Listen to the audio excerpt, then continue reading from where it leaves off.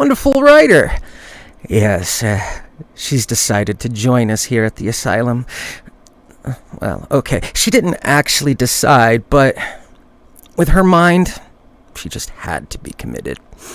Let's just hope she can keep you all entertained. It is vital for her recovery. Of course, if she can't, we'll have to show her what real horror is. This is her first story, just for me. I hope it does well enough, for her sake. He found me on Reddit. Said he was a new horror narrator, but when I checked his channel, it was empty. He told me he was going to start his channel by doing live streams. As a little-known horror writer, I can't be too terribly picky. So I told him he could use my stories. Figured the exposure would be good for both of us. I gotta say, from his messages, I wasn't thoroughly impressed.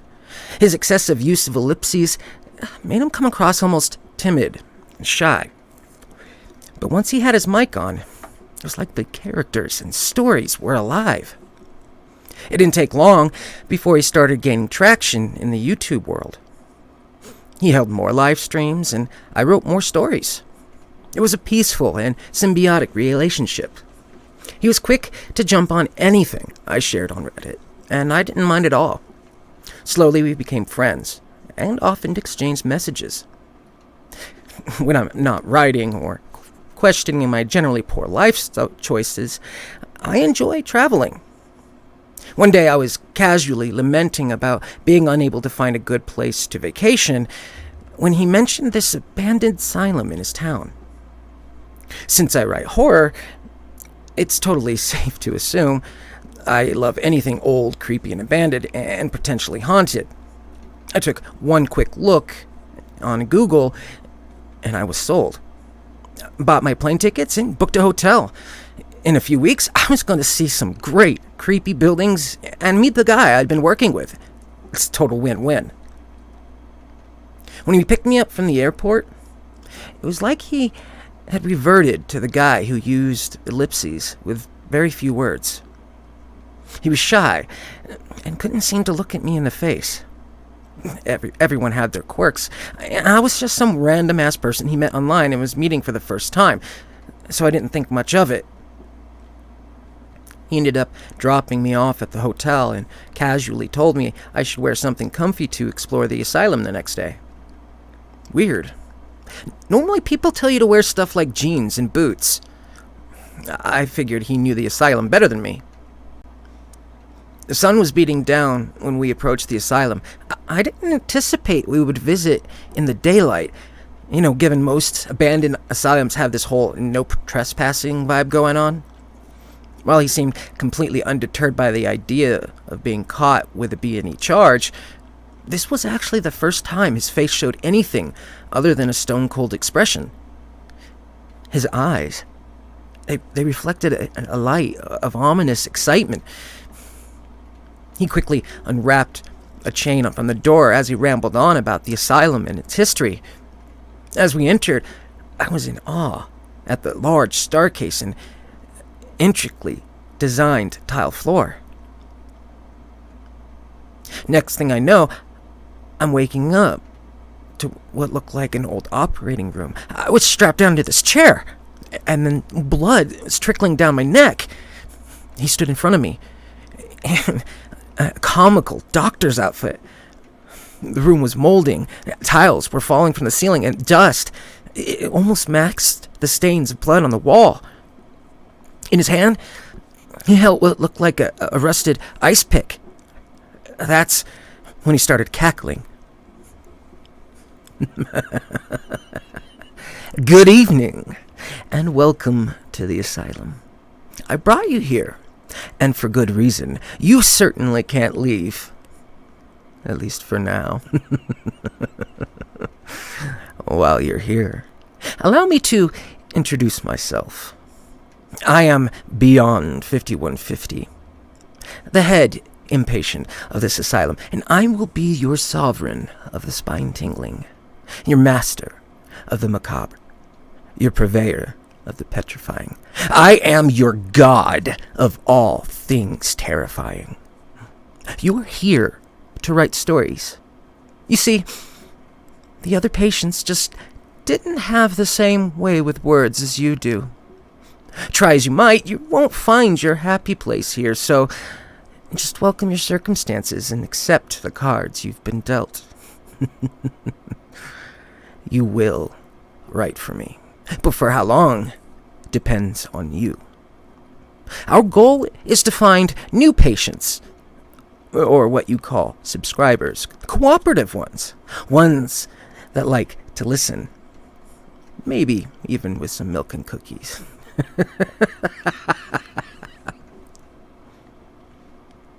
This dude is batshit fucking insane!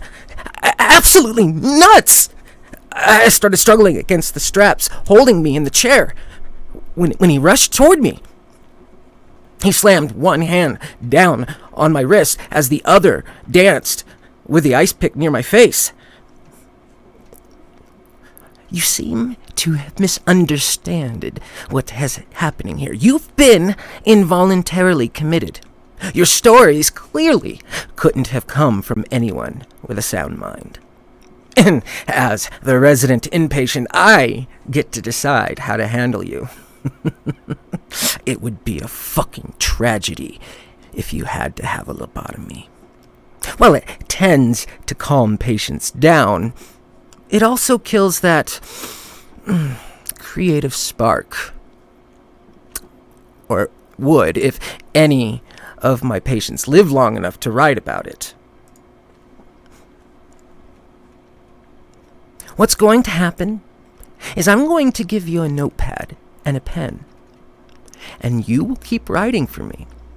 Every Wednesday and Sunday, I will do live readings of your stories, and should they fail to excite, we may just have to act some of them out, just so you can learn what true horror is.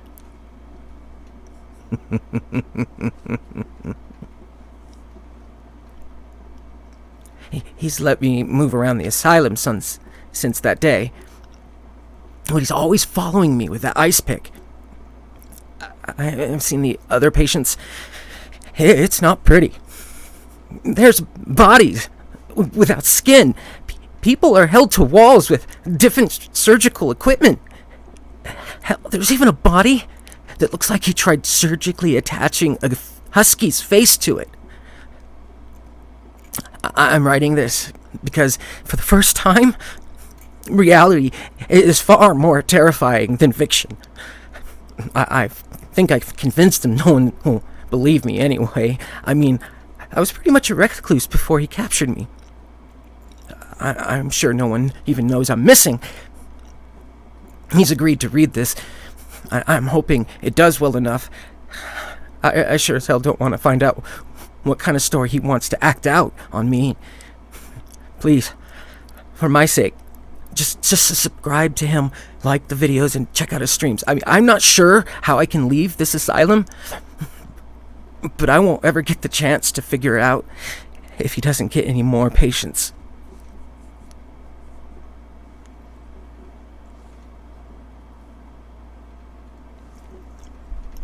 I think that was okay. What do you think? Should we continue keeping this author around? I mean, you know, if she's not good enough, we can always inspire her.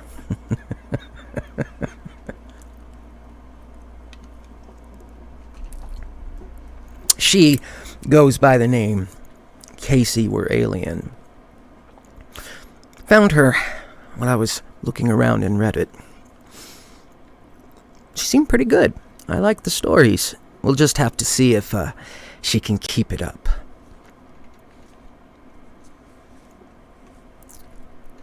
So, let me know what you thought.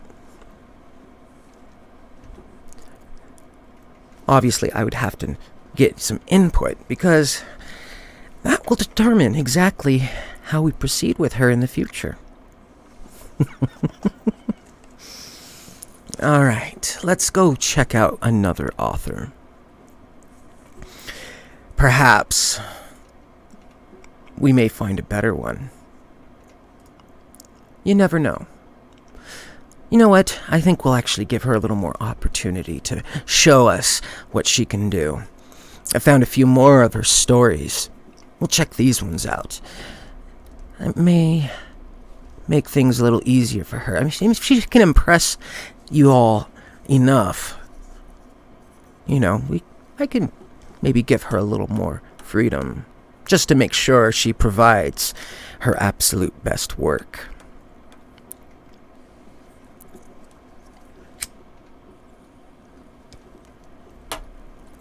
This story, she's titled, I Will Always Protect My Friends. Again, by Casey We're Alien. Her information is available in the description, so you can check her stories out. I'm sure she'll be giving you plenty more through the asylum's streams. I mean, how else are you going to get the best? I mean, with that mind of hers, she has to be here. No one else has the ability to think in that manner. And clearly, people who think in that manner are just not normal.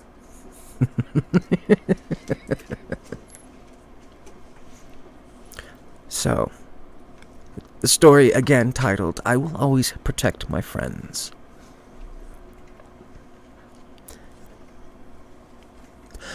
I've always told my friends I'd kill for them. I don't think they've ever believed me. It's something you say for reassurance and as a joke. But I wasn't joking. My friends mean the world to me, and I would do anything for them.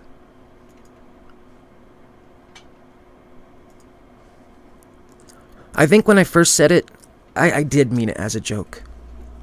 But then sophomore year of high school, Gamma came to school with a black eye.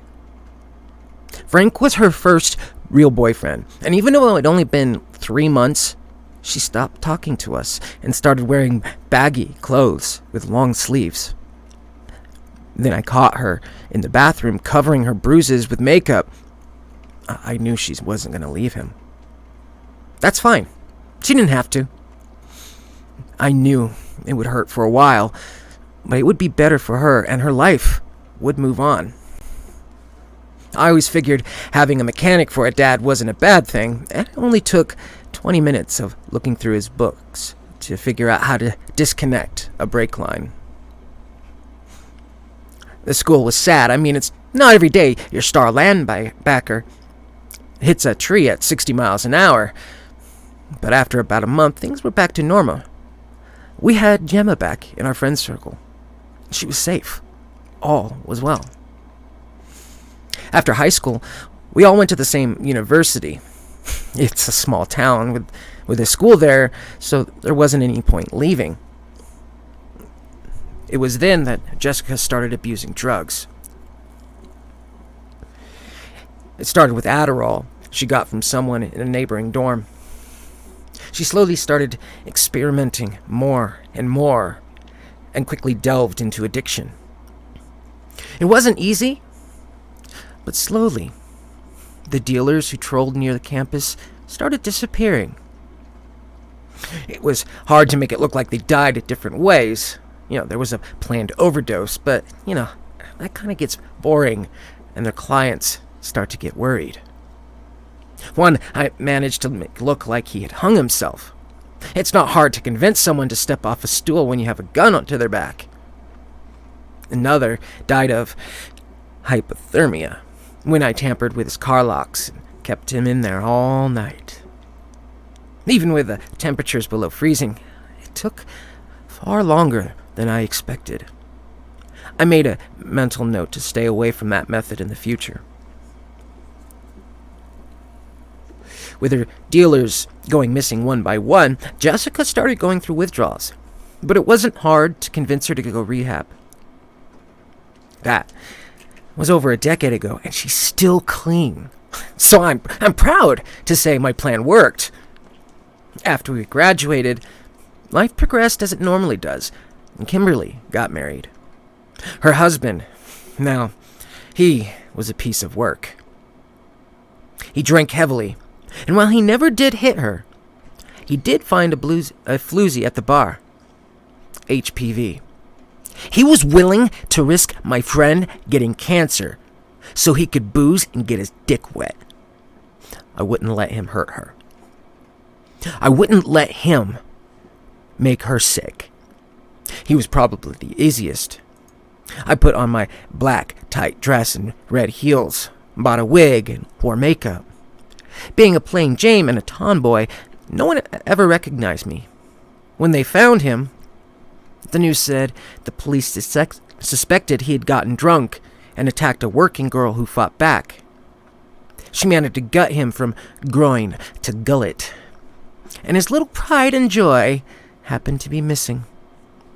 Truth be told, it was because I wasn't going to risk torture being some sick fantasy of his and him getting excited everywhere.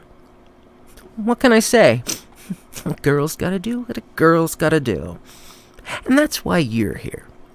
See, friends don't take friends to the club and leave them alone. Friends don't drink so much they pass out behind the wheel. Friends take care of their responsibilities and drive sober when it's their turn to be a designated driver. Do you even remember what happened last night? Kelly is in the hospital. You hit that car so fast, her face hit the windshield, and now she's in a coma. But you were so drunk, your body wouldn't tense. So drunk, you walked away without a scratch. Friends protect friends. You were my friend, and I loved you.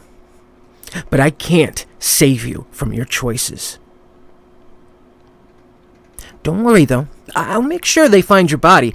I'll even cry at your service. But like all the others, life will go on, and my friends will be safe. They won't even know it's me. Life has always been so tragic in our friend group. We always bounce back, and we always stay together. They never believed I would keep them safe, but I will always be here to protect them.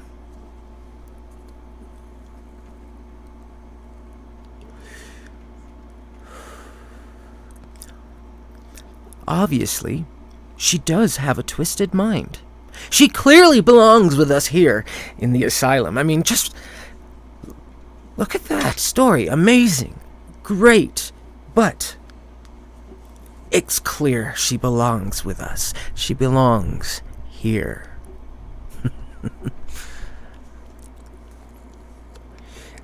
What did you all think?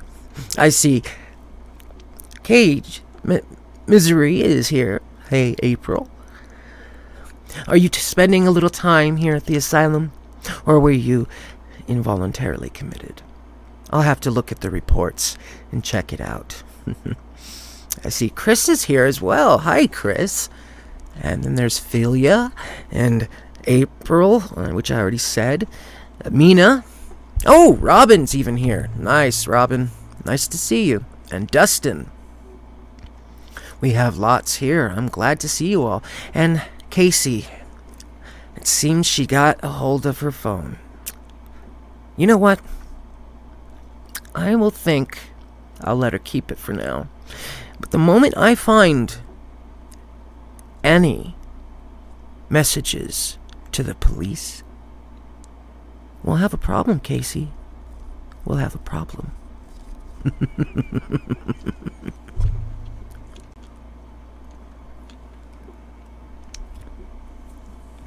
I guess we'll check out another story. This one, again, from Casey. We're gonna check out, see how her repertoire is. And thus far, I am thoroughly impressed. And as such, I'll be nice. Maybe I'll give her a chance for some visitation. What do you think? I guess we'll see how they turn out. All right. So this story is titled Painting Pansy. Again, by Casey. Guys, I just watched this video last night. I'm completely freaked out. I panicked and closed the window, and now it's gone. I can't find any trace of it anywhere. I tried searches, going back through my browser history. There's nothing. So I'm hoping maybe one of you saw it too, and I'm not totally crazy. I was scrolling through YouTube, checking out makeup tutorials and reviews when this video popped up from a channel I didn't recognize. The username was Painting Pansy, and the video was titled Mystery Unboxing and Review. Obviously, I was curious, so I clicked on it. That woman, who I assume was Pansy, was dressed in bubblegum pink with her brassy blonde hair pulled back in a bun. That's kind of common with beauty YouTubers when applying makeup. Hey guys, I'm super excited. I know I'm still a small channel, but today I got sent my first PR box. I don't know who it's from, but I'm super excited to share this experience with you. I'm going to do an unboxing and a review, and I'll check back in tonight after a day of wear, so you all can see how it holds up. She bent down off screen and quickly brought up a black box with a large X in red into the frame. So, the packaging is super sturdy, but kind of dark and gloomy, but sturdy. She lifted the lid and revealed large eyeshadow palette, a highlighter, and several tubes of liquid lipstick. Glancing down at the box, she squealed with excitement and pulled out the eyeshadow palette. Flipping it over in her hands, that's weird. There's no brand name and no ingredients list. She seemed concerned for a minute before continuing. You guys, maybe this is a test packet for a new brand. Well, brand reps, since I'm sure you're watching this, leave me a comment, and I'll be sure to link to your site in the description. She winked as she opened the palette. She started swatching the various shades of reds and purples on her arms and showing them to the camera. She was in complete shock and awe over the colors. These are absolutely the most pigmented and creamy colors I have ever used, she giggled and clapped as she started swatching the remainder of what was in the box. Before long, she started applying her look for the day. God, I was impressed. The colors were vibrant. They blended beautifully, and her technique was absolutely on point. I was thrilled to find a new YouTuber to follow, and even more excited to find out what brand it was. She smiled at the camera. All right, my little blossoms, I'll be back later tonight to show you how it held up through the day's worth of wear. The screen faded to a pastel pink slide with the words 8 hours later written in bubbly letters surrounded by pansies and cartoons of cosmetics. Suddenly, the screen changed back to her.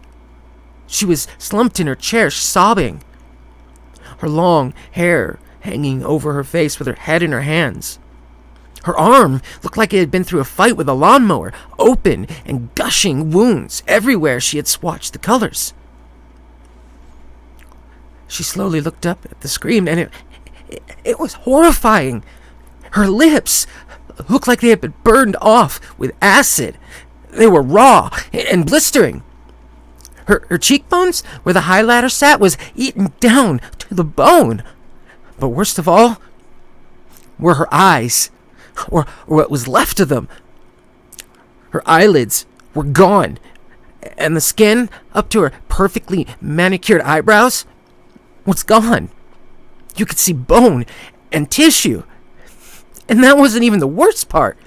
One of her eyeballs looked like it had started decaying. This horrible jelly ran out the top of it, right above the iris, and it met with the blood running out of the corner of her eyes. As she cried, she tried to speak.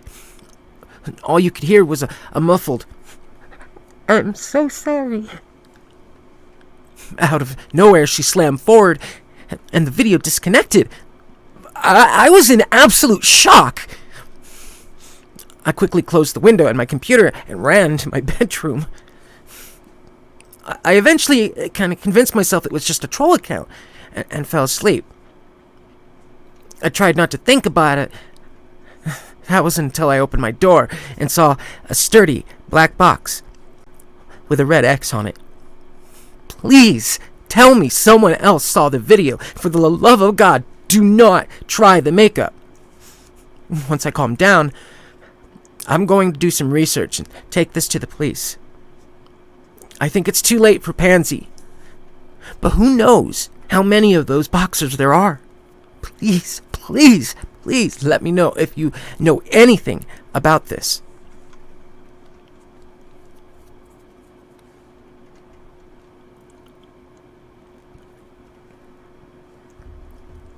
Fascinating. It's an interesting story with a very interesting concept. I enjoyed that. What do you all think?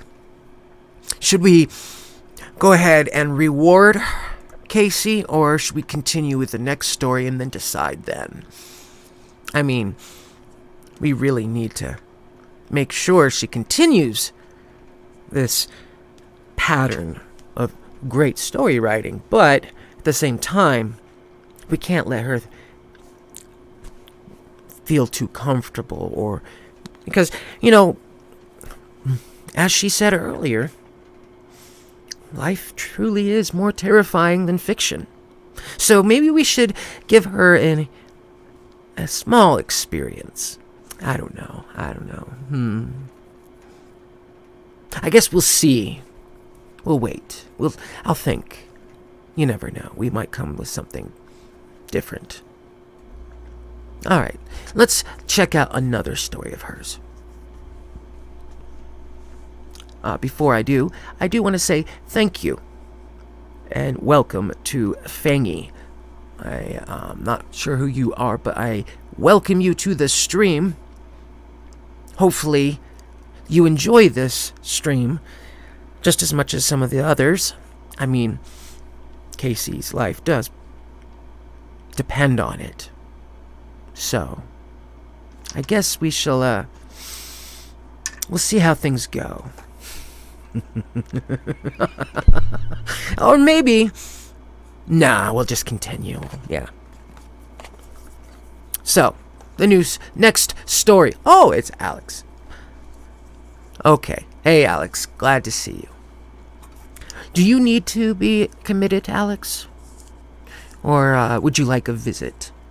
I see you're here at the asylum, so do I need... I might need to check our documents and find out... Okay, so... That, Alex. Okay, so... I'll make sure you continue making the straitjackets. We need them for the other patients. We'll make sure you have all the supplies you need. Okay, I'm getting bored talking. Let's read some more. So this story, again by Casey, is Secret of Krampus.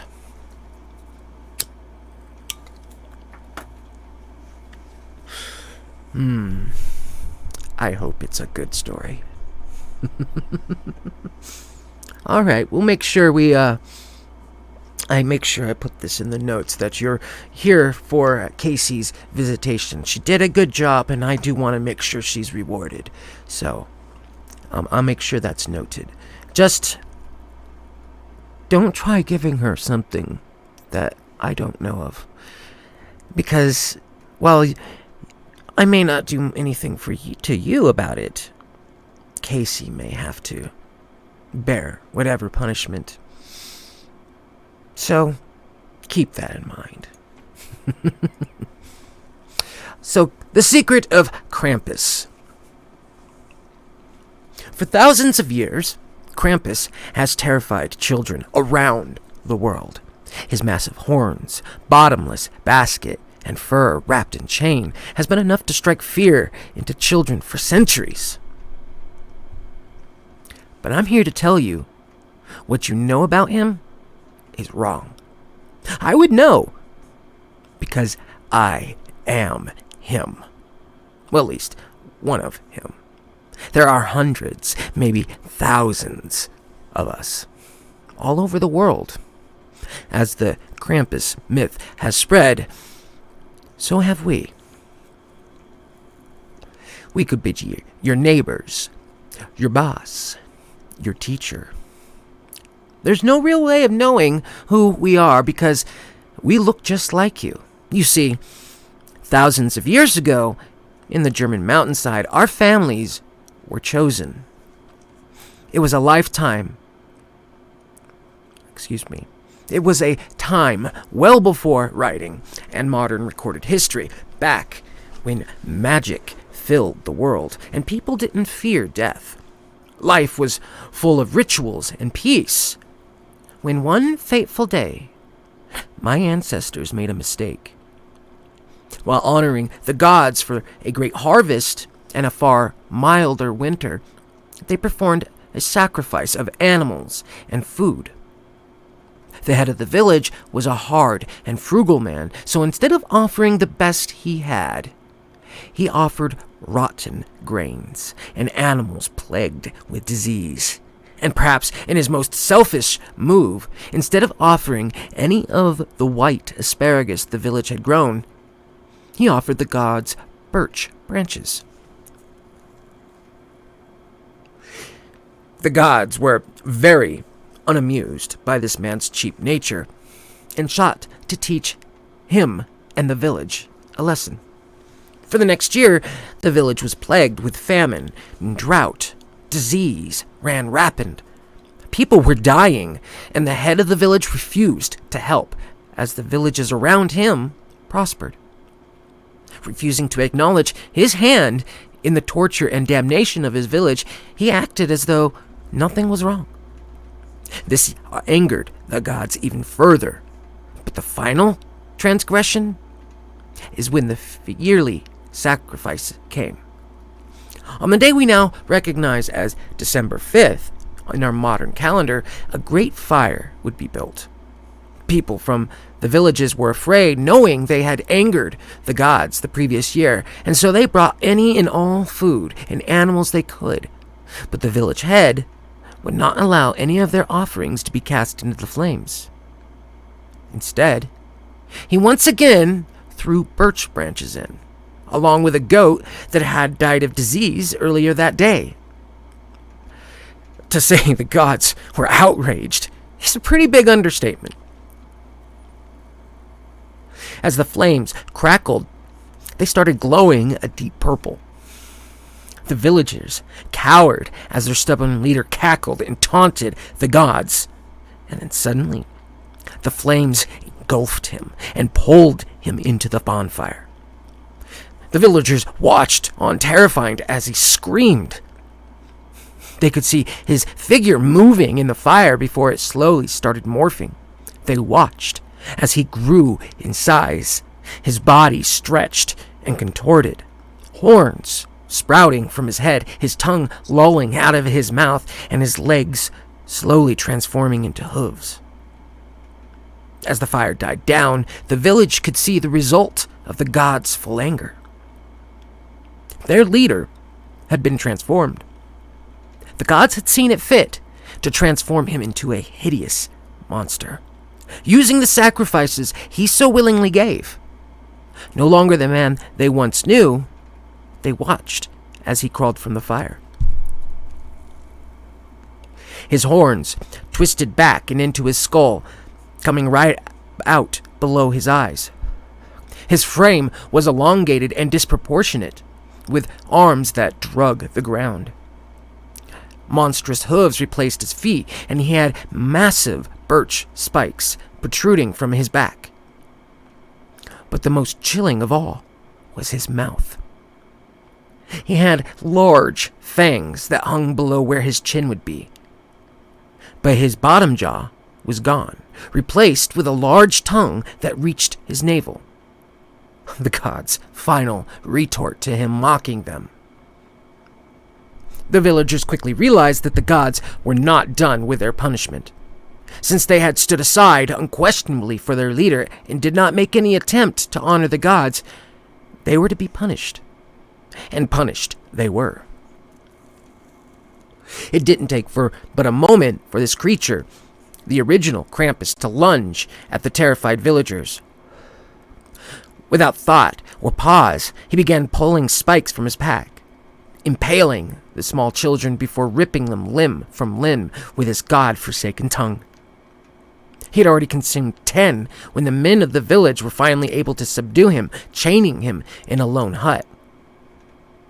Year after year, on December 5th, he would break his bonds and gorge himself on children. It was then that the villagers made a pact. Every year, on December 5th, they would bring him children. They knew if they could keep him satisfied, he wouldn't be a threat. They also knew they couldn't kidnap children in broad daylight without repercussions, so each family designed a costume. One of long horns and fur. They added chains to remember what bound them to their pack, bells so they could hear each other, and a large basket or sack to take the children away in. They vowed only to take back children. The ones that life would just be easier without. They'd be sorely missed, but they convinced themselves that society would be better off if these kids never made it to adulthood. So from then on, the villagers would spend one day a year hunting children in the nearby villages. Each family presented a sacrifice to prevent Krampus from breaking free and roaming the world. It didn't take long before Krampus became a legend, even if it was a misguided one. As his legend spread and people moved, so did the families. It was easy to blend in and not be challenged when the fear of Krampus was so strong. And given the magic that ran through the world, these child hunters were able to mark the bags and the baskets they carried with sigils that transported the children to the beast hidden in the hut on the mountain. This horrifying tradition carried on for hundreds of years, up until today. My family is descended from one of the villagers tasked with gathering sacrifices. My costume has been handed down for well over 2,000 years, and my basket is just as old. As time has gone on, we've added our own touch to the costume, be it a bell or a chain, or maybe a bundle of birch twigs. My father learned to hunt and awaken the sigil, and he learned from his father, and so on, before passing it down to me. With the development of technology, consumerism, and even the internet, the Krampus myth has spread around the world, allowing us to venture pretty much anywhere we please. I remember as a child, my dad taking me hunting in the woods, teaching me how to scale trees and move without making a sound. He taught me how to silence small animals before killing them, how to use a birch spike to make silent and efficient kills. He would set up hunting cameras and make me move through an obstacle course to make sure I would be quick and aware enough in my surroundings to not get caught. We've come a long way since those first hunters, but we keep the tradition alive. And I like to think we've done the world a service by providing them with a legend to help keep kids in line. The reason I'm writing this is there's been a problem. Well, a few actually. Not with my skills, or even what I do. I enjoy it far more than I should, ridding the world of those children who would be nothing but harm. The problems are far greater than that. Through the millennium, magic has gotten weaker. It's nearly drained from this world, and our sigil's active period grows shorter and shorter every year. And it's been so long since we've had to deliver our bounty, we don't even know where the hut to the real Krampus is kept. If we don't find a way to retain the magic in this world, he will be free. He may very well soon be anyway, given the second issue at hand.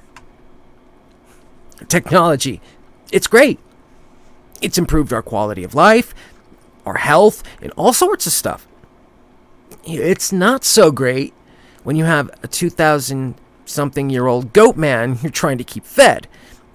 What I mean that is hunters can't outrun security systems. A hunting camera was easy. It took still photos, so every many seconds or so, or minutes, you could listen for a click to know when to move. These new security systems they have are being made in homes. I'm sorry. I lost my place. Let's start again. These new security systems they have now have made getting into a home to steal a child almost impossible. They have doorbells with cameras you can view from your phone, security systems, and alarms that screech, silent alarms, systems that alert police. Hell, I've even come across a house with sensors on the roof to make sure nothing was close to the solar panels they installed.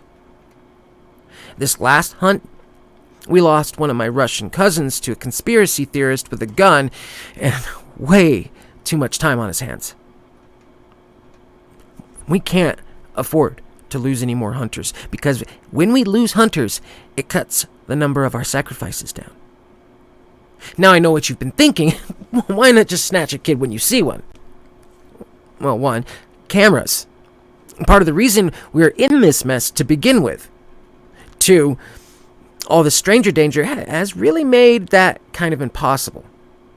You even sneeze at a kid's general direction and everyone looks at you, thanks to all those serial killers that have decided to make kids their business in the last few decades.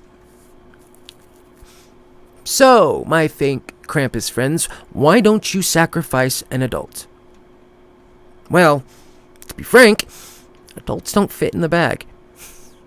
The real Krampus never ate kids, so it's not like my ancestors thousands of years ago thought of making adult-sized bags. And plus the sigils.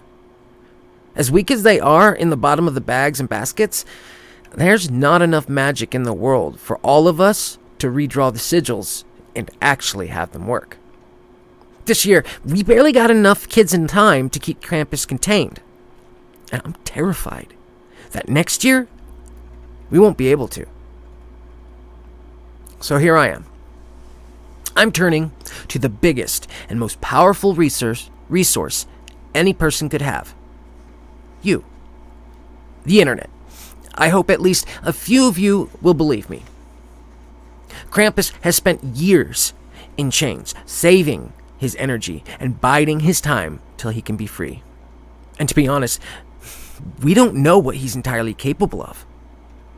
So if you happen to be a snot-nosed cousin who likes exposing your diary to the world, or maybe your little sister is being tormented by a bully at school, just drop me a message. I just need a name and an address, and I can put them on the list for next year. If you live at a home with an insufferable child, drop me a line and your security system's access code. It sounds horrible, I know, but if we work together and make the sacrifices we need, we can keep Krampus contained and keep him from eating all the children in the world, or maybe even worse. If you can't help us get a kid, then please keep the legend of Krampus alive. Tell the stories, go to parades and festivals. Maybe that will be enough to keep us safe if we get caught. Let the fear and stories spread. so no one learns what real fear is.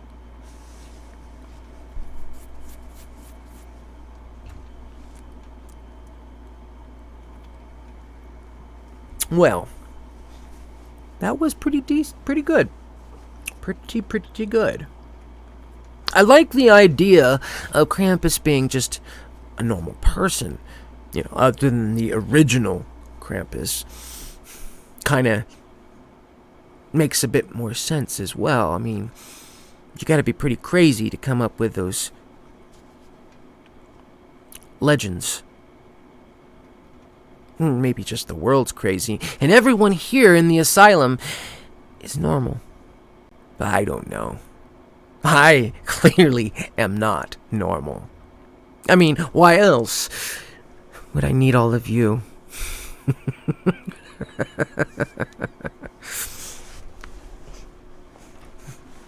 Alright, so I think we'll start with another story.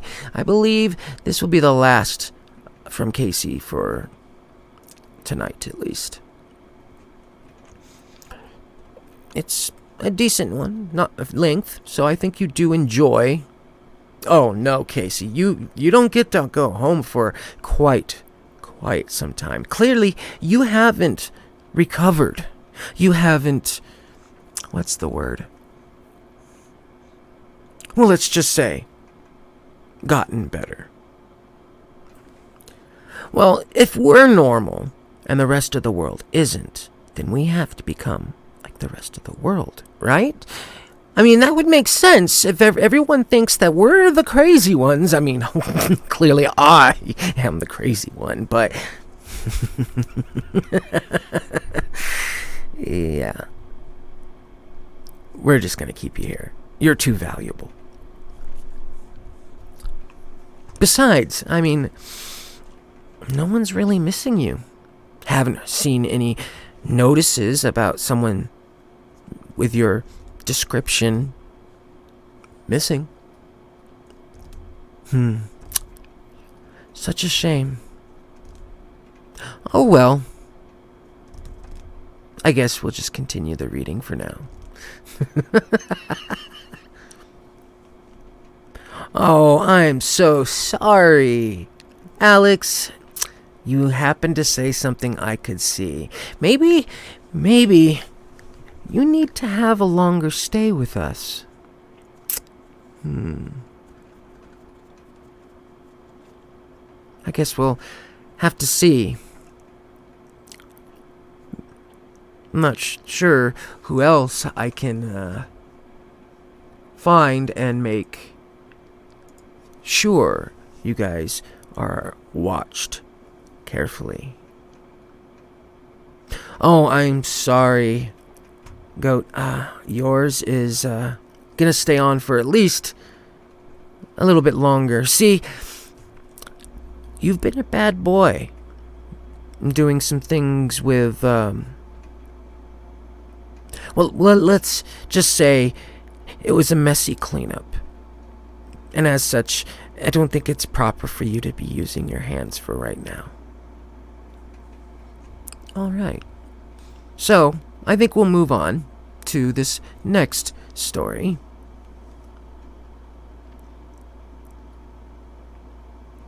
Called He Sings at Night. Again, this is another story by Casey. We're Alien. Her information is in the description if you wish to check out her Reddit and all the other stories she has. So, at the very least, you can provide her with some emotional support.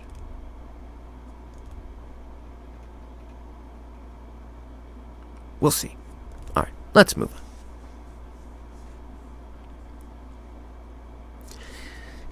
There's something horribly wrong with my son. He's 6 months old, and life started as normally as most children's. My wife and I were absolutely thrilled when we found out she was pregnant. We spent months designing and creating his bedroom. We went to parenting classes and invested in the best monitoring and safety equipment we could afford. Looking back, we probably went a little overboard, but it was our first child. How could we not? We'd been trying to conceive for 4 years and had just about given up hope when he was conceived. My wife's very earthy. She prefers organic and natural products. She's not opposed to science or reason by any means. She just does prefer to live life as naturally as possible. Given this, it was natural she chose a birthing center that focused on natural births. The doula she worked with was a very bubbly, middle-aged Scottish woman. There was something about her personality. It could light up the darkest of situations, almost like she was the fire in the middle of a cold, dark winter. When the day finally came, we were packed and as prepared as we could be for what lay in store. As the contractions started, we called the center, and then quickly started the 15-minute journey there. Between my wife gripping my hand and my other hand white-knuckling the steering wheel, I was surprised I could grab the bags from the car when we got there. Ella, our doula, was waiting for us at the door. She quickly guided us to our room, and soon my wife settled in and was ready to give birth. After what seemed like an eternity, she was finally in active labor. She's once again crushing my hand as Anella guided her through breathing exercises and was checking the progression. With one final squeeze of my hand and a lot of grunting and swearing, we could hear our son. He was crying loudly. I looked at Anella, and all the color from her face had drained. She clipped the cord and then handed my son to me, running across the room in the same breath. She was flinging cabinets open, digging in every container she could find. Jesus, suffering Christ, where are they? What's wrong? Is he okay? I asked, staring at her. I looked down at my son, who seemed happy and healthy to me. What's wrong? What's wrong with my boy? Asked my wife. I quickly handed our son to her, feeling the rising sense of urgency. Are you daft in the head? The bairns have been marked by the wee folk. Anna yelled back at me. Glancing at my son, I saw no marks, just what looked like part of some membrane from birth resting across his forehead and cheeks. The cull! The cull! The bairns have been marked! She yelled, finally finding what she was looking for. She turned around, revealing an arm full of herbs and an antique pair of scissors. I rushed toward her. I didn't know what she was ranting about, but she wasn't going to get anywhere near my son with anything. I started yelling, and quickly, several other doulas came in, running in the room. They grabbed her and quickly pulled her out of the room, as the women who ran the center stayed behind. I could hear Anella screaming from another room as the tall woman spoke. I'm so sorry that happened. We've called for an ambulance. For my son? I asked, worriedly. No, she continued. Your son is fine. We've called for Anella. Something's horribly wrong. She's never behaved like this in all her years here. And we're afraid she may be in the middle of some sort of medical emergency. It's the only thing that could explain her behavior. The rest of our stay there was largely uneventful. And in a few hours, we were home. Shaken and still upset, but we were home with our brand new baby boy. For the next few weeks of life was just completely normal. We named our son Rowan. He was a bright, bubbling child. Tiny smiles, an inquisitive stare. He was perfect. Of course, we had those nights where Neither one of us slept because he was crying. But even sleep deprivation didn't dull the excitement he brought into our lives. It was about when he was 6 weeks old when that package arrived. It was small and wrapped in brown paper with our address delicately scrawled on it.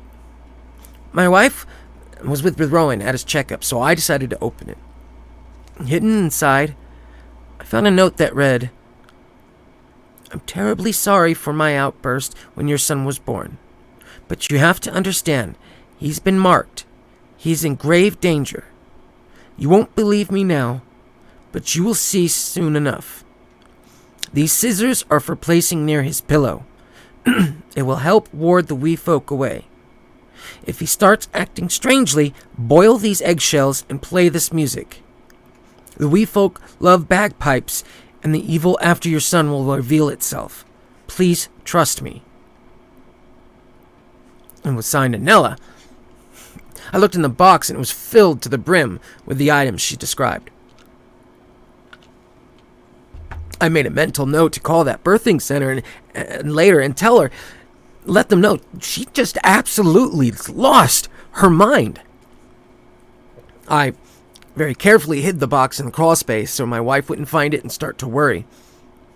I know I should have told her, but with the new baby and what already happened, I didn't want to add any more stress to our lives. The next few months were completely normal. Our baby boy was lively, expressive, and loved watching anything with bright colors and noises. Then, one night, when we were sleeping, we heard shrieking through the baby monitor. Not just normal baby cries, but absolutely blood-curdling screams. I sat straight up and looked at the video monitor. There was this person holding my son. It wasn't just a person. It was this thin, dark figure holding my son. I ran from the room and to his, and to my surprise, there was no one there. I started searching the room as my wife rushed in. There was absolutely no one in the room. The window was open, and the curtains were lightly fluttering in the breeze, and in the crib laid our son. He was quiet.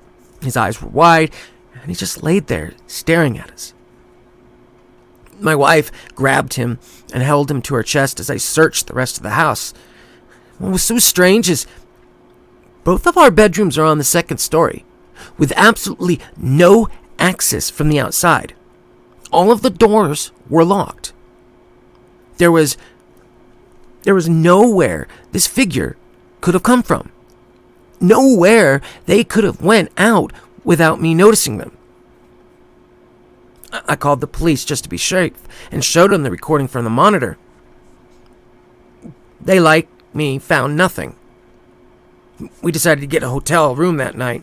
We were shaken, and I wasn't going to risk that person or that thing coming back to our home before I had a chance to change all the locks. It was over the next few days, we noticed a change in Rowan. His brilliant red hair started falling out in clumps, and black fuzz was replacing it. His once emerald green eyes started fading into a dull blue. I've heard babies' appearance could change as they age, but I've never expected anything so quick or drastic. The honest thing was his behavior. He's gone from a bright and bubbly child to a solemn and quiet one. He was almost robotic. He no longer enjoyed watching things or interacting with us. In fact, he much preferred we left him alone. Anytime we came near him, he would start screeching and clawing at us. If you've never been around a baby, their fingernails are basically like tiny razor blades. During one tirade, when my wife went to change his diaper, he landed for 3 vicious claw marks across her cheeks. We called doctors, made appointments, even visited child psychologists. And every time we went, he acted like a normal child. Everything he used to be would come bumbling out of him at the sight of a stranger. But the moment we got home, he was back to being cold and quiet. We didn't know what to do. After the latest appointment, my wife and I just sat in the living room watching TV in silence with Rowan in his pack-and-play. While flipping through the channels, we stopped on a documentary about Scottish culture. They were highlighting stories about fairies and their effect on Scottish culture when Rowan's just stood up in his pack-and-play. Not climbing up to the edge like a child, just stood. As if he had been walking for years. And then he started screaming. My wife and I were shocked, but she ran to him as this was his first display of emotion in weeks. She grabbed him and whisked him upstairs to his room when the crying suddenly stopped. When she came downstairs, she said as soon as they got to his room, his emotions just went deadpan. When we went to bed that night, I lay there awake, just thinking about all the things that happened. The strange figure and Ella's warnings, it was all just swirling in my head. That's when I decided to get that box out. My wife had appointments the next day, and it would give me a chance to be alone with my son.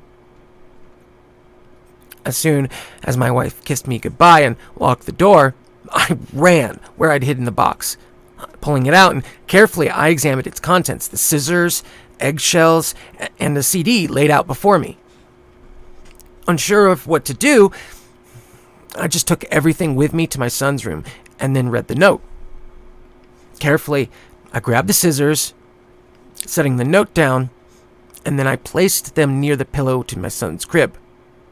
No sooner had I turned around when the scissors went flying by my head, missing my ear by centimeters. When I looked back, my son stood in the middle of his crib with an enraged look on his face. Next, I ran downstairs and grabbed our electric kettle. I brought it to his room and then started tossing eggshells into the hot water. "That won't work, Dad. It's been too long, and no one would believe you." A demonic voice came from behind me. I looked, and my son was no longer in his crib, but just standing right beside me. "You see, Dad, times have changed. We're not the wee folk we once were. And that old Scottish bitch had nothing that can stop us. Rowan, as you called him, he's gone now. And I'm here, so let's just make our time together easy. I don't imagine you'd have much of it left anyway." I locked myself in my office until my wife got home. Knowing she wouldn't believe me, I once again pulled the video feed from the monitor. We don't know what to do. She's been acting normally as she can around that thing, but he knows. He just sits there, watching us.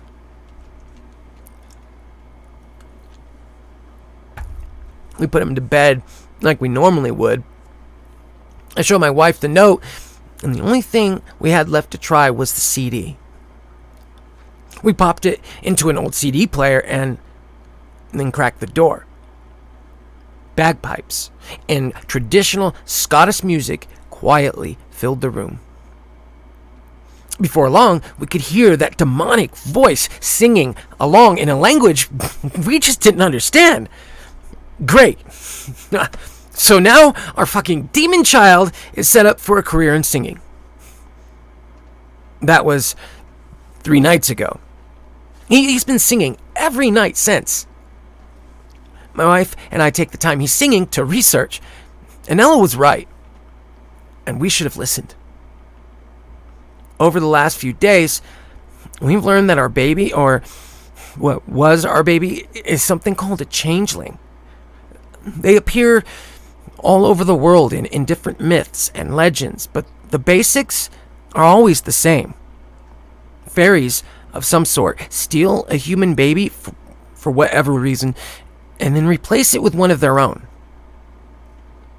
The things Anna gave us that I ignored were supposed to help protect a baby marked by fairies. The thing is, you only have so much time to get your child back before it becomes one of them. We're too late. The singing just stopped. I hear footsteps upstairs. My wife is in the office with me. Through all our research, we learned the only way to get rid of a changeling is with fire.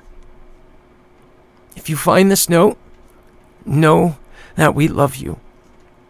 This thing is dangerous, and we have to stop it. And Ella, I'm sorry. We should have listened. But we're going to make it right. We're going to fix this. We can't get our child back, but we can stop whatever this thing is.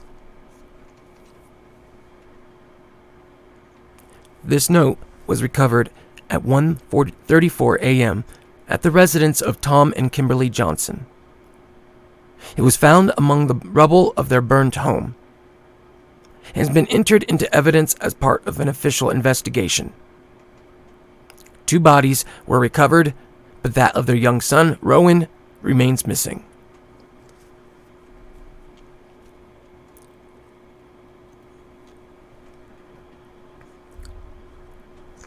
Well, now, that was quite fascinating. What did you all think? I mean, Casey definitely has skills. Oh, look at that. Ronnie has arrived. Welcome, Ronnie. I am honored that you are here joining us at the asylum. Are you visiting, or are you committing yourself? And if you have some problems, I'm sure we can find a way to take care of it.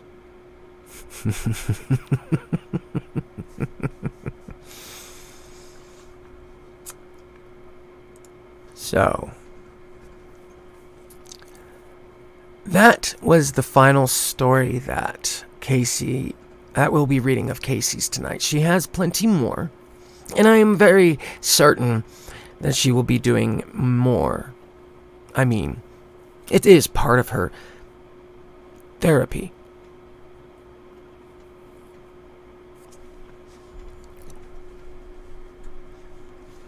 Well, we gotta keep that chain there just to make sure you don't, how would I say, damage the straitjackets. I mean, I don't think you can get out of it, but we just want to make certain. I mean, we're trying to keep you safe. Right, that's what we're, safe.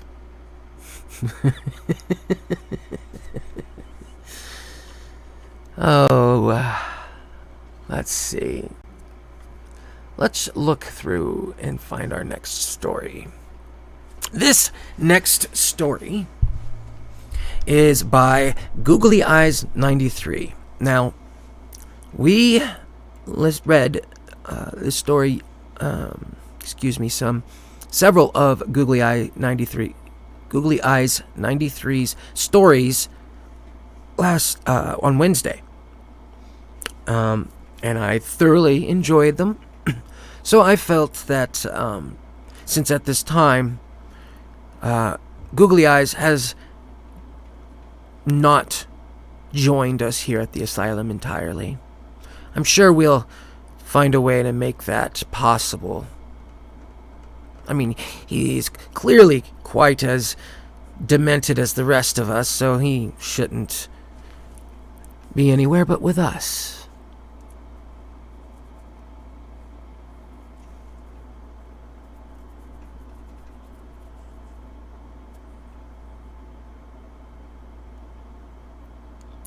A Freud-based asylum.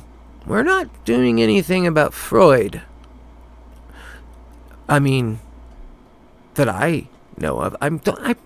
We all know Freud was quite insane in his own right. I mean, some of the things he would say and the things he did were clearly not of that of a sane person, I would assume. So, if we do decide to use any Freudian type treatments, it would probably be normal. I don't know. We'll have to decide. I mean, we don't have the doctor around anymore since I took care of. Before he was treated. So, anyway, we'll move on. So this story is by Googly Eyes 93. His information is available in the description. I have provided his YouTube channel, his Patreon, and his PayPal, as well as a link to his Reddit, as he requested. His stories are excellent, and I hope you all enjoy this one. This one is titled, "There's a Giant Person in the Sky."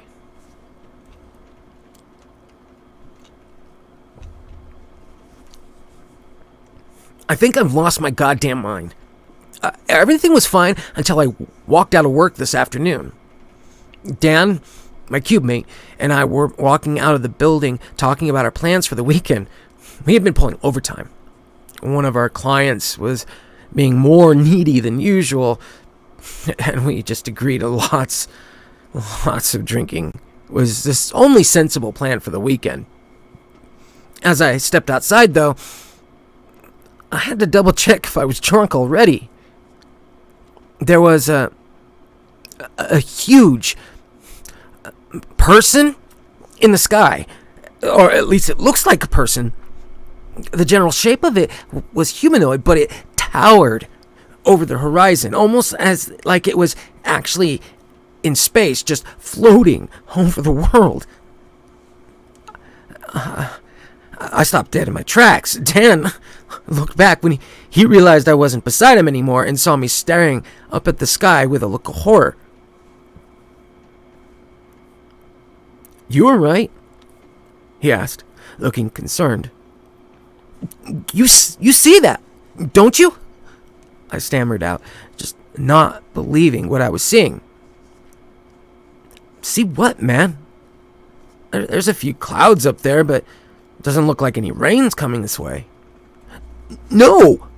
The person! There's a huge person up there on the horizon. You seriously don't see it?" I couldn't fathom how he couldn't see it. It was almost blocking out the sun. It had this big, toothy grin on its face, just surveying the world. "You been sleeping okay? I think all this overtime is maybe stretching you thin." Dan looked worried. I know I sounded insane. Yeah. Probably just staring at the monitor all day. Got my mind going crazy. I dropped the subject and kept going. As I got in my car, I looked back to where that thing was. It was still there, now staring off upwards into whatever sky was above it. "I'll see you Monday. I'm just gonna go get some sleep," I shouted out the window as I started the engine. The thing hovered there as I went through rush hour traffic to get home. All that stop and go gave me time to really get a look at it. It looked more and more uncanny as time went on. Instead of 2 eyes, it had multiple. The entire top of its face was just covered in eyes. Some small, some huge. There was no nose. It's just what looked like a slit running down half its face until it got to the mouth. The mouth was the terrifying part. It was wide open, almost slack-jawed and full of teeth. I don't mean like a big toothy smile, like some kid who had just gotten their first adult teeth and wanted to show them off. This thing had rows of teeth. It looked like a shark with almost row after row of sharp and pointed teeth. They ran around its entire mouth, not just top and bottoms. It had teeth on all sides. Just like a fucking garbage disposal for small planets. The damn thing was so huge, I could only see it from the chest up. The rest had disappeared over the horizon. I finally got home, and night had fallen, but the giant hadn't shifted at all. By this time, I'm creeped the hell out. I decided I'm just going to go home, go inside, close my curtains, and just go the fuck to sleep. I'm just tired, right? It's all going to be gone in the morning. I take one of my sleeping pills and am out in a half an hour. The only thing I can remember about my dream that night is that the thing in the sky was picking people up and dropping them into its mouth. They were so far away, but I could still hear their screams as they were slashed to bits on their teeth. I woke up the next morning and opened my window, bracing myself to see the creature towering above the city outside. To my relief, it wasn't there. I can't tell you how relieved I was. The last thing I need is a psychotic break to put me out of commission.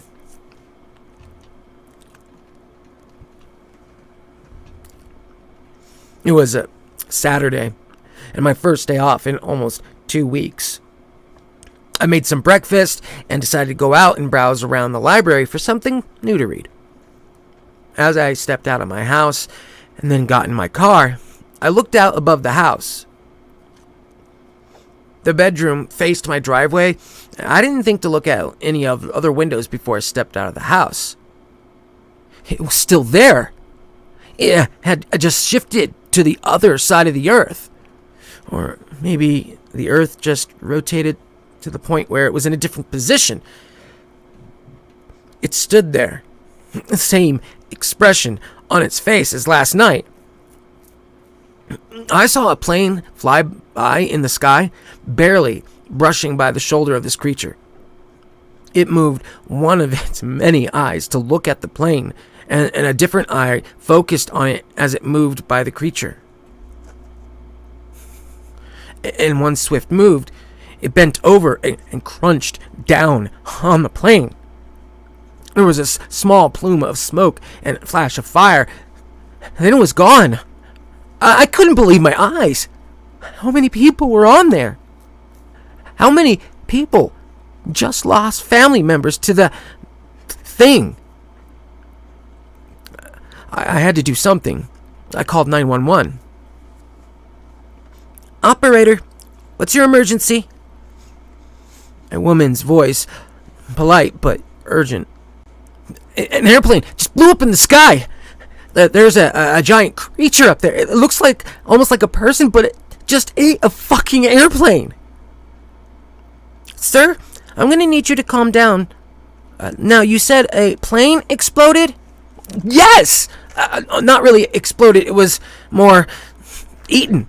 The thing in the sky leaned over and swallowed it. Sir, this line is for emergencies only. You know that faking an emergency call is a crime, right? I'm not fucking faking. Those people on that plane are dead. Don't you care about that? Sir, I'm going to disconnect the line. Please only call us if there's a real emergency. The line went dead. Fuck! What do I do? Dan couldn't see it yesterday, and the emergency operator obviously hadn't heard anything about it. I went back at that thing at the horizon. It had turned and was facing my direction now. I stared at it, and it looked down towards the ground. Every single eye on its face looked right at me.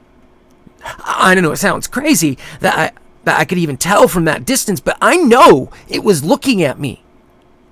It could somehow sense I realized this because the grin on its face got even wider. I don't know how long I sat there screaming. All I know is the next thing I knew, there was 2 guys in suits outside my car window. One was knocking on the glass while the other had his gun drawn. "Please step out of the car and come with us, sir," the man knocking on the glass said. The other one lowered his gun slightly and gave me a look as if to say it was okay.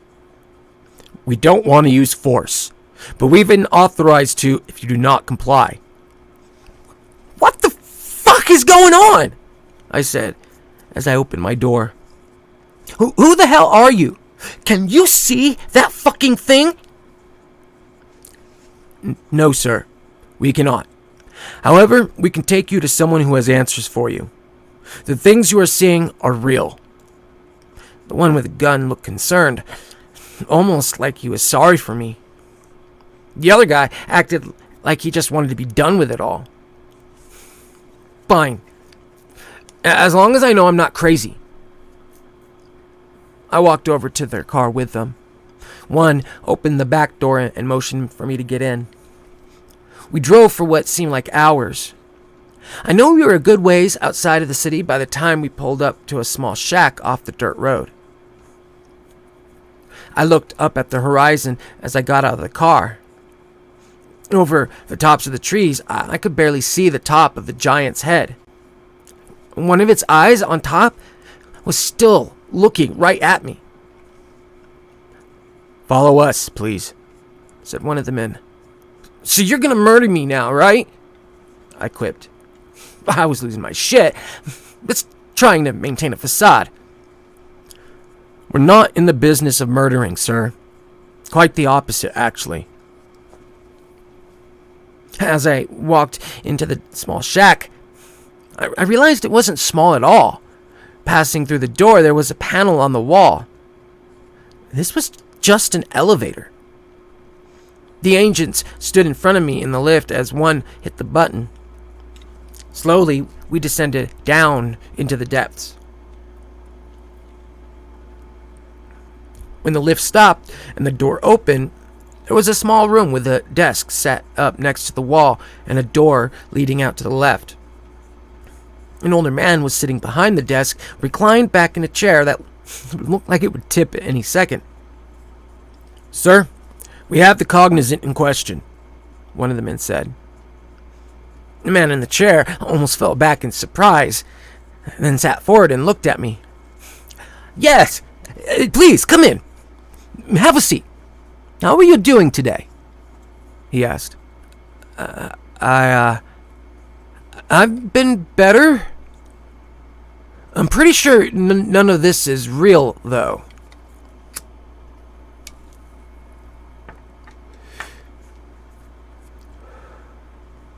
I looked around, trying to think how I could get out if I needed to.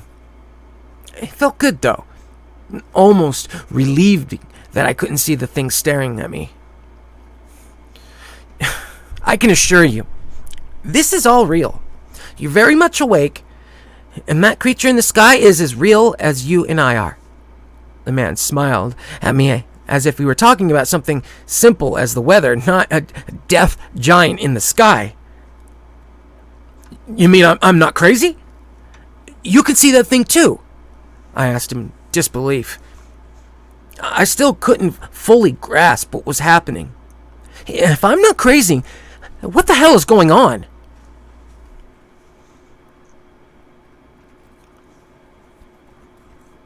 "Not crazy, I promise. I personally cannot see that creature.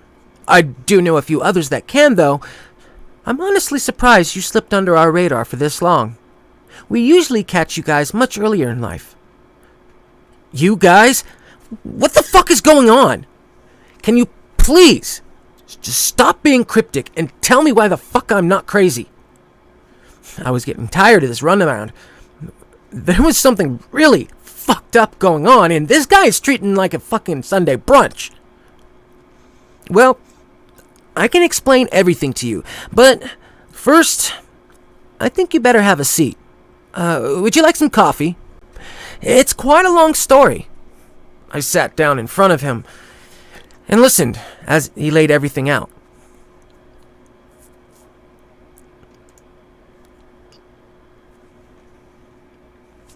I sat down across from the old man at the table, not knowing what to expect.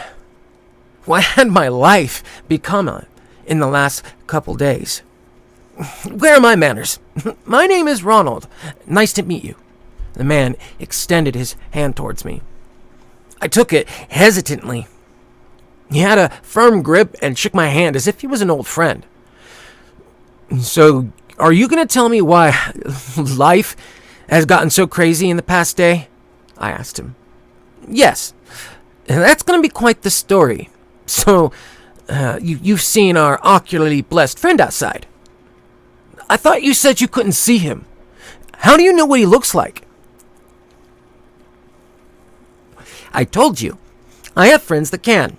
One of them is quite the gifted artist. At this, he pulled a paper from the desk drawer. On it was a near-perfect sketch of the creature I had been seeing. Just the thought of it sent a shiver down my spine. Now, as I said, you're not the only one of your kind running around out there. About 1% of the Earth's population can see those things. We call them aberrations. They pop up every so often, and our job is to take care of them before they cause any major damage. This one already ate a fucking plane. How did you not stop that sooner? Now, I was getting angry. If they knew these things were coming, how did they not take care of it sooner? It had almost been an entire day before it took the plane out of the sky. Yes. Well, this one is going to weigh on us a while. The thing is, we've never seen one this large. Usually, the aberrations that appear are much smaller scale. Think of your typical Hollywood monster movie. That's the scale we've been used to dealing with. This thing, he's big. Bigger than we're used to. We haven't quite come up with a plan on how to take him out yet. Him. How do you know it's a him? I mean, what do you mean there are more of them? My head was beginning to hurt. This was just all too much to take in. No, you can tell it's a him if you get close enough to where he's positioned. Trust me. He chuckled. Was this all normal? That he could choke about it? What do you mean there are more? How have people not heard about these things by now? We're very good at our jobs. Usually, anyway. There typically is some collateral damage from the larger ones, but most are small and we can take care of with little notice from the outside world. I guarantee you've heard about some of the larger ones. Chernobyl, the San Francisco earthquake, the LA riots were quite nasty. That one had a profound effect on the surrounding population. So why am I just seeing this now? How come I haven't heard about it before? My head was really pounding now. Fucking hell. I'm 26 years old. I would have noticed these fucking monsters by now. It seems this was just the first one. Both large enough and near enough to catch your attention. No other explanation I can think of, really. Like I said, they're usually much smaller than what we're dealing with now. But you said you take care of these things, like you make sure they don't cause too much damage, and you can kill them? I didn't give a shit what he told me at this point. I just wanted to know if we could get rid of this thing so it would stop staring at me. I could still feel its gaze, even though we were underground. Well, we can't necessarily kill them, but we can send them back where they came from. You see, the aberrations are from Earth, just not our Earth. On occasion, the walls between our dimensions tear, so to speak. This allows those things to slip through and cause havoc. Thing is, we never know what to expect because there are just so many variables. So you're telling me that giant fuck in the sky is from Dimension X or something? This was a lot to take in one day. Holy shit, I need a nap. The one outside is actually from Dimension 426-9. First one we encountered from that dimension. Seems like quite the nasty place from what one of my colleagues told me.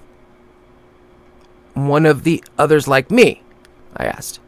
All this aberration stuff was interesting, but I want to know who else can see these things. Someone I can talk to that actually knows how fucking insane all this is. Yes. We currently have 3 other cognizants working with us. You will get to meet them soon enough, if you choose to join us. It depends. What's the pay like, and is there health insurance?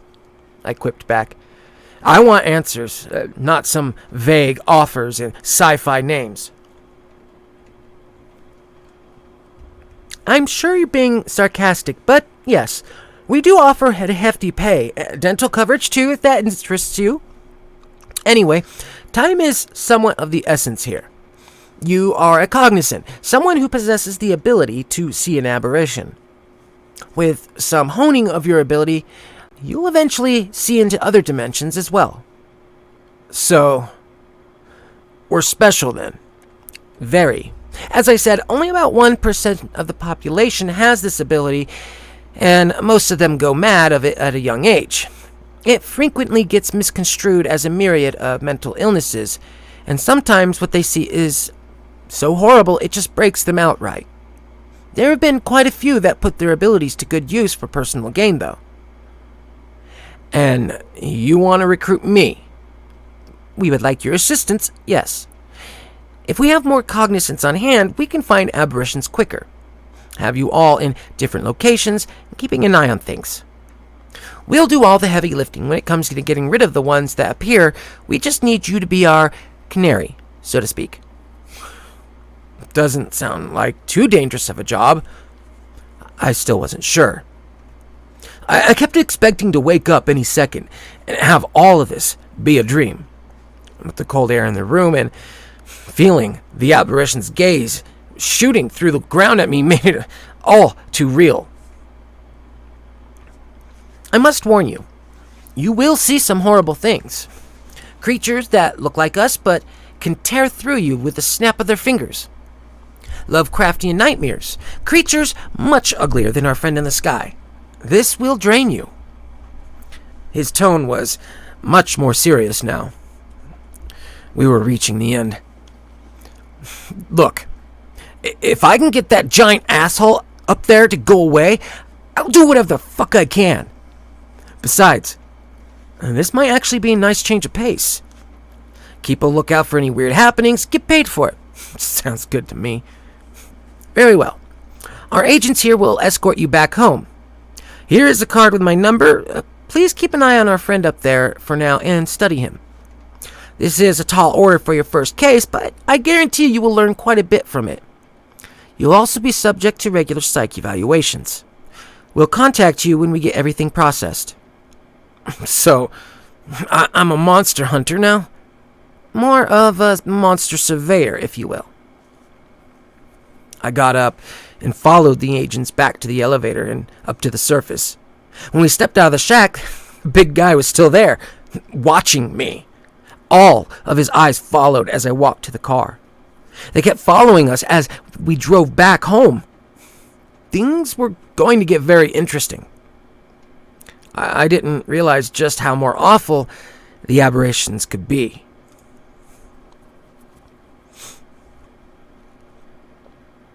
I know it's been a while since the last update. Things have been, well, awful, to be honest.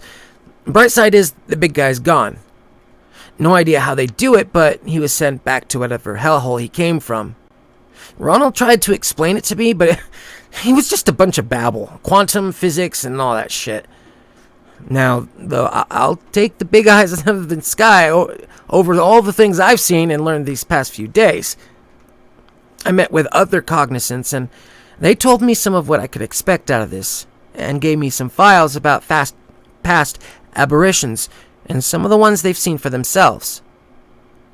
Turns out some pretty famous people were like this. Lovecraft? All that shit he wrote about was from personal experience.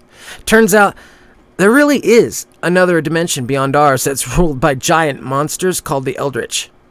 Thankfully, none of those have passed through, though. He just looked into their dimension. As for the worst events in history, also aberrations. The San Francisco fire was caused by an aberration made of pure flame coming through the rift one night. Chernobyl was a creature that fed on radiation. There's so much more.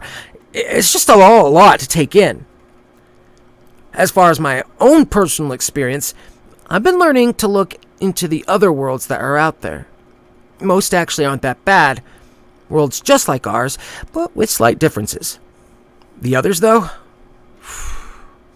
They're few and far between, but they're made of some of the most terrifying shit I have ever seen. So things have been pretty quiet on our world until a week ago. Another thing that the administration provided me with is a satellite link, so I can view different areas of the world through satellite feeds and get access to almost any camera. I was watching a feed from Florida when I saw that there was a hurricane forming off the coast. Looking further at one of the storm cams, I noticed there was something off in the water that seemed big. That's putting it simply. When the lightning flashed in the middle of the storm, I saw it. It was giant. And not quite as big as Eyes was, but at least big enough to level a small city. It looked like it was in the center of the storm. I zoomed in, hoping to get a better look. It looked like it was made out of pure darkness, with tendrils popping out of it in every direction. I saw a storm chaser plane flying close to it, and my stomach fell out. One of the tendrils snapped out like lightning, piercing straight through the plane. It went down in the water. I picked up my phone and dialed Ronald's number. We have a problem off the coast of Florida.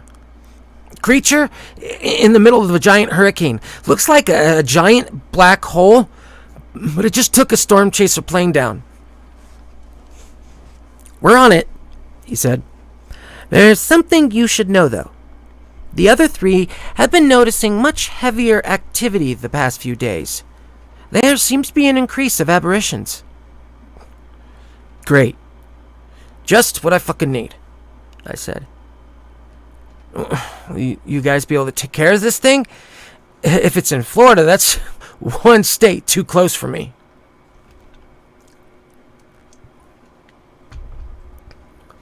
We're stretched a little thin at the moment, but it will be taken care of, he said. The line went dead then. Guess there wasn't much time for talk. I decided to see what he meant by heavier activity. I pulled up the log where we recorded all of our findings. There had been a lot more entries in the past 3 days than the past 2 weeks combined. This wasn't good. I scrolled through, seeing some of what we were dealing with. Victoria had apparently seen a massive ram with 8 horns storming through the hills in Scotland. Greg caught a guy in the middle of Atlanta that was disintegrating anything he touched. All small things, thankfully, nothing too big until this hurricane. I decided to turn in for the night. There wasn't much else to do at the moment, and nothing could be done about the hurricane. I'm sure they would have it taken care of by morning. Things went smoothly the next day. The hurricane was gone, the tendrils disappeared. It seemed to be much slower. I actually managed to go a whole day without spotting anything. That night, I got woken by my phone ringing. I saw it was Ronald. Groggily, I answered it, still half asleep. "Yeah?" I said. "Look outside. Tell me what you see." Okay. Let me put on pants real quick." I walked downstairs and out my front door. It was bright.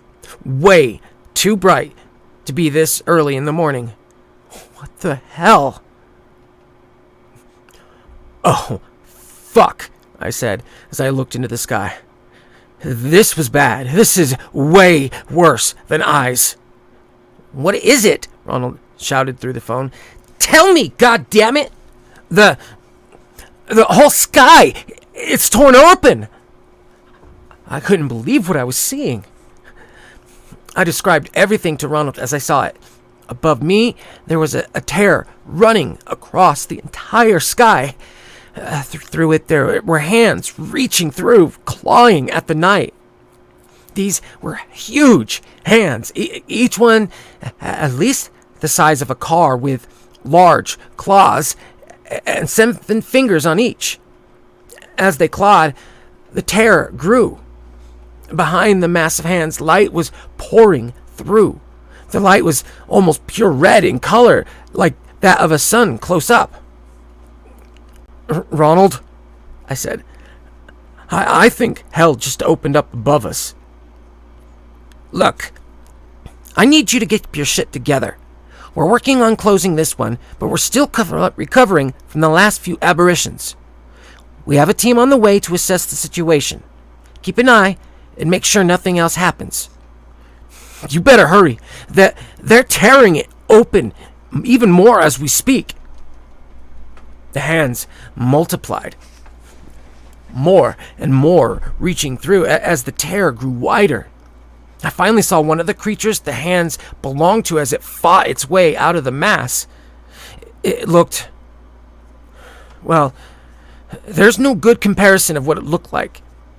It was big, at least the size of a small skyscraper. The limbs were long, spindly, but looked muscled. It had a long torso with a slim upper half, and it steadily got wider as it reached the top where I'm guessing its lungs were. The heads were the worst part. It had 4 heads. Well, at least I think they were all heads. One of them was a giant mass of sharp teeth, black as space. One was a giant glowing red orb. I realized with horror that this was where all the light was coming from. All those glowing orbs on each of the creatures. The other 2 heads worked in unison, large tentacles branching off each other, almost like they were feeling the area around them.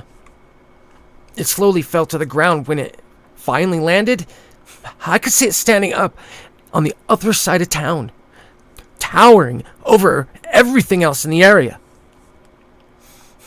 It started moving. At first it seemed to be checking out its surroundings, then slowly lowering the tentacled heads down and running them over the ground. I saw it pick up a car and hold it up to the orb. As it held it close, the car began melting. After it was softened, it lowered it into the maw of teeth. It looked up at the terror, widening as more of its kind started clamoring at it. That's when it let out a sound that will haunt me until the day I die. It was like an explosion, mixed with the screams of 1,000 dying people. As it roared, the clamoring at the terror became more frenzied. It finished, and then it started walking my way.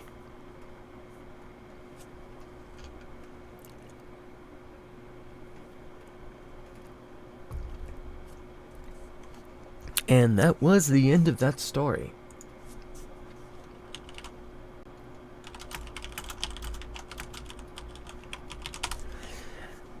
think that was quite an interesting story. I kind of enjoyed how they linked it with Lovecraft and all of that. Very, very good, and very good alliterations as well.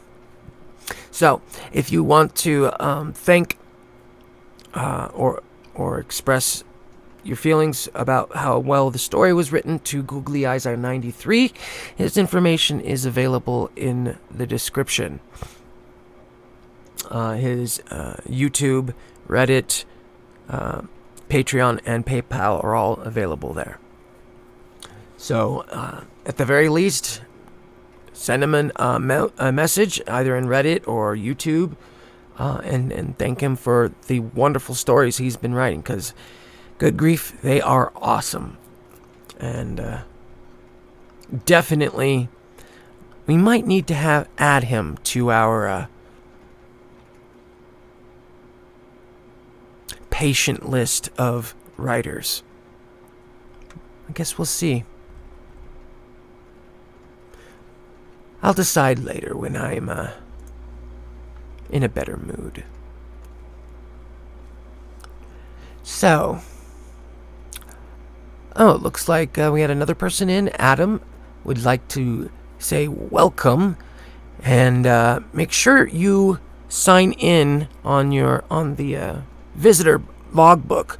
We wouldn't want you to be mistaken for a patient.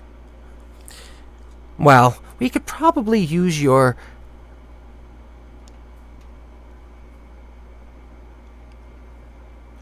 time, or what would that word be?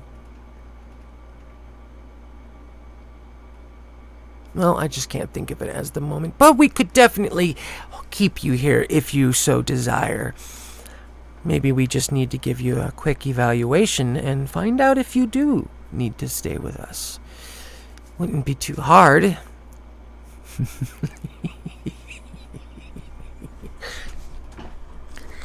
Okay. This next story is also a fairly long story. It was really well written. I enjoyed it when I read it, and I hope you all enjoy it as well. I mean, if you're here, you probably are messed up in the head enough to enjoy these stories.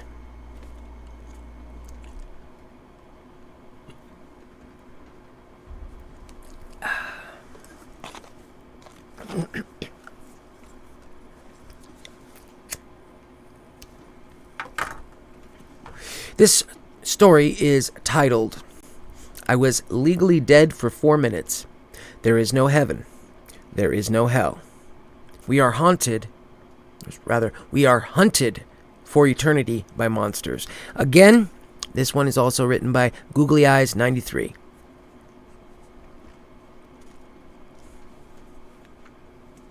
I was 15 the first time I tried to kill myself. It was your typical teenage angst story. I was bullied and made to feel like I didn't belong, and finally decided I really didn't. I went home that night and hung myself using a belt and a stair banister. Luckily, I was a stupid kid and pretty noisy about the whole affair. My father found me and cut the belt before I ran out of oxygen. The second time I tried, I was 22, in the middle of my junior year of college, and losing my shit daily due to stress and anxiety. I finally cracked under the pressure, and this time I decided I would try the pill route. I took about triple the normal dose of my anxiety medication and washed it down with a bit of whiskey. My roommate found me an hour later, unresponsive. He called EMS and started performing CPR right away, doing chest compressions in an attempt to keep my heart beating again. He was about to give up when the ambulance arrived. A moment after he stopped his compressions, my heart suddenly started beating again. This was followed by me bolting upright and vomiting in his lap. not the best way to thank someone for saving your life. My third attempt fizzled out pretty quick. I decided I wanted something quick and relatively painless, and something that I couldn't easily be brought back with from this time. So I grabbed the nice toaster my aunt had gotten me when I moved into my apartment and took a bath. I was 25 and still not smart enough to research things or plan accordingly. I dropped the toaster in a full bathtub and it immediately shorted the breaker, leaving me in an almost overflowing bath with a ruined toaster and more feelings of failure. Ready for the irony? The first time I actually died wasn't by my hand. I was crossing the street downtown, trying to get back to my car after working a much longer shift than I should have, and got hit by a fucking truck. This was 8 months ago, and I was legally dead for 4 minutes. Thing is, it felt like years. It wasn't how you describe it. It wasn't how you hear it described in those inspirational stories. Not any I had heard anyway. There was no tunnel, no light, no pearly gates. There's no indication of hell either, with the fire and brimstone falling everywhere. No. The next thing I saw after getting hit by that truck was the crossroads I woke up at. It was a 4-way intersection in the middle of a dilapidated town. Stoplights were hanging from each side, blinking yellow, and a thick fog covered the entire area. I could see only maybe 100 feet in each direction. It took me a few minutes to get my bearings and remember what happened. By the time I did, I could hear footsteps pounding my way, growing louder by the second. I turned to look up just in time to have a man that looked a little younger than myself run smack right into me, knocking us both off our feet and hard onto the pavement below. Shit! Where did you come from? He was shouting, panic rising in his voice. He scrambled back to his feet and started running again, going in the same direction. He stopped briefly and turned back, giving me a solemn look. I would get going if I were you. They're on their way. Who? I asked, still picking myself off the ground. He didn't stick around to answer, and disappeared into the fog seconds later. I decided to just assume I was dreaming. There wasn't much to prove I wasn't, after all. I was hit by that truck, probably knocked out, and now I'm just stuck in this weird dream. Maybe in a coma somewhere. Just have to wait around here until I wake up. The footsteps approached again, pounding against the pavement in the same panicked rhythm as last time. They were running from something. He appeared from the fog, yet again coming to a complete stop right beside me this time and letting out a tirade of curses. Wrong way! Wrong fucking way!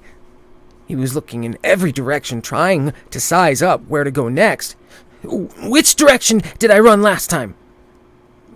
That one?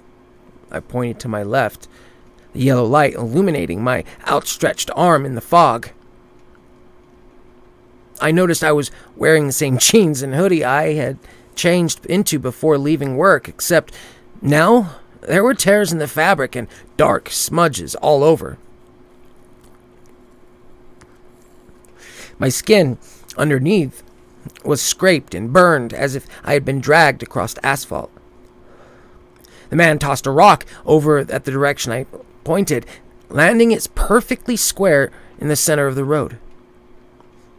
He turned back to me and shook his head. I told you to run, he said again. You don't want to get cut. He was cut off by something lifting him into the air.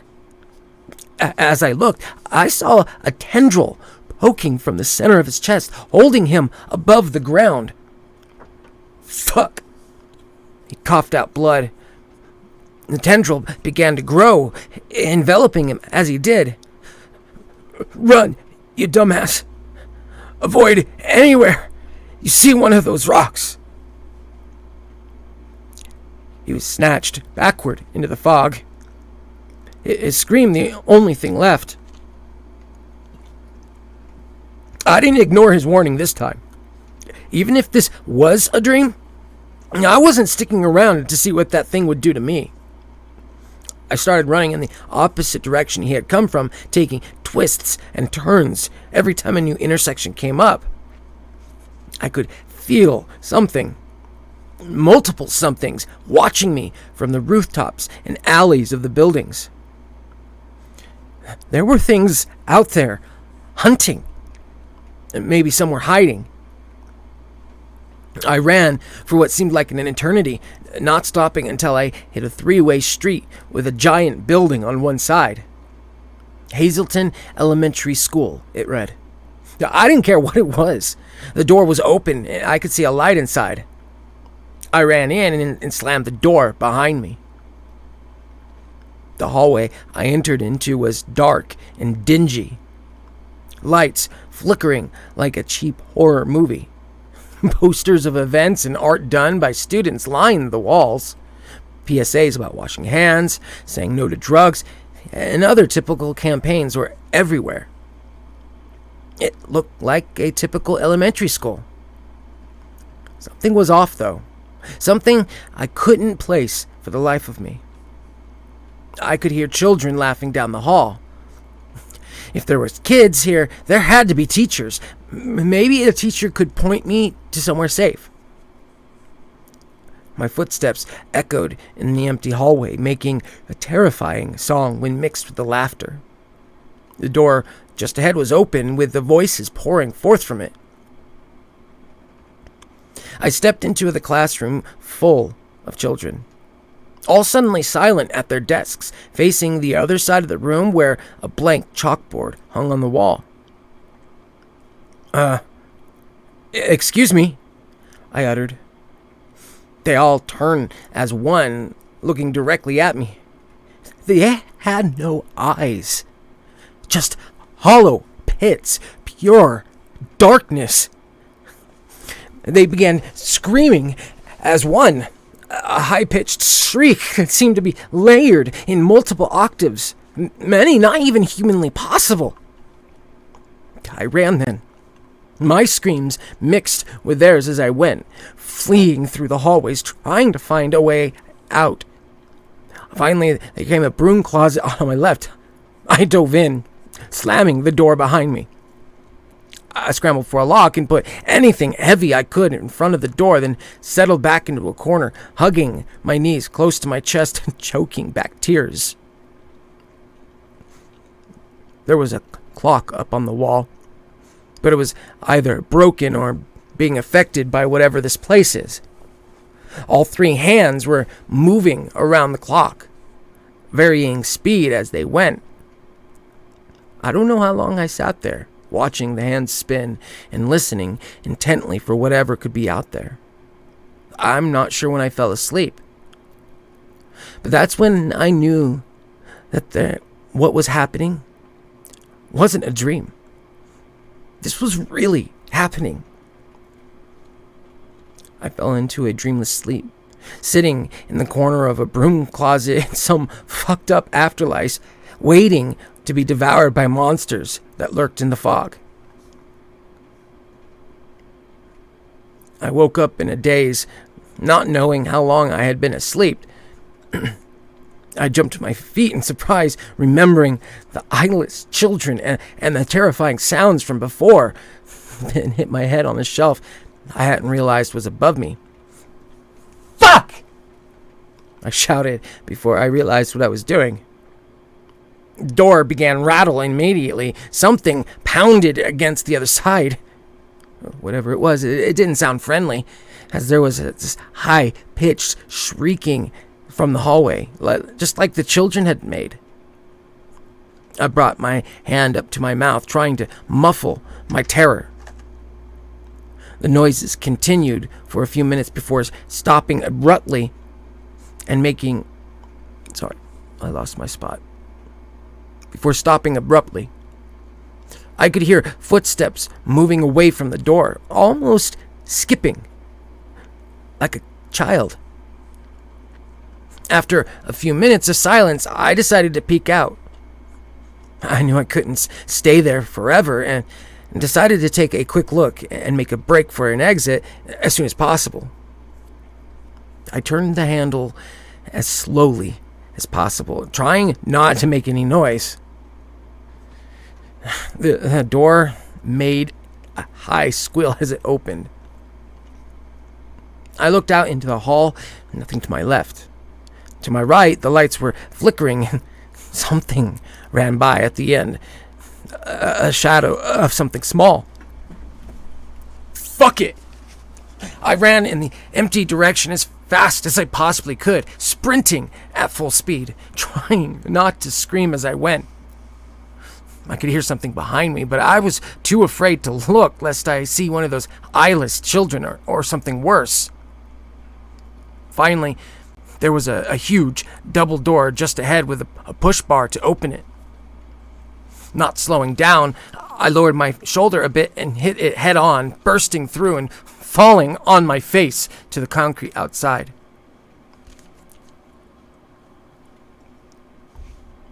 Elbows were scraped, and I hit my nose, causing blood to just pour. But I scrambled to my feet and kept going, turning down the nearest street toward another blinking stoplight. The screams followed me down the street, rising from nearby buildings and alleyways. They were signaling whatever other monsters that were here, that fresh meat was on the run.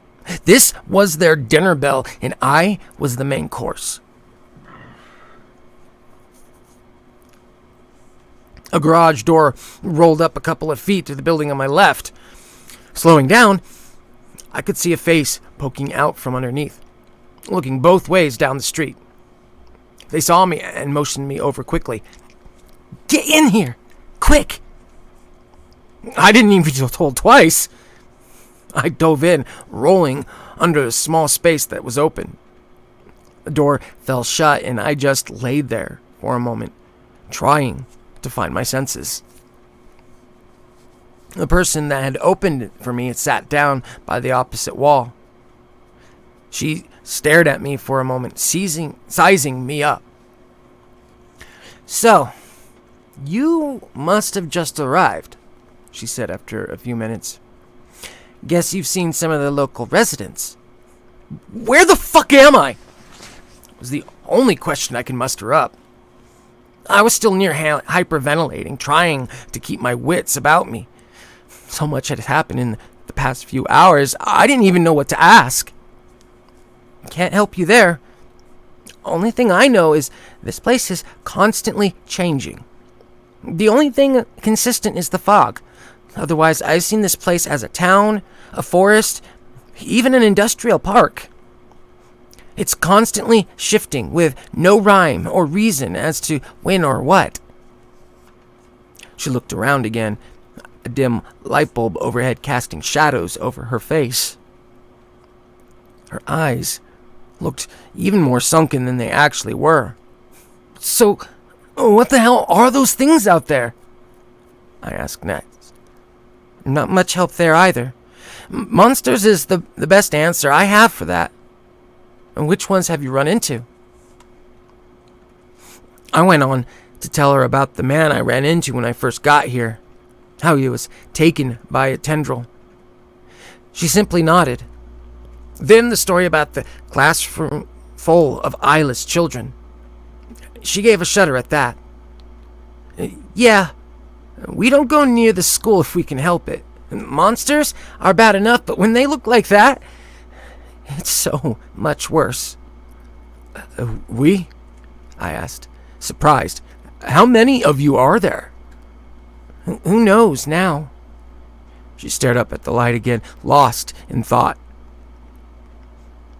Sounds like we lost someone to that tendril. There's usually about 5 or so people here at any given time from what I've seen.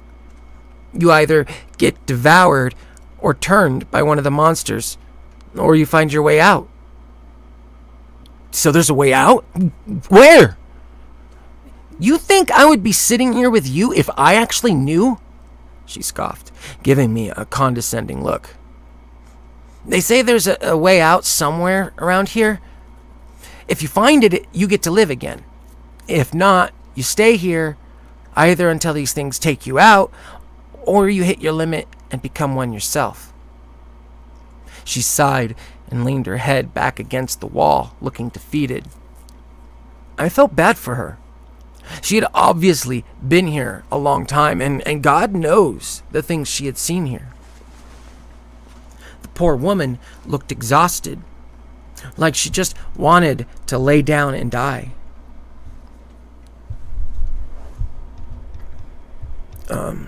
One moment here.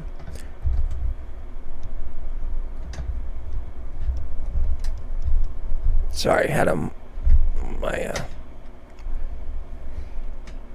the microphone I found in this doctor's office is sliding off. I need to reposition it. I think this whole setup was for those treatments, where they do those what are they called? Therapy treatments where they videotape you and then you can see how much you've changed over the year or over the period of treatment that you're there, or even maybe videos of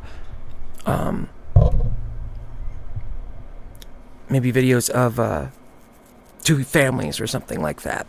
Either way, quite useful. I mean, how else are we going to actually be able to get these stories out to you all when we're just running this asylum? I mean, it's a beautiful place. There's lots of fun to be had here. But it's still missing a few things. We'll get them, though. Okay, back to the story.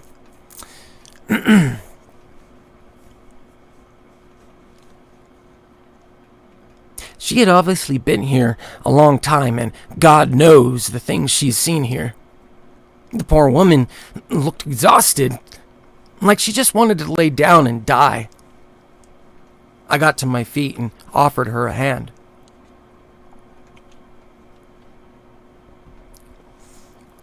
So, apparently, we need to find a way out, I said, waiting for her to grab my hand. She was simply studying me, trying to figure out if she should trust me or not.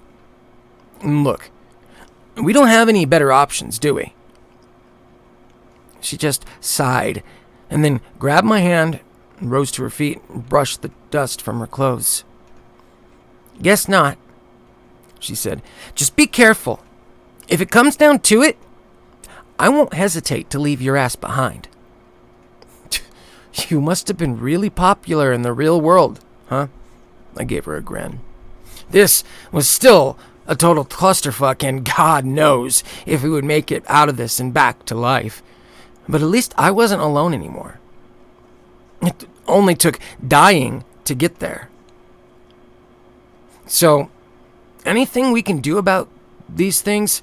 You said we could become them if we're here too long? Yeah. Your last memory is dying, right? From what I gathered, this is where we go.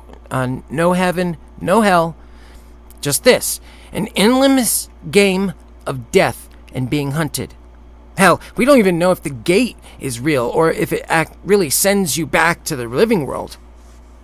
We just have to hope. Well, we're not going to find it waiting around here. Let's get moving. I started poking around the garage, trying to find anything that could be used as a weapon. I doubt I could do anything to the monsters out there, but I at least was going to try. I started to laugh when the realization hit me. What's so funny? She asked. I've spent half my life wishing I was dead, trying to achieve that goal. Now I'm fighting to be alive. Kind of funny if you think about it. We left the garage after an hour, taking the time to plan and prepare for whatever may be out there. Turns out her name was Chloe, and by her count, she'd been here at least 3 weeks. She didn't say much about what she'd seen or how she got here, though, and it seemed to bring up painful memories when I asked. Chloe rolled up the garage door, and I slid under to check both sides of the street. Everything looked clear at the moment, so I motioned her to follow. We crept out and started heading to the left, working in the same way I was before finding her. The fog hadn't lessened, and it kind of seemed darker than it was before. "So, you said people can turn into these things?" I whispered to her as we walked, keeping an eye on any side alleys and windows above. "Haven't seen it myself.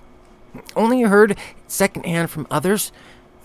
They said after so long in here, people just begin to morph, grow other limbs, twist in ways no human should. Lots of fucked up stuff." We both shuddered thinking of it. How it could happen to us. We walked in silence for a while after that, listening for any movement in the stillness of the fog. There was a scream some distance away, probably 2 blocks or so to our left. It was cut off quickly. "You think?" she started to ask. I just nodded in response. Someone just met their end. There was movement ahead, subtle, almost unnoticeable except for a small scraping sound it left behind it. There was something dragging itself across the pavement just a ways in front of us. Something big. The street lights on either side began to flicker, causing my perception to falter. I couldn't tell if the shadow of whatever it was coming closer or moving away. Finally, the lights went out completely, leaving us in an ethereal darkness. "Fuck," I heard Chloe whisper. I looked over and could make out her silhouette, holding the crowbar she had found, prepared to strike if need be. "Be ready to run," I grunted in acknowledgement. Whatever it was had stopped moving. The shadow was still ahead, almost like a statue now. Despite being able to make out Chloe's silhouette, this just looked like a large blob, an ink blot in the foggy background, towering at least 8 feet tall. "Think we can sneak past?" I posed the question. "Probably not," she replied. "Not that we have much choice." We moved to one side of the street, pressing ourselves against the brick of a wall of a storefront. Trying to move as quickly and as silently as possible, we shimmied along the edge, making our way past the blob while not taking an eye off it. We made it a couple of feet past when I tripped on a gutter coming off the building.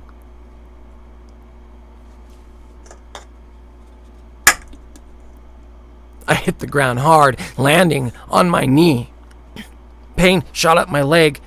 I bit my lip, trying and stifle any noise before it could come out. Blood began to bead around my teeth. "Run!" Chloe whispered. I looked back to see the blob unfurling through the gloom, appendages rising out of it in every possible side and angle, all ending in hands with jagged, broken fingers. I still couldn't see the thing clearly, just the shadow. It let out a high-pitched screech, almost like a dog whistle, before thundering towards us. Adrenaline shot through my veins. I went from the kneeling position on my hurt knee to a full sprint, Chloe right beside. Despite its size, the blob was right behind, keeping on us in its ever-closing distance. "Next crossing. Turn left," Chloe said, breathless. "It shouldn't be able to take sharp turns."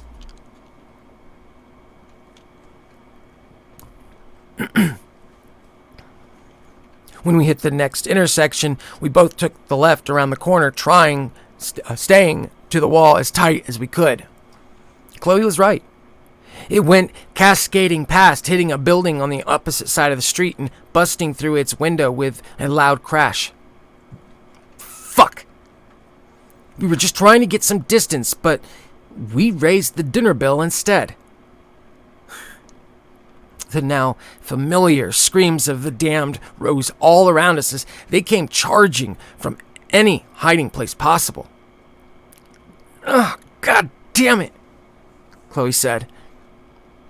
There was a group of creatures slithering toward us from an alleyway, snake-like bodies with human heads and faces.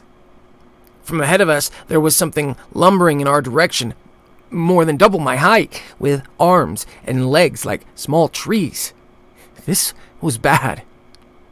We were surrounded by ever more horrifying creatures. The fog was closing in along with these monsters.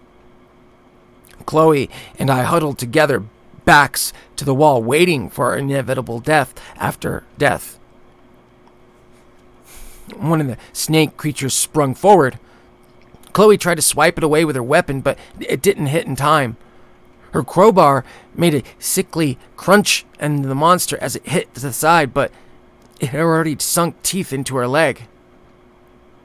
She cried out in pain as I reached down, attempting to pry it off. "Shit! I wanted to get out of here," she said.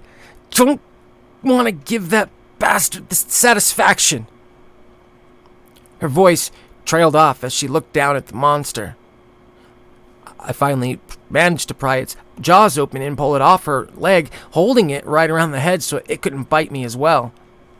As we were looking down, I suddenly felt lightheaded and got a feeling in my stomach like I was dropping through space.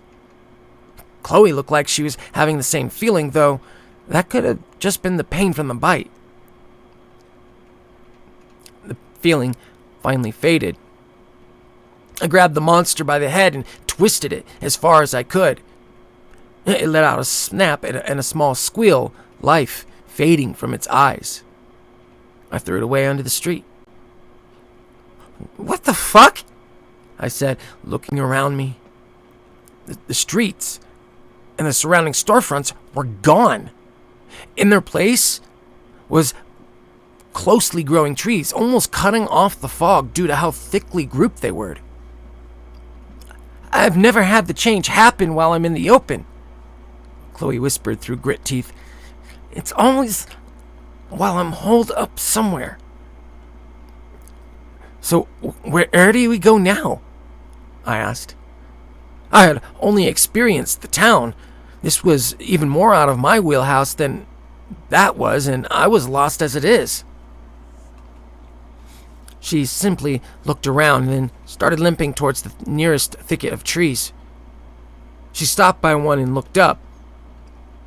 The trees grew tall, fog obscuring everything past the first layer of branches that started about 20 feet up. She seemed to be sizing up the tree, inspecting it. "Think you can climb?" she asked. "Why? Not like the fog is any less up there. We're still just as blind," I told her. She grimaced at that. "It would be great to get a vantage point to see our surroundings, but I doubt we would actually be able to see any more than we can now. If anything, it would just risk more injury." We set off through the fog, knocking a mark into every other tree we passed with a crowbar so we could make sure we weren't walking in circles. Eventually, we came to a clearing with a small shack. The door closed and windows shuttered. We cautiously pushed the door open, checking inside. A knife flashed by my head, sticking halfway into the door behind me. I heard a voice in the corner. "Get out!" A low growl, vaguely male. The voice sounded muffled, though. I squinted to see it in the dim light. A man was standing in the corner, hood drawn up over his head. He moved toward us, continuing to speak. Not supposed to be here. Need to leave. Need to get out. Damn things. Not gonna be like them. Not gonna be damned. As he stepped forward, I could see why he sounded this way. Chloe gasped behind me. His mouth was halfway sealed shut by his own flesh. His right arm seemed normal, but his left was grotesquely fused together, forming into a talon. "He's turning," Chloe whispered.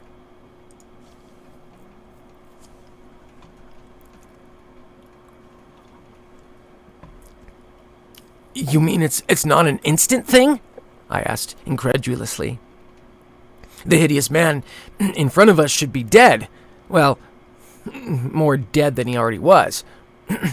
His breathing was labored, no surprise due to the skin blocking off half his face.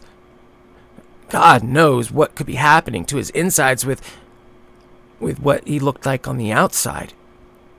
He pointed at us with one of the talons. You need to leave. This is my shack. I'll die here. They won't take me. He was raving mad, words obscured. Not going to take old Mickey. No, they won't. We're not like them. Please, just talk to us, Chloe said, moving toward him with her hands up in front of her. Chloe, don't get too close, I shouted, trying to pull her away from the half man, half monster that she was moving toward. I didn't trust this guy. No matter if he was turned or not, he could attack at any second. No, he could help us. I've never heard anything about someone turning and still keeping their sense of self.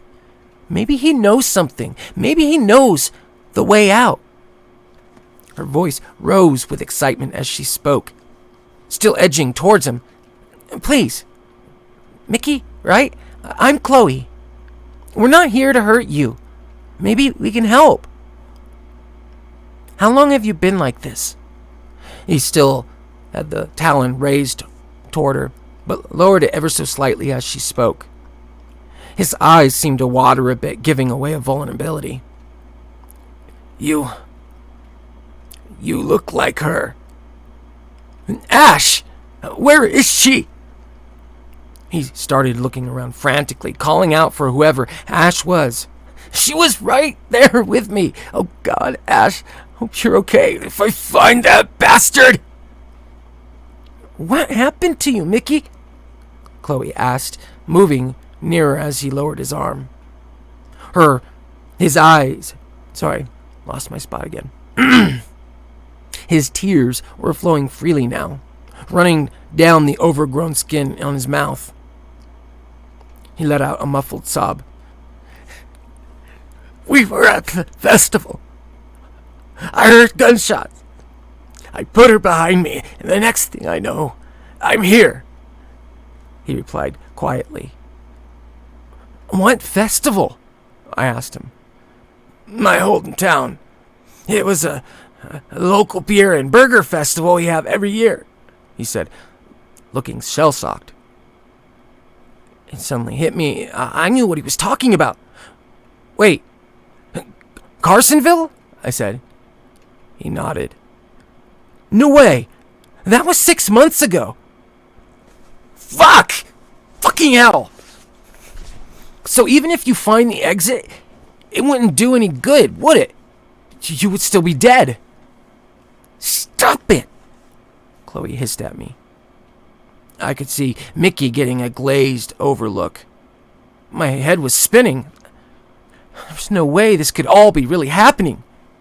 He's been surviving in here for 6 months, running from monsters and God knows what else. If he got out, who's to say he wouldn't come back as one of them? I'm sorry, I said softly, looking at him. I needed to put on a face. I wanted so badly to be brave during all this.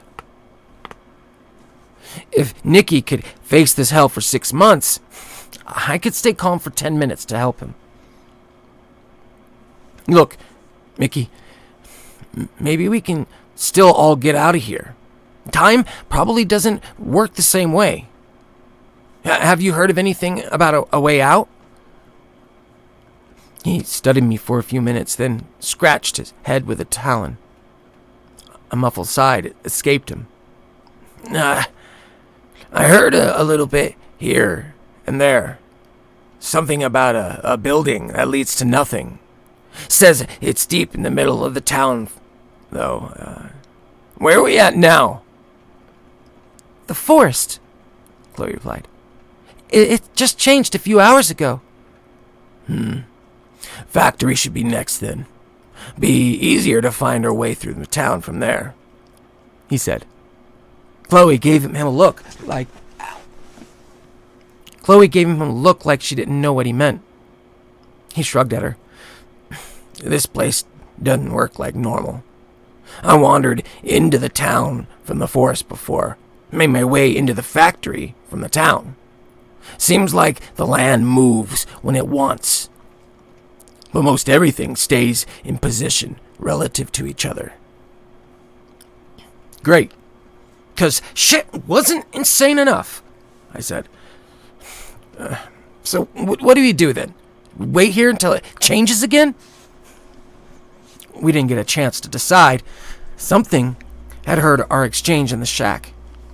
There was pounding on one of the walls as something screamed outside. The frame shook and threatened to fall in. Something was on the roof now. Time to leave, Chloe said, hefting her pipe and inching towards the door.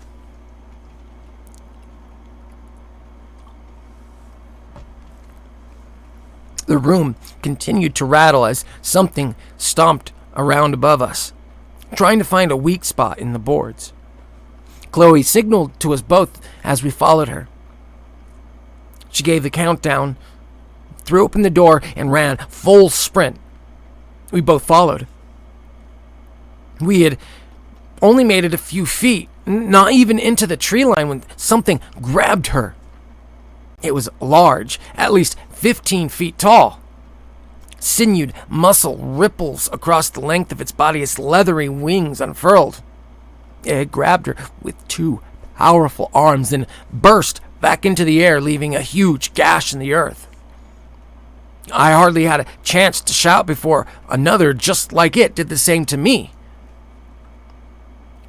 The last thing I felt before losing consciousness was the strong arms binding me to it, and it looking at me with dark, black eyes before it headbutted me. I woke up, sprawled out on cold concrete. To my left, I could see Chloe. To my right was an open street. Mickey was standing there, surrounded by a horde of other creatures that had already fully turned. He looked back at me, one eye completely black, while the other was still an emerald green. He would have looked slack-jawed if not for the skin growing over his mouth. He looked back to the monsters waiting and let out a screech. "Shit! Mickey! You're still human! Come on!" I said. I moved back toward Chloe, tried shaking her awake. She stirred slightly as Mickey screeched again. He began to move toward us and finally grabbed Chloe, slicing her shoulder open as he did so. He dragged her back to the monsters. "Chloe! No!" I started to get up and stumbled towards them, but tripped and fell. A creature on all fours leapt towards me, landing on my back and digging its claws in. I screamed in pain. Chloe finally woke up and, looking around her, began to scream in terror. Mickey threw her forward into the crowd of monsters. They continued to watch as she scrambled up, blood flowing from her shoulder and staining the pavement. "Mickey, no! You've lasted so long. Please don't do this!" Chloe begged him. He looked towards the other creatures, lifting his talon towards Chloe. This was it. This must be the final measure. The transformation would be complete once he killed. The monster would take over. Mickey, think about Ash. She needs you, Chloe said to him. He sliced the talon forward. His inhuman screech turned into a scream as his own chest was ripped open. The monsters gathered around began to screech and writhe, becoming a wrathful mass. Mickey screamed and dug the talon in further. As he did, I noticed the area he was standing in grow dark. The air seemed to ripple and break, becoming a static mass. Chloe caught my eye and nodded toward me. I flipped over quickly while the creature on my back was distracted. It fell on the ground with a thump and looked dazed. Chloe and I both ran toward the break in space. Chloe tried to grab Mickey on the way, but he pushed her off him, making her fall back into the void. She disappeared into thin air. I can't go, he grunted through the pain. His blood was pouring to the pavement, a deep black instead of the normal scarlet. He dug in deeper. Ashley Foreman, please, make sure she made it. I nodded. The monster that had been on my back was leaping towards us. Mickey pushed me out of the way at the last second, taking the full force of the hit. I saw a light from his remaining human eye as he hit the ground fade. The rest of the group fell forward onto him, ripping and tearing, and then everything went dark. Chloe was in front of me, staring at a distant point of light in the darkness. She turned to look at me as I stood. Guess this is it, she sighed. Thank you. I don't think I could have made it here without you. You kidding me? I replied. I would have been eaten way back there without you. I owe you more than my life. If you're ever in France, give me a shout. Chloe Goddard. It'll be nice to get to know you out of here. Deal, I said. She held her hand out. I took it and we walked forward, stepping into the distant light.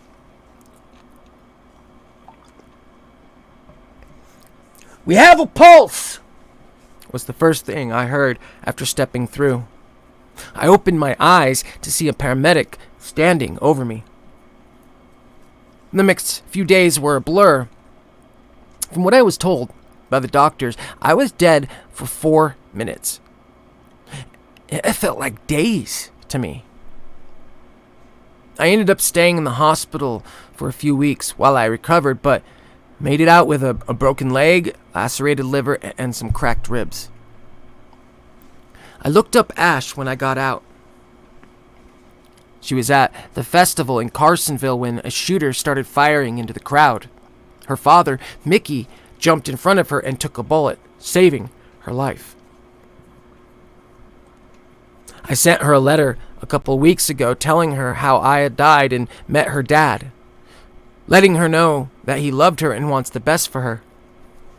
I left out the horrifying deals for her sake, but let her know how good of a man he was.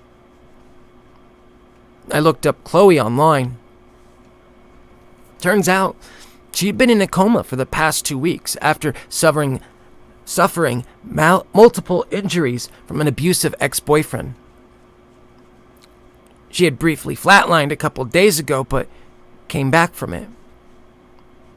I was there visiting when she woke up.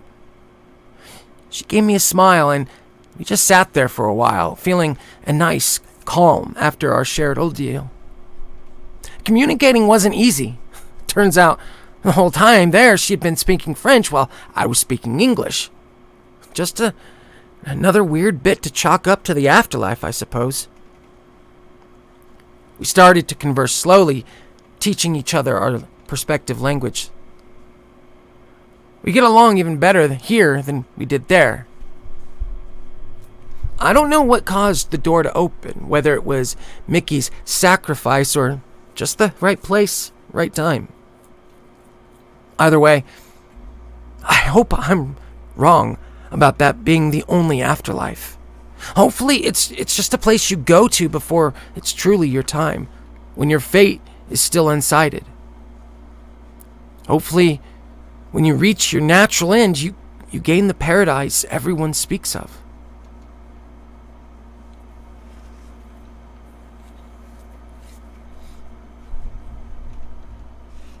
And that was the end of that story. A very good story, very interesting story. Hope you all enjoyed that one. I'm going to take a short break here. I'm going to get a little bit to drink. If you guys have any questions you want to ask, now would be a good time to do so. I will answer them in about, maybe less than a minute. I'm just going to grab something to drink real quick, and then we'll get started again with the next story.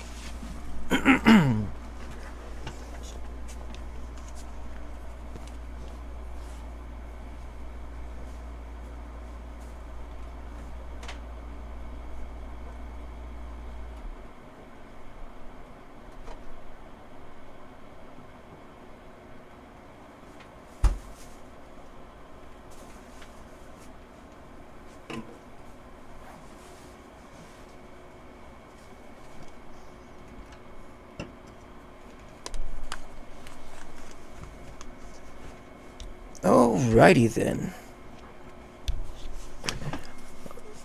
Well, I don't see anyone asking questions.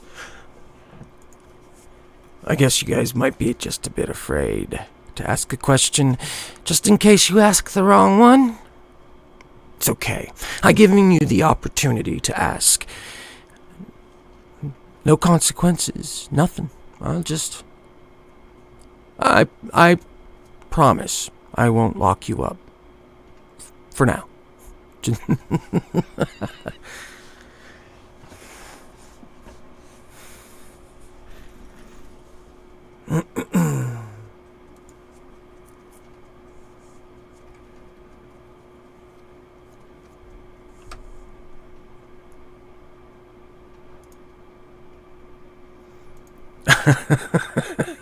How many hamsters equal a beard?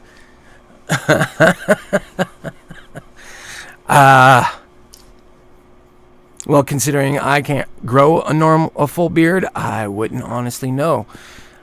I guess it would depend on the size of the hamster as well. Might have to try that.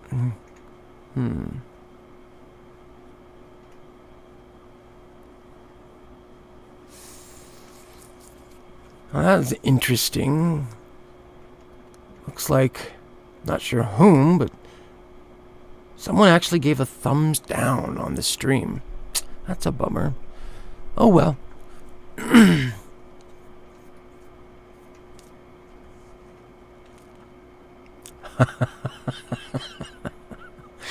How many chances do you get before you get ice picked?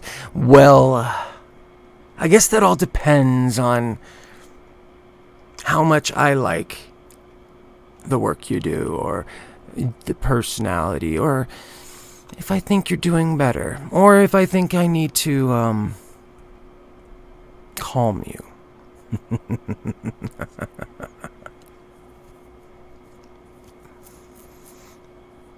I would just recommend not asking for milk and cookies.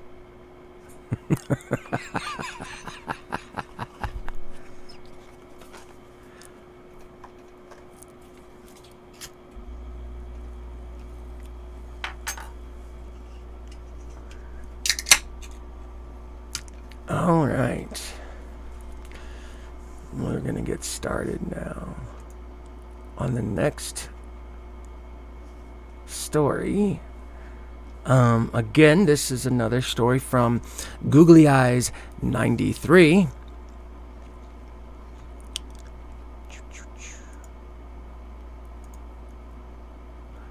Okay.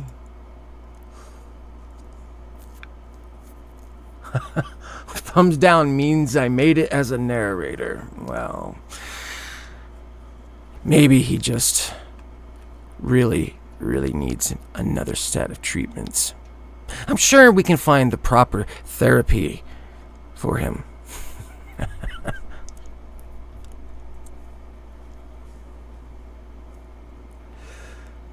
All right.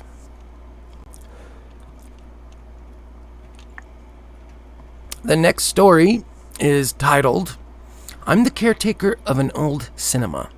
It's haunted, and I'm leaving this guide for the next caretaker.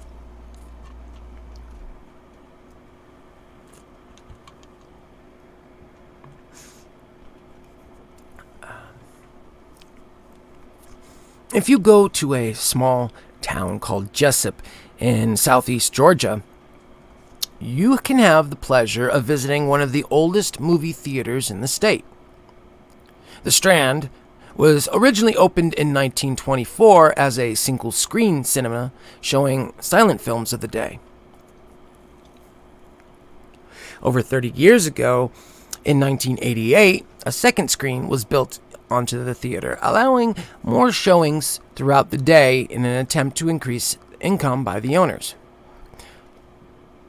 For a while, it worked. The theater stayed open until 2009 before finally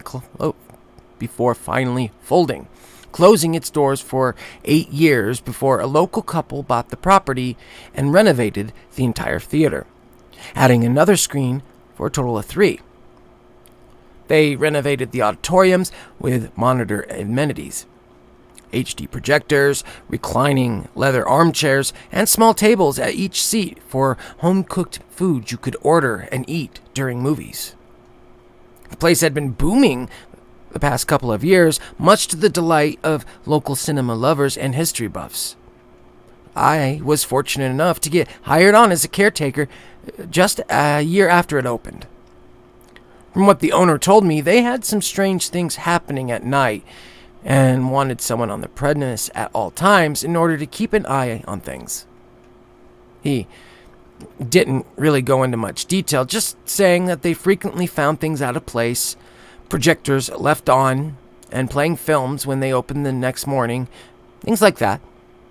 They offered me a full-time salary, access to kitchens, and a small 2-bedroom apartment right above the theater. So I jumped on the opportunity. To anyone, would have been a fool not to, right? I was fresh out of college and moved back to Jessup to be close to my ailing grandparents. They weren't getting along as well as they used to, and the only other family close by really didn't seem to give a shit about them, so I felt responsible. Living with them proved difficult, though, especially being a younger guy right out of college, if you get my meaning. The Strand gave me the opportunity I needed. Only 5 minutes from my grandparents, so I could check on them at any time. So, I've been living here for 2 years now. In that time, I've met a beautiful woman, proposed to her, and we're due to get married in a couple months. My grandparents passed away back in November, and there's not really anything tying me to Jessup anymore. So, the lovely lady and I have decided to move on once we get married. I figured I should write down my experiences, things I wish I had known before starting my tenure here. I'll be taking down any stories I remember that could help my replacement, and anything that happens in the next couple of months. This is the survival guide to the Strand. Before we get started, I don't really mean survival guide in the literal sense. Most of the, shall we say, entities here are friendly and mean no harm outside of the frequent pranks. There are some however, that go out of their way to try and bring misery. So along with these recollections will be a few rules imparted. I would recommend writing them down, as they could save a massive headache, or possibly your life.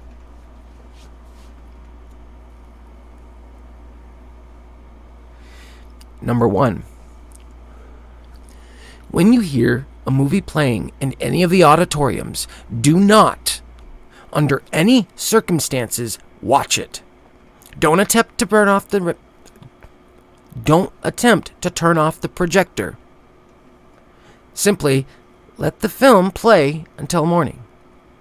This is the first and most important rule for a reason.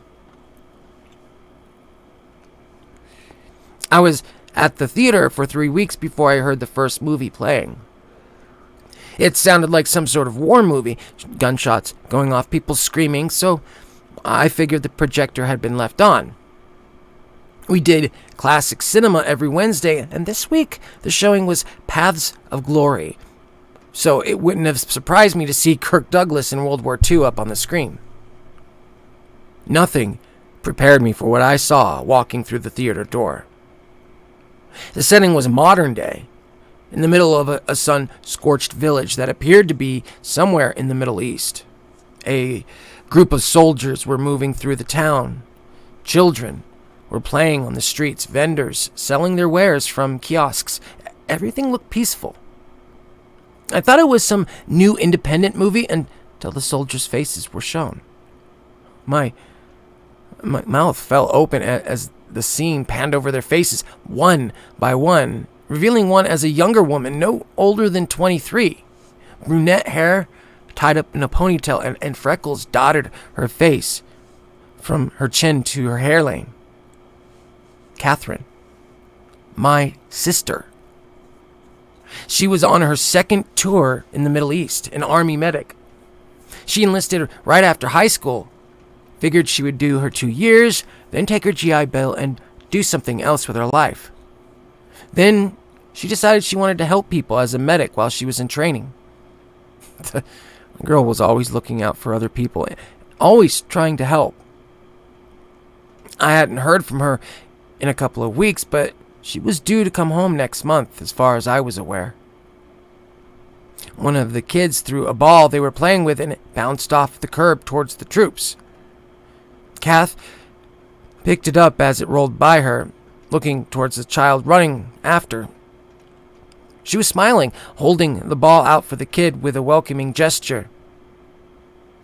There was a brief pop before her smile was blown to pieces, bursting out in a red mist. Others began screaming as more shots popped off around the tree. Soldiers and bystanders getting hit in every direction. The screen focused in on Catherine, though. She was struggling. The bullet had only hit the bottom half of her head, and she was bleeding out while fighting for breath. The image moved closer to her face as I could see the light fade from her eyes. Then the film restarted. I felt hot tears running down my face as I ran from the theater and vomited in the nearest trash can. I knew Kath was okay. Mom said they talked yesterday. She had to be okay. It all looked so real, though. I took a bottle of bourbon from the concession bar and went to my room. I drank almost half the bottle, crying the entire time before blacking out. I woke up the next morning and called Mom first thing to see if she had heard from Kath. They talked right before. Everything was fine. The film stayed at the back of my mind for a few days. I drank myself to sleep for the next week, trying to forget about it. Finally slipped away after a couple of weeks, just in time for everything to be brought back fresh. March 8th, 2018. I was out grocery shopping when Dad called. Dad never called me. When I answered, I could hear Mom wailing in the background. Kath had been killed. Her squad was ambushed. They were moving through a small village. Closed casket funeral. It went down just like in the film. I heard more films playing at night. I can sometimes pick out voices of people I recognize. Grandma's voice was discernible back in October when one of them played. I just put headphones now, trying to drown them out and grab a drink. I hope you drown them out as well. There's a lot more that's happened in the past 2 years that I've been there. I had to get this one out of the way, though, and it's dredged up a lot of awful memories. I'm going to take a break and have a drink, then I'll write up some more. Until then, hug your loved ones.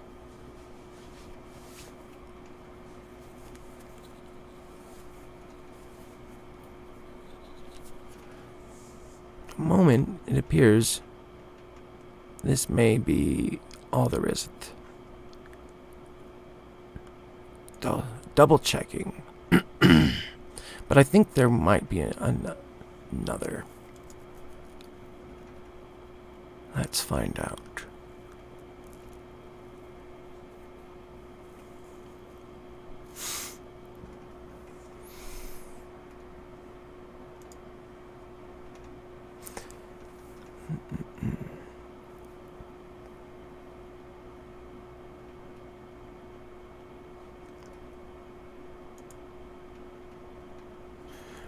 Just a little bit longer. Any other questions you may have, it'd be a good time to ask or anything like that. While I find out if there is a second part to the story. I didn't see it the last time I looked, but you never know, there may be another.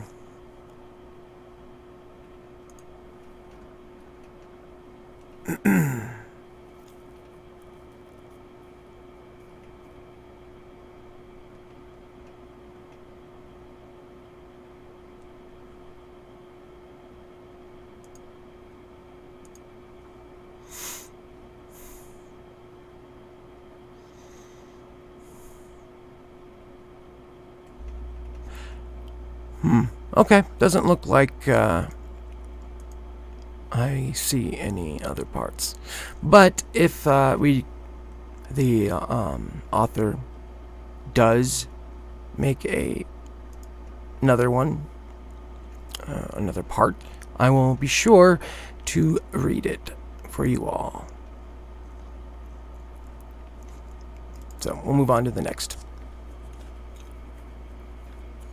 Now this is, according to the author, a short series. It's kind of, they don't all completely link, but there is a common factor to it.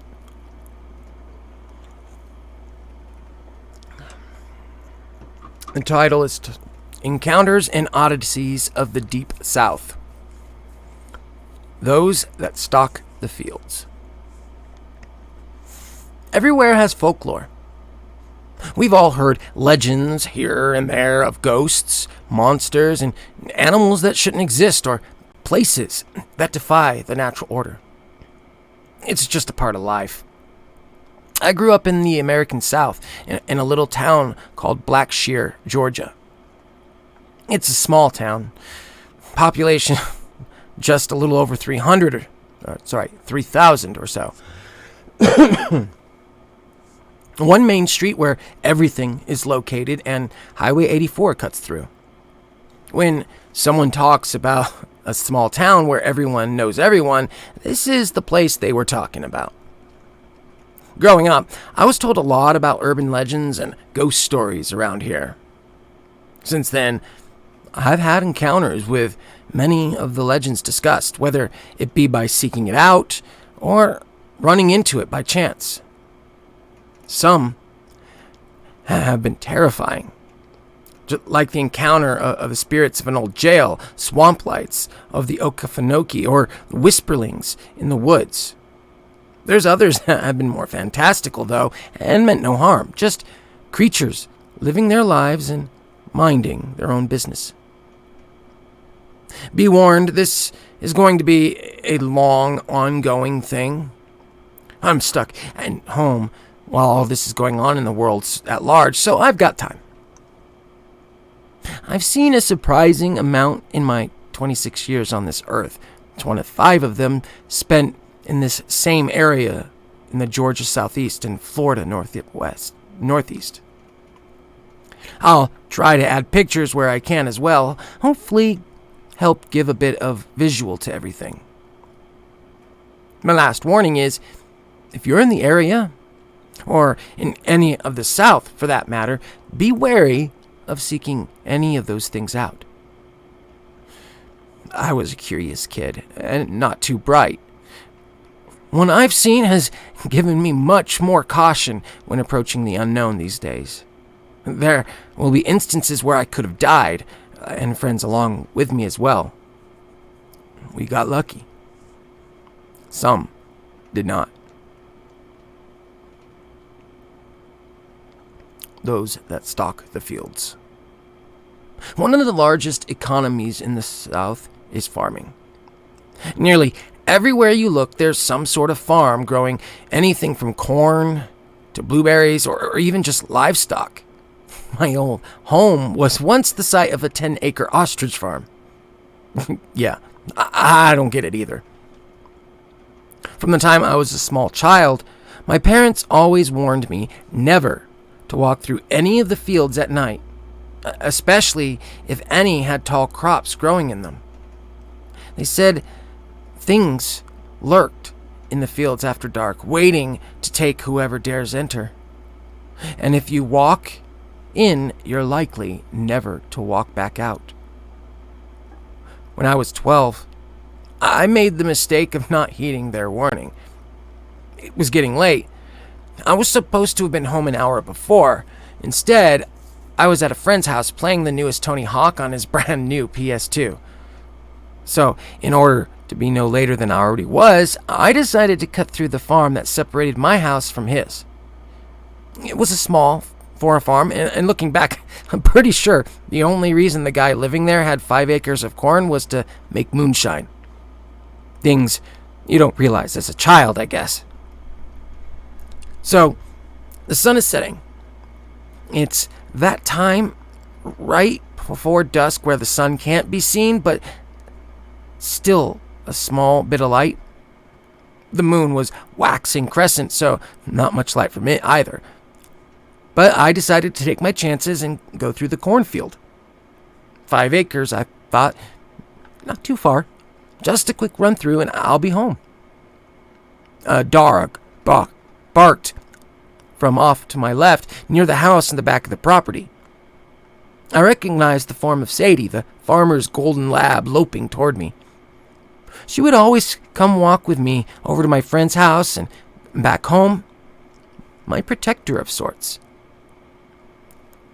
"Hey, girl," I said, greeting her with a smile and a quick scratch between her ears. She licked my hand as I walked closer to the field. A cold breeze blew through, whistling in the cornstalks and giving me a chill. It wasn't normal for it to be that cold at this time of year, especially in the South. Humidity was still hanging in the air just moments before, but now it felt like walking through a veil of ice. I assured myself it was all going to be all right.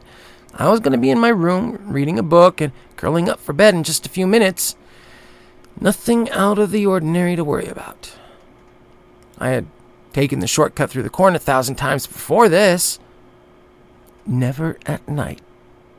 A little voice in the back of my head kept saying, "Never at night." A deep breath in, I took the first step into the corn. As I kept moving in, the stalks closed in over my head, creating a cavern of vegetation. All that could be seen were the slight shadows of waving stalks, making the little bit of visible ground appeared to ebb and flow like the tides. Something moved to my right, giving me a start. Sadie let out a low growl behind me, and I could just make her out standing there, hackles raised, before letting out a whine and running from the cornfield. I was alone. As I mentioned, I wasn't a bright kid when it came to things like this. I was actually a total fucking idiot. Live and learn. I kept going deeper into the fields, pushing stalks out of my way as I walked. They would bounce back with fury, scratching my face and arms as I walked. I stopped for a moment to wipe dirt from my eyes. And then I heard it. It sounded like the wind at first, moving the leaves and whistling through the vegetation. And then I caught the low rumble of an otherworldly voice. It was growing closer, making its way toward me from the edge of the field where I started. I could see the very tips of growth shaking in a line towards where I was standing. This place is mine, and mine alone. Do not dare tread on that which isn't yours. The rumble became intelligible. I could feel a cold sweat breaking out on my neck and a shiver running down my spine. I was frozen in place as two glowing orbs appeared within the growth, approaching ever closer. I finally ran, moving as fast as I could to the other side of the field. I could make out the roof of my house in the distance, upstairs window shining like a lighthouse guiding me to shore. Keep going. Keep moving. You will disturb me no more, pest. The rumble came again. It was taking on a more earthly tone, like rocks scraping together. Whatever it was ancient. It had been here long before man and would remain long after. The light was getting closer. I was almost there, almost free of these damned crops. I heard Sadie barking from the edge of the field and a shout following after her. I called for her in the darkness, begging for help. I ran full speed into someone, falling flat on my ass. I looked up to see the farmer who owned the property, Mr. Sutton. He was holding a large flood lamp in his hand and aiming it in the direction I had been running from. With his other hand, he snatched me up by my arm and half dragged, half threw me the rest of the way out of the crops. We were in the open, him still shining the light in the now still corn as he looked back at me. Ain't nobody ever told you not to be in the fields at night? He was shouting, shaking my arm in the vice grip he still had on it. You could have been killed, boy. You're lucky Sadie has a fondness for you and come and got me. I was in near tears, not able to catch my breath as he continued laying into me. He suddenly softened when the light illuminated part of my voice, of my face. Don't ever walk through these fields after dark again, you hear? And if you do, make sure you got a bright light with you. They don't like the light much, see? Keeps them away. Don't do it, you old bastard! He yelled into the field. A low rumble returned with the wind that seemed to emanate from the field itself. Sutton let me go with the warning, telling me he wouldn't tell my parents. I never walked through that cornfield again, not even in daytime. I lived in that house until I was 19, and even after Sutton died and the field returned to a barren spot of soil, neither I nor Sadie would step foot or paw in it.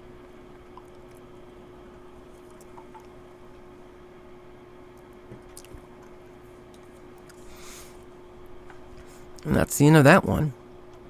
So it appears we are halfway through the stream for the evening. I hope everyone has been enjoying this story time, the logs of the Lobotomized. You see, many of these stories can come from people who have sadly lost that spark of imagination. Not these ones in particular, but I'm positive there will be a few who have suffered consequences for behaviors and actions.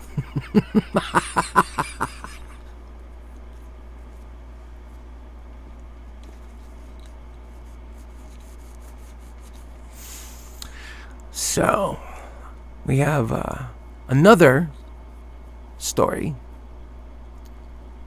again from Googly Eyes. This one is another part of that series, Encounters and Oddities of the Deep South. This one is titled Watching from the Shadows. Sorry, Always Watching from the Shadows.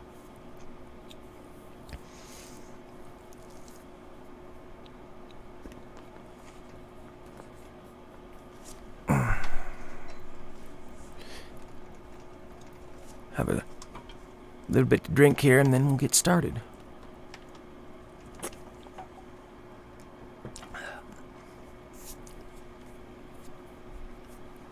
Unfortunately, some of the cats that we have to keep the rodents at bay and to clean up some of the mess that we need tend to get in the way. At least they do their job. I don't believe anybody has seen any bits of flesh around, have they? If they do, make sure to let me know, and I'll bring a cat over. They'll take care of that for us. Can't leave it there, it'll just start making the place stink. And we want more people. Always. More patients. Or what you would refer to as subscribers. We need more. Ooh, more patience, the better.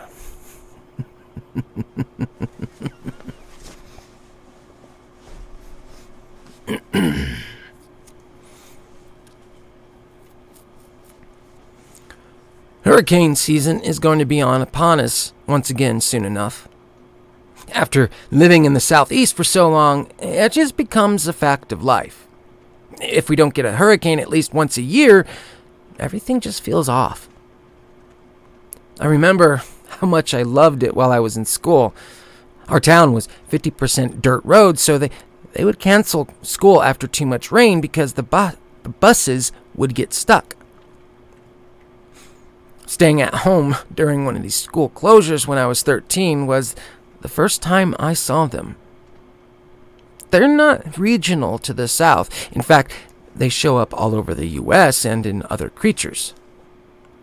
Other countries. Excuse me. Apparently I need a little more to drink with my tongue stumbling.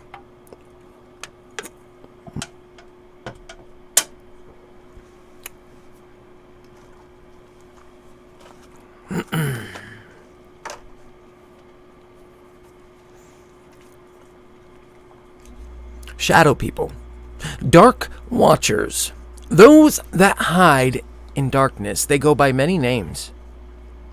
Legends surrounding them are inconsistent. Some say they can only observe, while others believe they can help or hurt, depending on how they view you. Personally, I believe it can go both ways.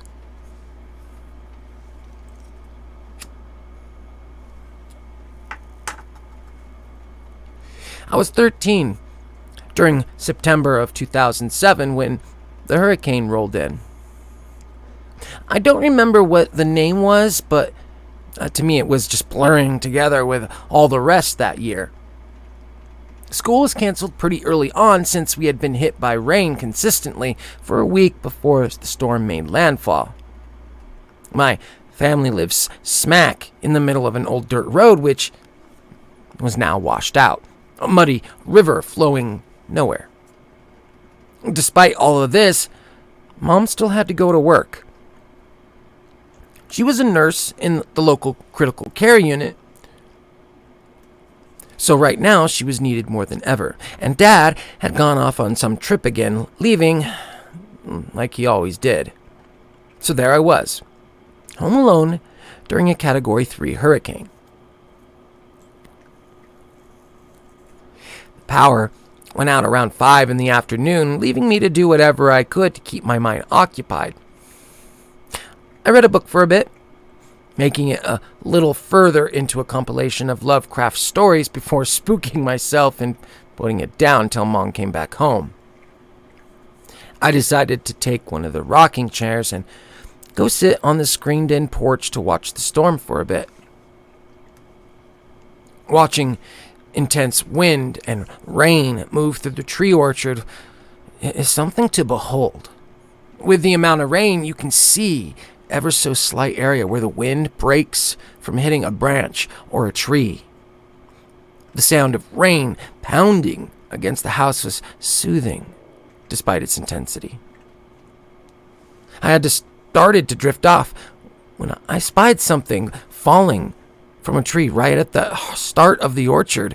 Whatever it was got blown out by the wind, hitting the neighboring tree trunks, then falling to the ground. I stared for a moment, trying to figure out what had fallen. Pecans grew out here, but this was far too big. Then it moved. I saw something up in a branch where it had fallen, shaking the leaves as it frantically ran back and forth on the branch. It was a squirrel. The one that had fallen wasn't moving. It had obviously taken a pretty hard hit when in falling on the tree trunk, and if not dead, it was at least stunned. The other one in the tree was losing its mind.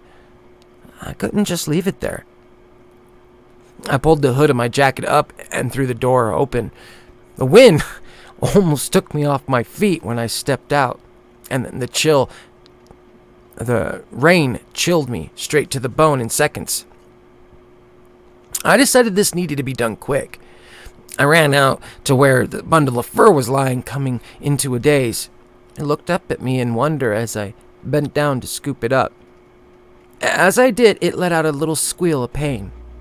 Its leg was broken. No way it would go back up the tree right now. I would have to take it inside and try to get it to the vet after the storm. I sheltered it close to my chest and ran back inside. Once in, I wrapped it in a towel and tried to make it comfortable in a small box where I found in the garage. I took it over to the window and sat it on a table nearby. I guess I thought it would communicate with the other squirrel out there that it was fine and not to worry. I really wasn't sure. I looked back out to the tree to see if the other one was still there. My blood ran cold. There, behind the tree it had fallen from, was a figure. At least 6 feet tall, the shade of night with pure white eyes. The darkness seemed to rise off it in tendrils. Any light around it was absorbed. It simply stared at me as I gawked back, unsure what to do. I finally snapped out of it and ran to the door, turning the deadbolt and making sure it was secure. Whatever that thing was, I didn't want it in here with me. I took the box with the injured squirrel and went to my room, hiding in my closet and holding a flashlight close. I fumbled with the old flip phone my mom had given me for emergencies and punched in my number with quivering fingers.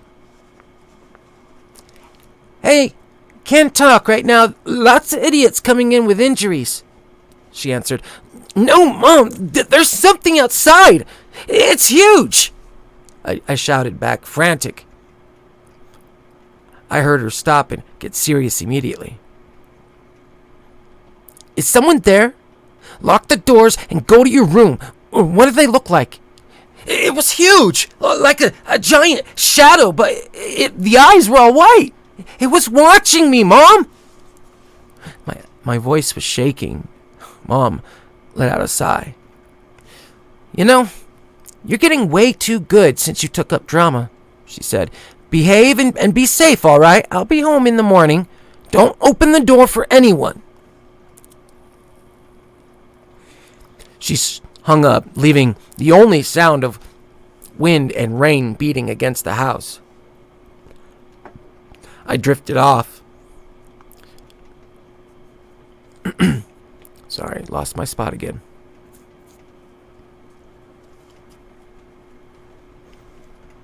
I don't know how long I just sat there in my closet, listening for any sign of the creature coming in after me. Eventually, I drifted off because when I awoke, the flashlight I had was dead and everything was black. There was the sound of footsteps coming from the living room area and more wind outside. I turned the small crank on the flashlight a few times and it flickered back to life. Slowly, I tiptoed out of the closet and made my way to the living area. 3 men were standing around in the room, 2 attempting to pick up the television and the other looking through any drawers or cabinets he could find.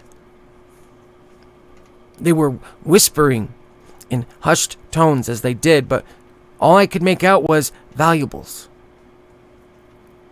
I turned off the flashlight as quick as I could and tried to back out of the room.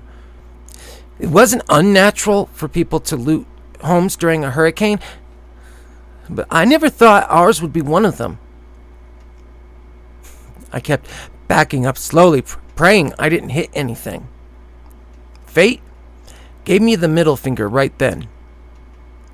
I hit the door frame, tripping and falling backwards. All 3 of them immediately turned around. Each shined a flashlight towards me. "Oh, shit," one of them said. "Always have to make things complicated," another replied, pulling a knife from on his leg and moving toward me. "All right, kid. This is gonna be quick." No, please. I won't tell. I'll just go back to my room. I'll tell him I didn't hear anything over the wind and rain. You guys can go." I was begging now. The knife was glinting in the flashlight beams. My life was flashing off one side of the blade and reflecting all over the room. I let out one more weak plea. "Sorry, kid. This would be my 3rd strike. Can't have that. Like I said, we'll make this..." He stopped short of finishing his sentence. A flashlight fell to the ground behind him as his accomplice let out a stifled shout. "God damn it, Jerry! What the fuck was that?" "Oh, God!" the other one said, staring in horror at where his friend had been moments before. Jerry was gone. No trace, except for his flashlight still spinning rapidly in a circle on the floor.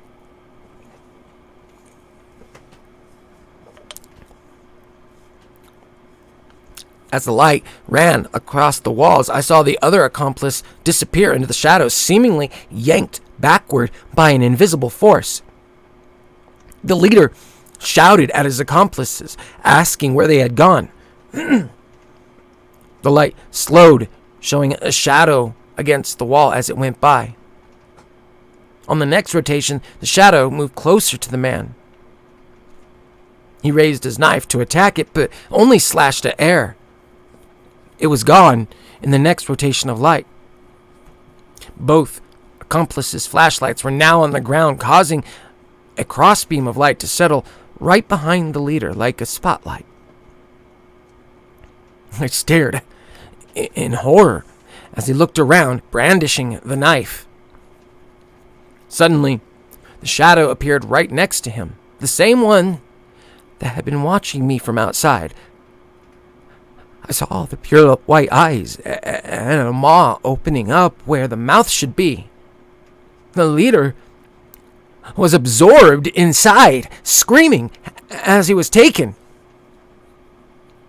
The shadow simply stood there then, tendrils rising from it as it stared at me. I didn't move for fear that I was next. I silently prayed to whatever God may be listening, hoping he would leave me alone. It stared at me for a solid minute, and then it was gone in a blink. I hauled ass back to my closet and stayed there till I heard Mom coming in the morning. I ran into her arms in tears as soon as she walked through the door. The living room had obviously been picked through, and a few things were stacked by the door. I knew she wouldn't believe me about the shadow, so I just told her I heard people come in during the night and hid in my closet. She told me I did the right thing. The men were never seen again. Their truck was found a few days later, hidden in the trees down the road. They had apparently hit Mr. Sutton's house beforehand and given he and Sadie a beating when they tried to scare them off. They ended up all right, though, just some bruises and a mild concussion from Mr. Sutton. I did a lot of research in the following years since then and found out that the Dark Watchers are common, usually showing up in times of turbulence and danger. Legends say that they only observe, though, so I'm not sure what made this one different. Whatever it was, I owe my life to it. I've seen them a few times since then, always watching from a distance or observing the goings-on. The last time was during Hurricane Irma a couple years ago. I was standing on the roof of a neighboring house as I was out making sure everything was secure. I don't know if it was the same one, but I always make sure to give a friendly nod to them now. If there's ever a time when I'm in trouble, it's good to have them on my side.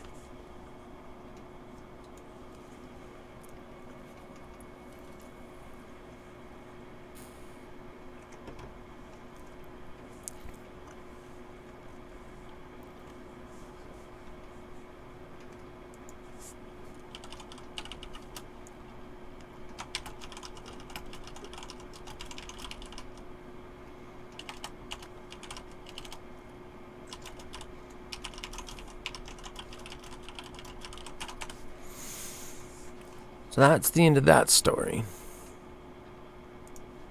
Excellent, excellent story. Okay, see what else we have going on. All right, so this set of stories that we'll be reading here is actually what I'll do is I have another story from a very special author. This author goes by the name of Rivaled Darkness 1. I have placed his YouTube channel, a link in the description for anyone to check out. So, it's a pretty good story. I hope you all enjoy this one. So, relax. Get ready for some electroshock therapy that will be occurring in probably the next couple of hours. So just prepare yourself and at least enjoy what memories you have, because once that therapy begins, you'll probably forget some of that.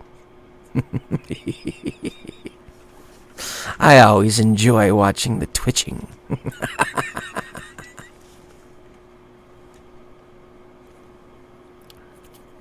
Well, Casey, once you have the opportunity, please send me his Reddit information, and I'll make sure to add it to the description afterward. Make it easier for me to locate him so we can add him to our collection of authors here at the asylum. All right. So this story is titled Together Again. Again, from the author, Rivaled Darkness 1. Oh, he already sent... Oh. Well, I got his email. I don't... Okay. Okay, so it's in my DMs. All right, I will look at it a bit.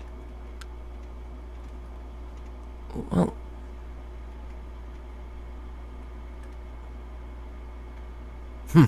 Okay, give me a second. I'll see if I can't find it. Alrighty. Probably because I closed a window and now don't see it, so that's likely it. Aha, got it. Okay.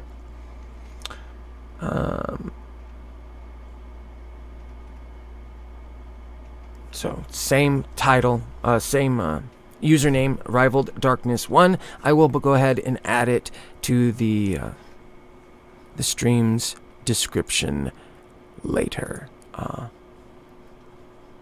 So, that way, you all, if you choose to, and I highly recommend making sure you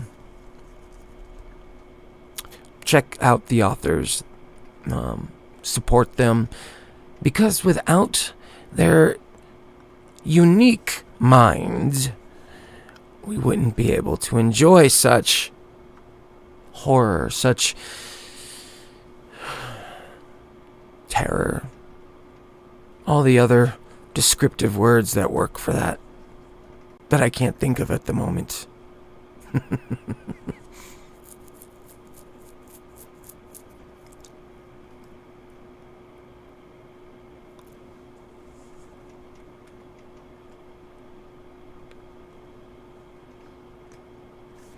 Alrighty, here's the story.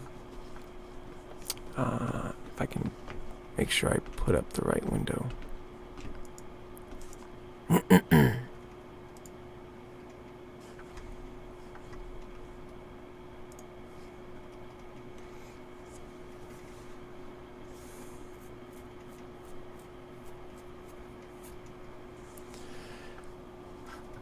Title again is Together Again.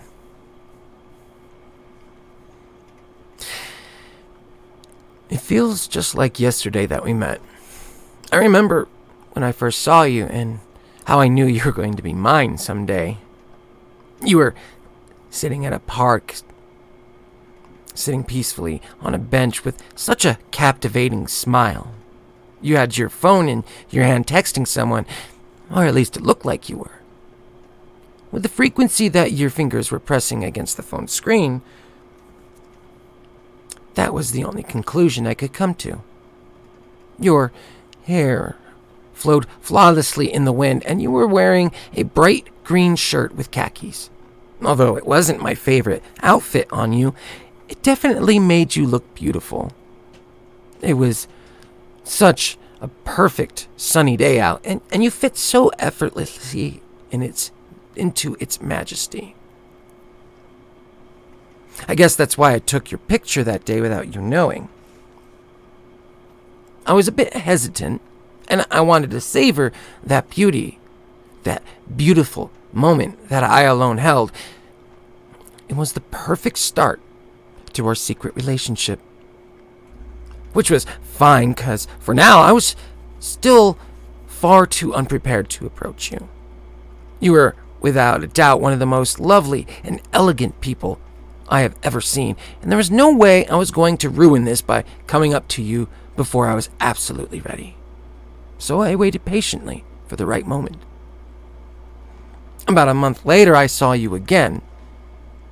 You were sitting on that same park bench as you were that first day I encountered you, except this time you were crying. I gazed upon your face and saw a steady stream of tears flow from your eyes. It was truly heartbreaking, and in that moment, I knew it was the right time. I felt that in my entire being. I just knew I had to take this opportunity to introduce myself. The sun was bright that day as well, so I put on a pair of sunglasses to shield my eyes from it. As I approached, you noticed me instantly and tried hard to compose yourself. You looked so vulnerable, and I knew that with time, I was going to make that pain go away. I smiled at you and said, "I'm so sorry to intrude on you. I was just passing through and I couldn't in good conscience keep walking without at least asking you if everything was okay." You looked up at me briefly and then looked down almost immediately. You tried so hard to control your sobs and your tears, but it became more of a strain that you could bear, and tears started flowing again. You didn't speak at first, so I just sat down beside you and spoke again. "I know we've never met. Please feel free to tell me to go to hell if you want, but I recognize the signs of a broken heart when I see one. Please don't let me impose any more than you are comfortable with, but it would mean a great deal to me if you told me what happened." You looked back up at me. You looked almost lost and afraid, but you spoke anyway. "My husband just left me today. He said he wanted a divorce. So I came here because this is the place I find most relaxing. It helps me calm my nerves." And with those words, the tears resumed. I reached out and just touched your shoulder for a brief second and spoke again. "It is awful. I'm so sorry, and I know nothing I could ever say will make things better, but I too know what it is like to be betrayed by a loved one. Please, give this number a call if you ever feel you need to talk to someone, or if you just need someone just to listen to you." With that, I pulled out a pen and wrote down my number on a piece of paper I had in my pocket and handed it to you. You stopped crying and looked at the piece of paper, then at me. In that instant, I saw a small smile appear on your face again, which caused me to smile back. I couldn't believe how the brightness in your smile made the sun seem so dull and dim. You truly were a masterpiece caught in the clutches of space and time. You said to me softly, "Thank you. I appreciate it. May I ask a favor?" My smile remained as I said, Of course. What is it?" You then looked down and said, "I've sort of been struggling to distract myself from this situation. Would you happen to know anywhere I could go that may take my mind off of it?" I looked back and said, "Actually, I do. If you would accompany me, I can take you to town and show you the place I go in. Times seem less than fortunate." I remember you lit up as if I had told you I knew a secret to curing all your problems. You were mesmerizing. Without another word, we walked together through the park. And in that time, I gazed upon you and thought it was as though you really did leave your problems behind at that bench. I was glad that I had relieved you from that pain temporarily. I told you that the place I would take you wasn't located far, and we could just walk from there. You agreed, and I led the way into town.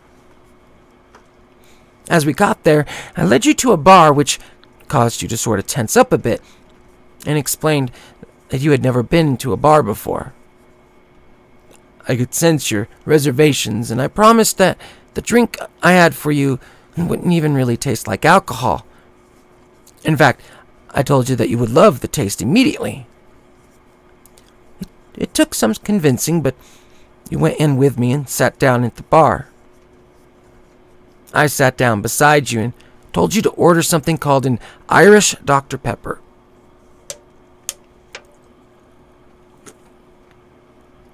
This drink was sublime. I could tell as soon as you tasted it that you loved it. In fact, you loved it so much you finished it off quickly and ordered another. We talked for hours there at the bar, and I could tell that you were quite drunk before too long. You were quite the wobbly and friendly drunk. It was very entertaining for me. Even when you were smashed, you had a certain elegance about you. It was probably about midnight when you decided to call it a night, and I walked with you out of the bar. You could barely stand, so I helped you to your car, which was located back at the park where you had originally arrived. I told you to just sit there as you were in no condition to drive.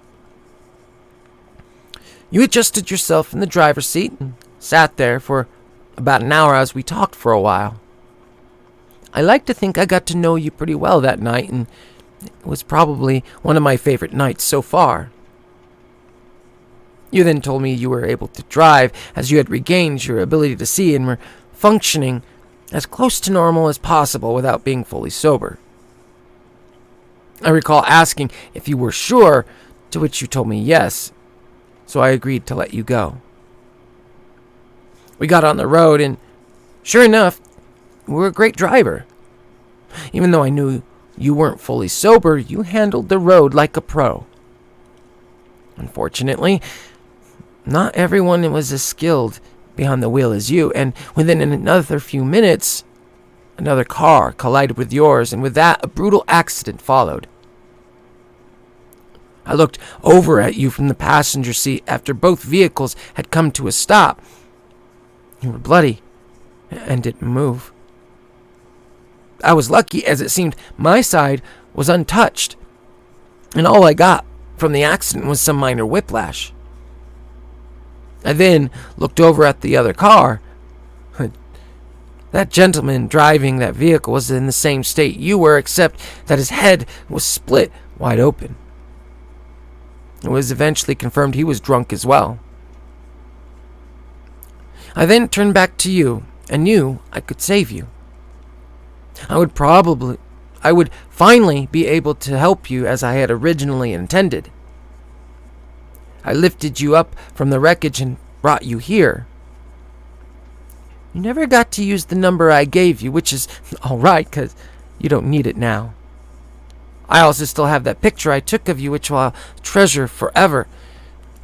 It really was an amazing one, and it's a shame I won't get to see you like that again. It's almost bittersweet. Which brings me to why I'm here with you today. You see, I know it can get lonely by yourself in this room, and after we're done here, I think I'm going to pay that other gentleman from that day a visit as well. You and him actually have something in common.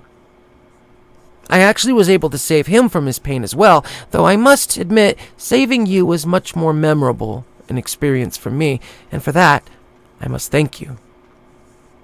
I digress. You see, today is a special day. A day which I will never forget, and I'm quite sure you won't either. And I wanted to get together with you again to celebrate it, for you see, today is exactly 1 year that I lifted you from that wreckage and saved you from a lifetime of suffering in exchange for an eternity of suffering down here with me. Happy Death Day.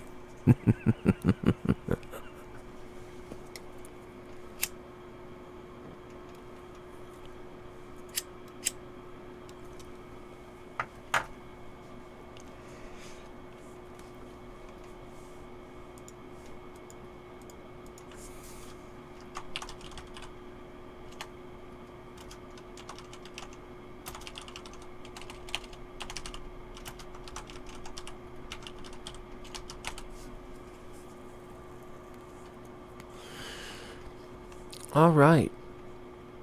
I liked how that ended. Now, most, I think, are going to get a certain image in mind when you think about what this story was. And I'm pretty sure it's not really what the author had intended. So, why don't you all discuss what you think this story was really about? Who the protagonist was. Now, Obviously, I added a little bit of artistic flourish at the end with a laugh and the slight change in tone, but I did not add any different words or anything in there. So, aside from maybe a couple stumbles where I may have flipped the position of a word here or there, but no change to the context. I think you will find it interesting how this story really was. So, you can put it in the comments, or, yes, Casey, you know, so you don't need to put in. I'm just saying, for everybody else, it'd be fascinating to see what you think this story truly is about. Is it some psycho? Or is it something else? What do you think? Either way, it's quite disturbing.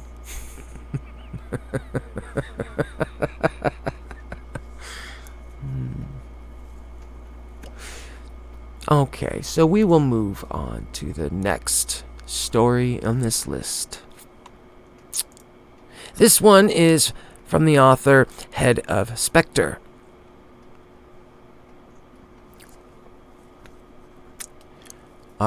Again, as with all the authors I have and I am reading from, their information is listed in the description. These are their stories, not mine, and I have been given permission to read these for you all. So I really do hope that you patronize, or I can't think of the proper word. Patronize, freaking name, whatever. Basically, go to them, their sites or their Reddits or whatever, and tell them how good a job they're doing. Or for the ones who have YouTube, you can go there as well. I don't have any other information except for the Googly Eyes 93, where if you decide you would like to, you may donate to their PayPal or their Patreon. Either way, let them know that you enjoyed their stories as much as I have enjoyed reading them. On we go. Again, this story is from HeadOfSpectre. The title, Space Girl.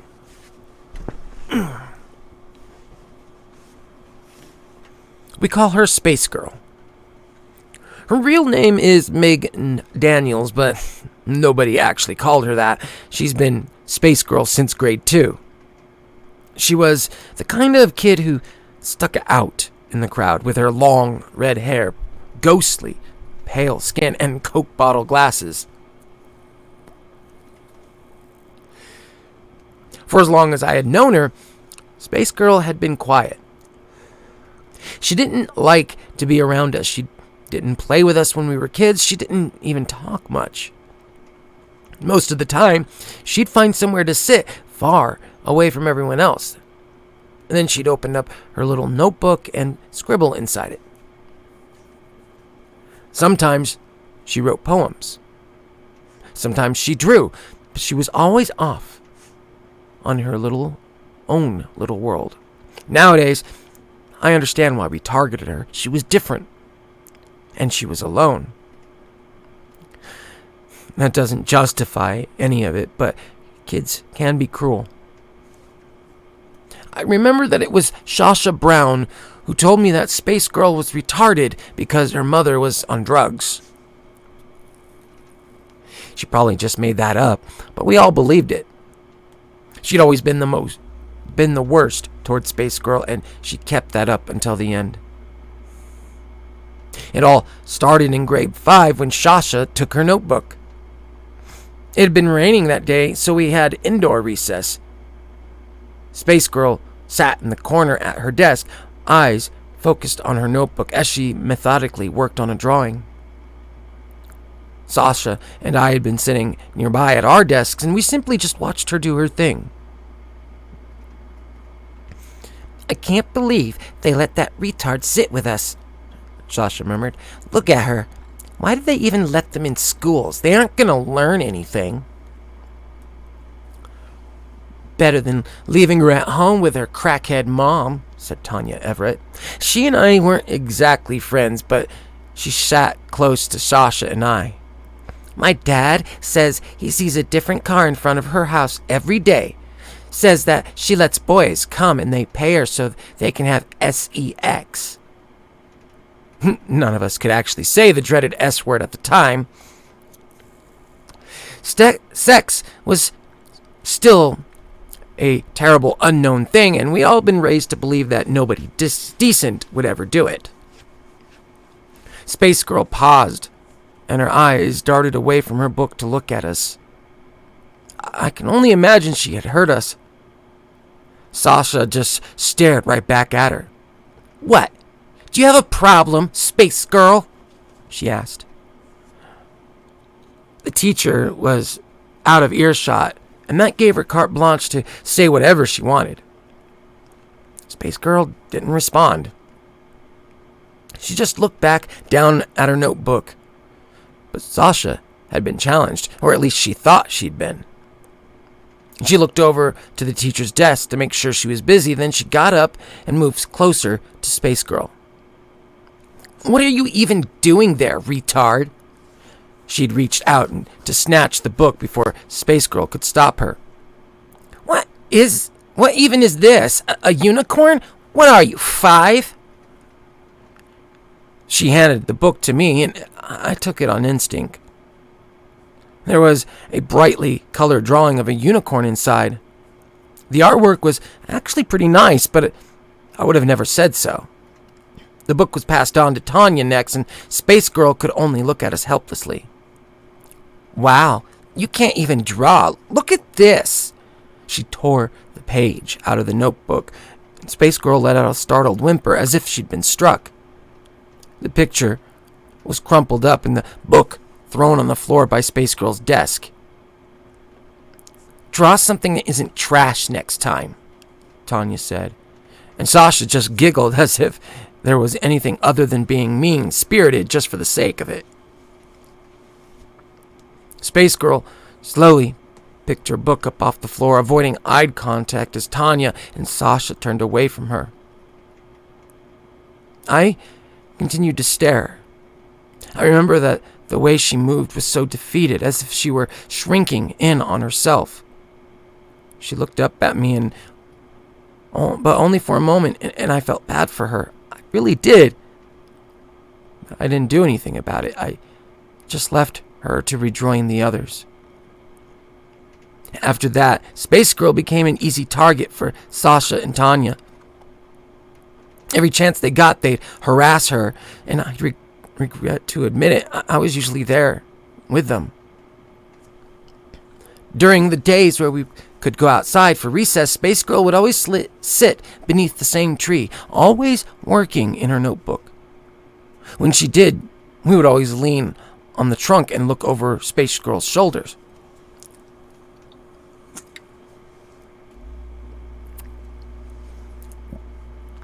Wow, that's really good, Space Girl, was how most of her comments would start. Did you mean to draw it like it got hit by a truck, or is that just your style? There was never a compliment. She'd always find something to needle. Can you draw me? Sasha asked once. I heard retards are always like art geniuses or something. Maybe it'll even look like a person. Space Girl didn't look up at her. She seemed to be trying not to acknowledge the insults. I won't pretend like I was blameless either. I never stopped them. And there were plenty of times where I was right there, making fun of her because that was what we did. And we weren't the only ones. More or less everyone hurt her in some way or another. But she never complained. I think she was too scared to. It was late in December in 7th grade where things got even worse. I don't know the details, and I don't know just for how long things have been boiling over, but I'd heard a rumor that James Hardy had it out for Space Girl. James had only been in my class for a few times, and he wasn't in my class that year. He was a small, mousy-looking kid who was convinced he was the world's toughest gangster. Rumors said that someone had been seen his dad going into Space Girl's house. Naturally, there had been speculation they'd been having sex. Someone told me that James' parents had been divorcing because of it. Somehow, all these rumors had mutated into claims that James and Space Girl were dating, and I think that was what had rubbed him the wrong way. We were coming in from recess when some boys decided to pull a little prank on James. The whole prank had been set up by Brian Jordan and his brother Mike. They had some mistletoe for the holiday season and had set it up in the hall leading back to her class.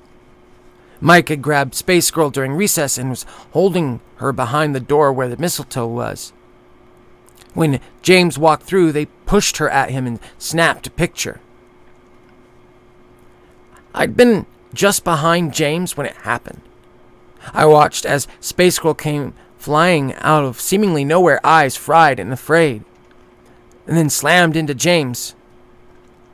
They both hit the ground, and I could hear the other boys laughing. "Look!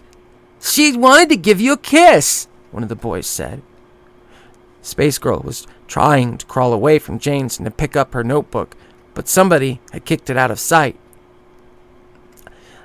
I remember that she looked back towards James and there were tears in her eyes. She must have been terrified with everything that was going on. She clearly hadn't wanted any part of this, but there she was at the center of it. "You fucking faggot assholes!" James yelled as he picked himself up. "Hey, she just wanted to give you a smooch," laughed Brian. "Come on, give her a kiss." Someone pushed Space Girl towards James, and he glared at her as if it was all her fault. She tried to stand and run, but he was angry and he wasn't thinking straight. I watched as he grabbed her and hit her. A square punch to the jaw, and then he tossed her to the ground and went after Brian next. A teacher had to get in to pull James off of him. He, Space Girl, and the Jordan brothers ended up getting suspended right before the Christmas holiday. We didn't see Space Girl until January. We didn't see James or his friends ever again. On Christmas Eve, there was a car accident on the highway outside my town. Supposedly, it had swerved off the road to avoid an animal of some kind and gone into a ditch. Mike, Brian, and their parents didn't survive. On December 27th, James was killed while outside shoveling his driveway. My parents told me he'd been attacked by an animal, probably a deer or something, but that seemed so unusual. I'd never heard of anything about deer attacking people before, especially not in my area. I went over to Sasha's house on the day before New Year's. We'd both gotten some gift cards for Christmas, and we were planning to walk to the mall together to use them. Her parents weren't home. They both had to work. So it was just us when I got there. "Hey, kept me waiting," she said as they knocked on the door. "Sorry." "It's fine. I'll be ready in a bit. Come upstairs. I want to show you something." I didn't question what it was. I figured it was just something else she'd gotten for Christmas, so I went upstairs with her. "You're gonna love it," she promised me. "It's gonna be so funny." She led me to her bedroom, and as soon as she opened the door, I spotted a familiar notebook on her desk. "Where'd you get this?" I asked, walking closer to it. "Space Girl dropped it when Brian and his brother pulled that prank the other day. She dropped it. I may have grabbed it, just for safekeeping."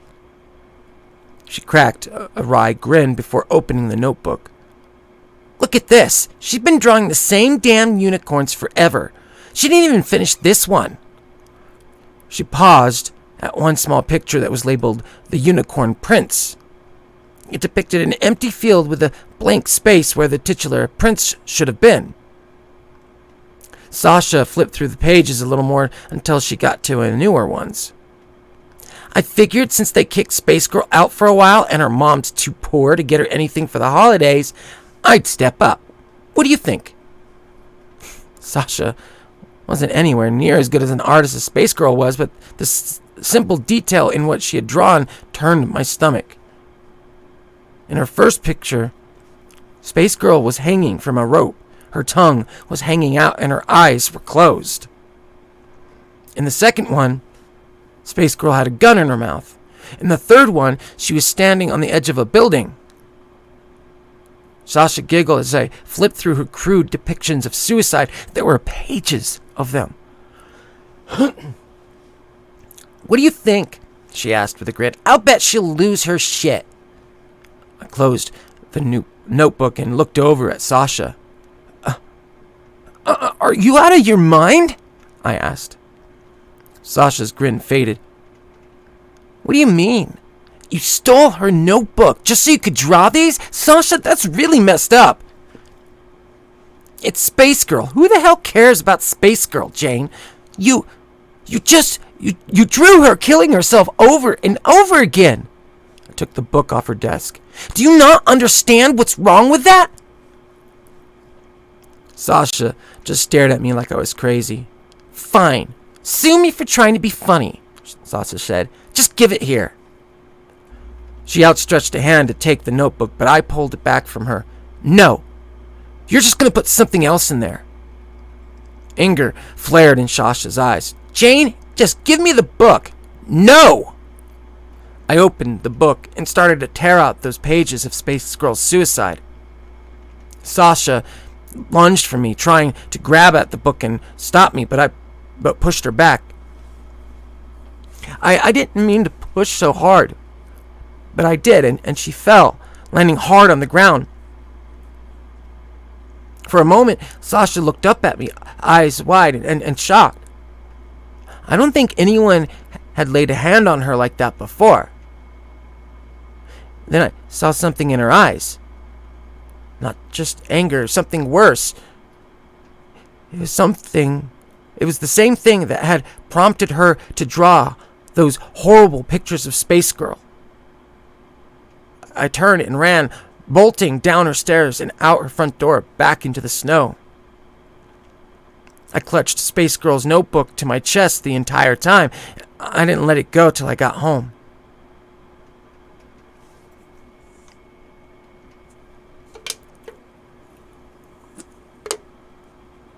I spent the rest of Christmas break terrified my parents would get a call from Sasha's. I'd pushed her, and that seemed like it's such a big deal at the time. In hindsight, I doubt Sasha would have told her parents what happened. They would have asked why I pushed her, and I would have told them about the notebook. On some level, she must have known that what she had done was wrong. She was a cruel person, but there was a limit. Part of me hoped that she'd realize that I was right and we could patch things up when school started again. But honestly, I wasn't so sure. I remember looking through Space Girl's drawings, the ones that she'd done. I remembered the ones I'd made fun of the most. There was one with a mermaid on a rock combing her hair, her eyes closed in a relaxed bliss. I remembered saying how stupid her facial expression had looked, but honestly, I kind of liked it. I flipped through the pages some more, through unicorns, fairies, and castles. I paused at the page depicting the unicorn prince. Back at Sasha's place, it had been blank, but at my house, it was finished. The unicorn prince stood proudly in his field, looking skywards with his horn proudly displayed. Maybe I've been thinking of a different picture. I brushed it off and flipped to the back where Sasha's pictures had been. One by one, I started tearing them out of the notebook and tossing them into the trash. It was a waste of paper, but I refused to give it back to Space Girl with those images still in it. On the first day back to school, I was up early. I made sure the notebook was packed into my bag, and was out as early as I could be. Snow on the ground was almost pristine as I walked to the school, but I remember seeing some tracks on my lawn headed down the side of my house. Deep, U-shaped indents looked like they'd been made by hooves. A deer, perhaps. I didn't dwell on them and made my way down the freshly shoveled sidewalk and back to school. I wasn't entirely sure if Space Girl would be back yet, but she was. She was alone in the classroom, sitting at her desk and drawing in a brand new notebook. She paused briefly when I walked in to join her, and I could see her side-eyeing me. She didn't say a word as I drew near, but I thought I saw her shoulders tense up ever so slightly. "Hey," I said, I hope you had a nice holiday." She didn't respond. "I'm sorry about what happened the other day. I didn't know anything about it, but it just seemed really mean-spirited." Still, no answer. I reached into my backpack, taking out her old notebook. I put it on her desk in front of her. She stared at it, still silent, and then back at me. Sasha took it. I was over at her house the other day and she showed it to me. I had to take some pages out, but she drew some really awful things in there. I didn't think it'd be right to give it back with those things in there. I paused, feeling smaller as Space Girl stared at me. She didn't seem angry or thankful. She didn't seem anything at all, just stoic. "I'm sorry if I wasn't all that great to you before," I said, and then I shuffled off by my desk. Space Girl waited until I sat down before she opened her notebook and inspected it. Then she closed her new book and started something new on a fresh page in her old one. It wasn't much, but it made me feel at least a little good for what I had done. When Sasha got in, she didn't talk to me. She didn't even look at me, neither did Tanya or any of our other mutual friends. I knew from the moment they walked in that I'd burned my bridges with them, but I still wanted to try. The teacher hadn't come in yet, so I figured it'd be worth a try to talk to Sasha. I got up to move closer to her, and she gave me a look of utter disgust. "What do you want?" she spat. Now it was my turn to be silent. "Fuck off and leave us alone," Tanya said. "You'd obviously rather hang out with a fucking retard than us, and I really don't want you spreading your retard germs on us. It's a quarantine issue." I stared at both of them. I could have sworn I knew how Space Girl felt. What was I supposed to say to any of that? Instead, I just returned to my desk without a word. Space Girl stared at me the entire time. Her pencil rested over her notebook, but she didn't write anything. She set it down and tore out the page she'd been writing on and jammed it into her pocket. I later saw her toss it into the trash during lunch. I didn't really have anyone left, so I thought maybe it might be a good idea to pull it out. Maybe it was something she wasn't happy with. I'd never seen her throw a drawing out before. I was thinking that maybe I could use it as a peace offering of sorts, or something along those lines. When I saw what she'd written on it, I almost threw it back in the trash. Your words. There is a land where your sorry may go, a sickening land where it always snows. The snow is putrid in color and smell, its substance, filth, and things I won't tell. Only your father has been there before. One day your boyfriend will visit once more. This place, in your carcass, this humanoid hell. Your sorry can go there to this hell, this hole in your shell. Your unsubtle message, this subtextual jazz, is to take your apology and shove it up your ass. It was unlike anything I'd ever seen her write. It was so crass and spiteful. This was as close to hatred as she could have gotten. I understood why she'd thrown it out. It didn't fit with everything else she'd done. Those things had been beautiful, despite what people had said to her. This was angry and ugly.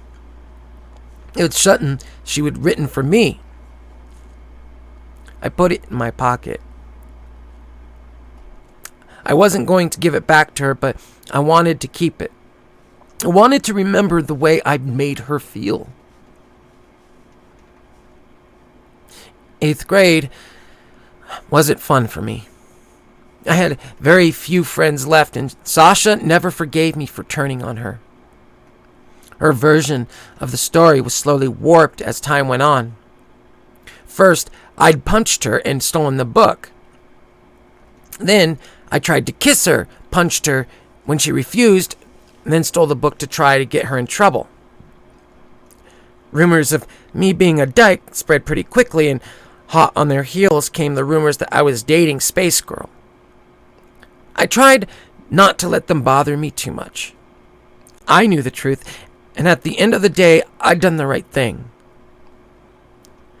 By the time high school rolled around, I was hoping for a fresh start. There were new faces, and I figured I could make friends with them before Sasha's rumors spread. I had a bit of success in that department. I fell in with a better crowd, at least. Sasha stuck with her same old clique. It grew ever so slightly, but she was determined to live out the movie Mean Girls, and most people didn't pay her any mind. Space Girl barely changed at all. I didn't see her much when high school started. She was in a few of my classes, but I rarely saw her outside of them.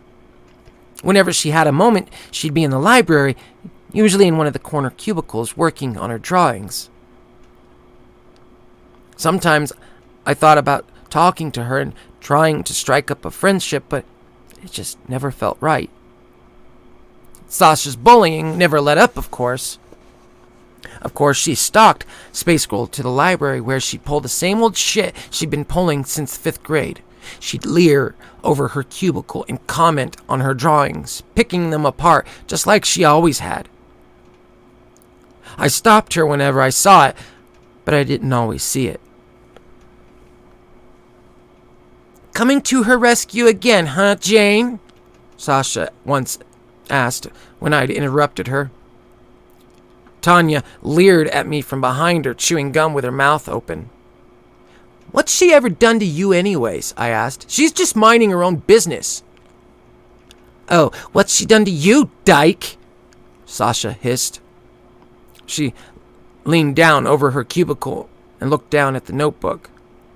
"Unicorns! Unicorns! Unicorns! Fucking unicorns! When are you ever going to grow up, Space Girl?" "Hey, I told you to stop!" I rounded the cubicle, and I saw Sasha recoil. For a moment, I saw a bit of fear in her eyes. It vanished quickly and was replaced with the familiar rage. "Fine," she said. "Tan, let's leave the happy couple to their alone time." She pulled away from the cubicle and disappeared, with Tanya nipping at her heels like a faithful terrier. Space Girl remained hunched over her notebook, her long red hair spilling over her shoulders. She seemed impossibly still. I turned to leave when I heard, "Thanks." I looked back at her and saw she was looking at me. You're welcome," I said. "Let me know if she bothers you again, all right?" "I will. But you're usually there anyways." Her voice was soft and low. I'd heard it before, but I don't remember her ever directly speaking to me. Yeah, well, it's just not right. She's such a child. One of these days, she's going to have to wake up and grow up. Space Girl just nodded, looking over towards the library door, then back down at her notebook again. For a moment, I thought about asking about what she was drawing.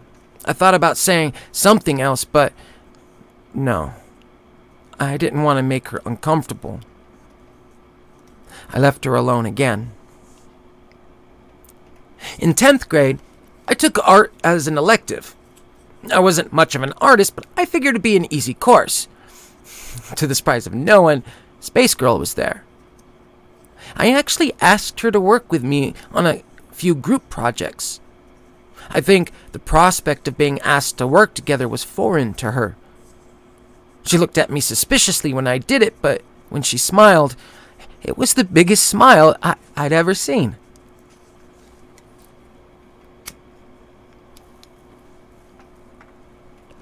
I went to her house for the first time to work on a portrait project with her once. We were supposed to take turns drawing portraits of each other, and I'd volunteered to let her draw me first. Rumors of her mother had always surrounded Space Girl, so I wasn't entirely sure what to expect when I got there. I certainly wasn't expecting the quiet, neatly kept house that I found. The woman who answered the door looked just like the older version of her daughter, sans the Coke bottle glasses. "You must be Jane," she said.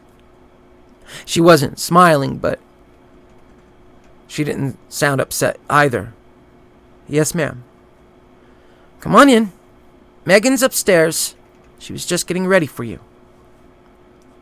The house was warm with plenty of knickknacks on the walls, plates, and porcelain dolls mostly. Her mom sent me upstairs, and I didn't waste any time. On the landing leading up to Space Girl's room, I could see a mural of family photos and paused to look at them. I could recognize Space Girl and her mother in most of them. Space Girl never seemed to be smiling. I only saw her father in a few of the very early pictures. Space Girl looked like she was the only young child in the few pictures I saw him in, though. I didn't dwell for long and headed towards what I assumed was her room. The cardboard stars and planets on it gave it away. Sure enough, she was waiting for me. She was facing the door beside an easel in the center of her room. Her bed was neatly made and tucked away in the corner. She had a clean little desk she'd clearly been working on and had set a chair out for me to sit on. I hadn't expected something so overwhelmingly formal, and I almost started laughing. But then I noticed her walls. They weren't just covered in drawings. The art pieces on them were full paintings. They were the same fantasy depictions she usually did, but the colors were so vivid. The clouds looked like fluffy pillows, and the castles seemed great and infinite. "Holy shit! Are these yours?" "They are," Space Girl said softly. She stood up and took the plate of cookies from me and then moved it to her desk. It's soothing," she said after a while. "Painting, I mean. I picked the drawings I liked the most, and I finished them here." She spoke slowly, like she was carefully choosing her words. I almost felt like there was something she was trying to avoid. I spotted a painting on the floor that looked like her father. The style was the same, but the content was different. It was surrounded by awkward scribbles, and he looked completely and utterly terrified. Space Girl looked down at it, but she seemed to disapprove of it. She turned it around so I wouldn't have to look at it. "We should get started," she said. "Sorry." "No, it's all right," I said. I sat in the chair for her. "I'd like to hear about it." Space Girl watched me from the corner of her eye for a moment, as if she doubted I was being serious, but eventually she sat down behind the easel and started to draw. Soon after that, she was talking too. I stayed long after she'd gotten what she needed for the sketch, just to talk. She told me she always liked fantasy and how she liked unicorns because they were simple but pretty. I hung on to every word. I could have sworn I saw her smiling shyly as we talked. The portrait she'd done of me was something else entirely. Her work had always been beautiful, but this made me look transcendent. I wasn't entirely sure I was looking at myself at first. There was something about the look on my face. There was a small, almost content smile. The warmth it conveyed was almost Disney-esque.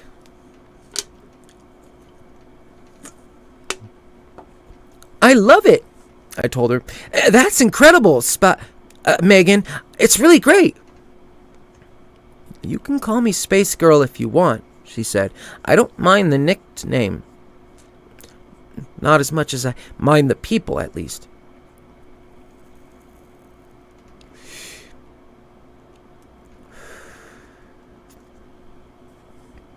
My awe quickly turned to shame, but Space Girl didn't look upset. She stared at me blankly like she so often did. No, not blankly. Her face might not have conveyed much emotion, but there was definitely some emotion there. I wish I had been nicer to you when we were younger, I said. Is that why you're here now? Space Girl asked. No, I'm here for the assignment. I mean, the art assignment, the portraits. She continued to stare. Did you pick me because you felt bad for me? No, I just thought it would be cool to work with you.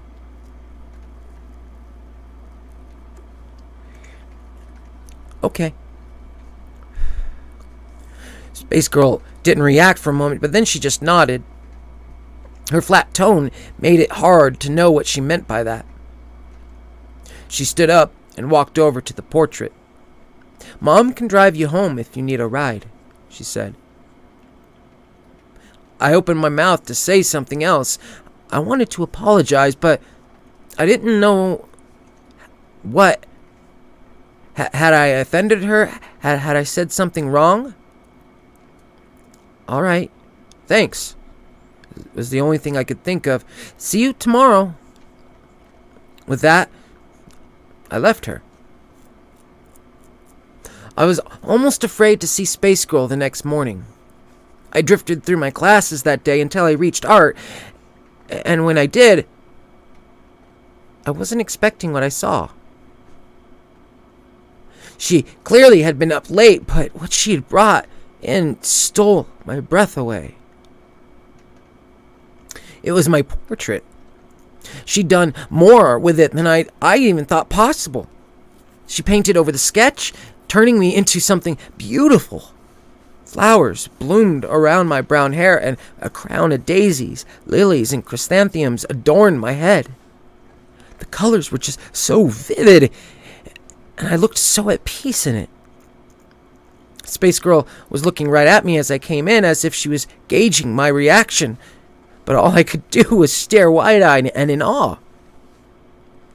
When I looked back at Space Girl, she was smiling at me.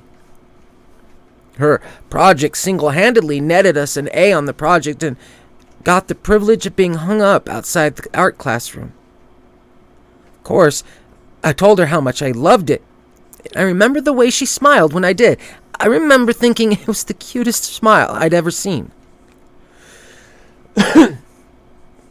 My portrait was up for barely even a day before Sasha had to make a comment. I'd been in on my lunch and had just gotten some fries from the cafeteria when she and Tanya ambushed me. "Where's your flower crown, dyke?" Sasha said.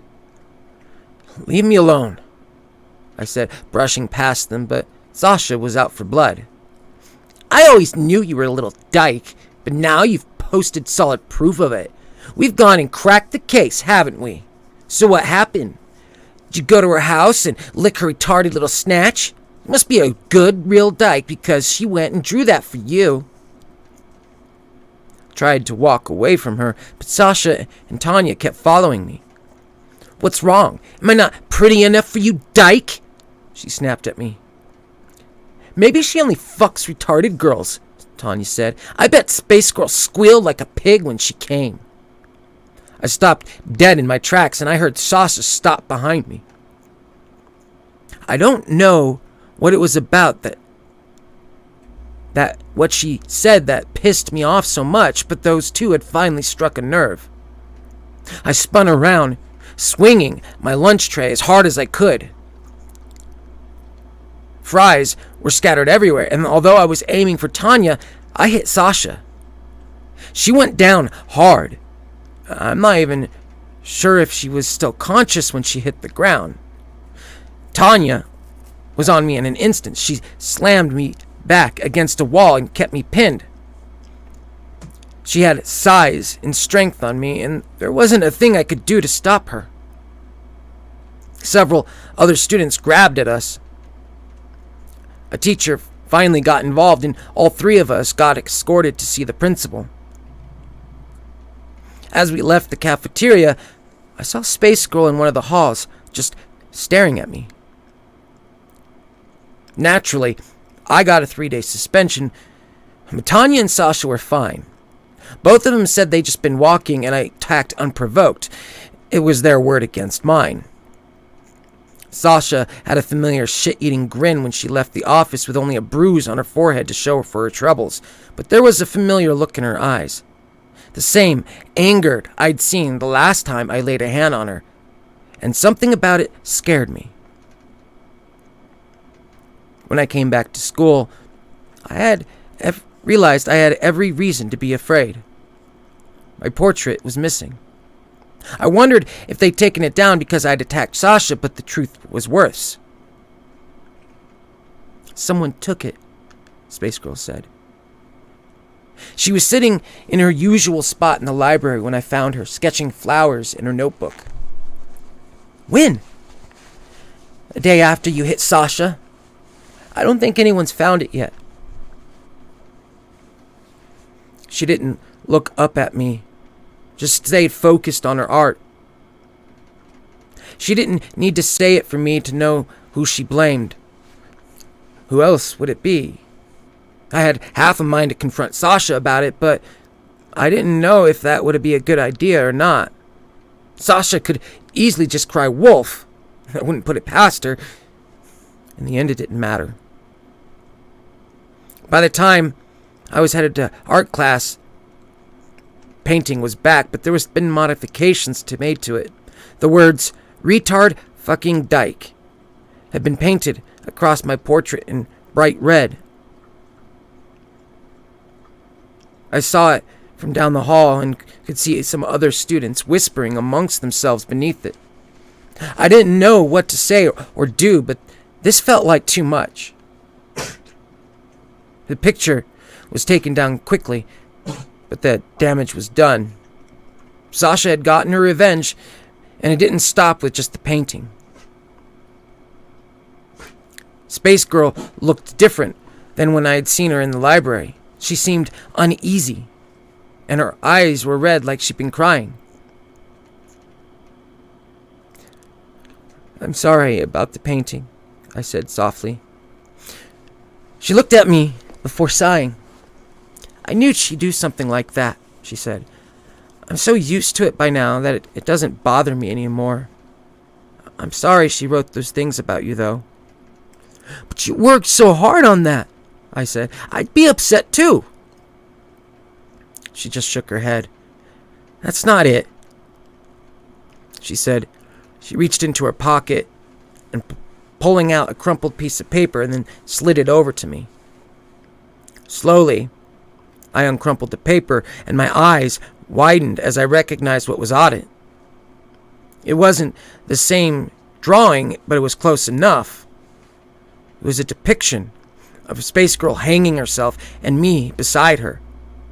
The caption read, "Retard Dyke Redding." There were so many in my locker. Space Girl said.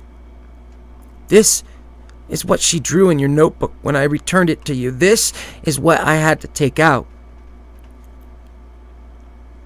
Space Girl looked down at the picture again before averting her eyes.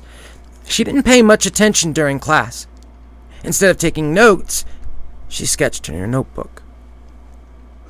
I looked over a few times to see her drawing another unicorn. This one seemed so similar to the one I'd seen before. She must not have been quite happy with it, though. When I looked back at her, the notebook, the unicorn wasn't there anymore. She must have erased it, but it seemed so clean, like it hadn't been erased at all. Tanya was following me on my walk home that evening. I didn't know what she had in mind, but I didn't want to put up with it. When I was in the middle of the small walking path that cut behind some houses on my street, I stopped and looked at Tanya as she kept approaching. "What do you want?" I asked. "It's a surprise," she said. Sasha and I just wanted you to know how much we love dykes in this town. Oops, I've said too much. I wanted to hit her. Dear God, I wanted to hit her, but we both knew she could overpower me. Whatever Tanya had in mind, it wasn't anything good. She drew closer to me, unafraid of anything I'd do. "Come on, dyke, go home," she said. "Let's go check out your surprise." In a sudden, horrible moment, I realized Tanya was threatening me. I also realized I couldn't outrun her. I couldn't fight her off. I didn't really have much of a choice but to do as she asked.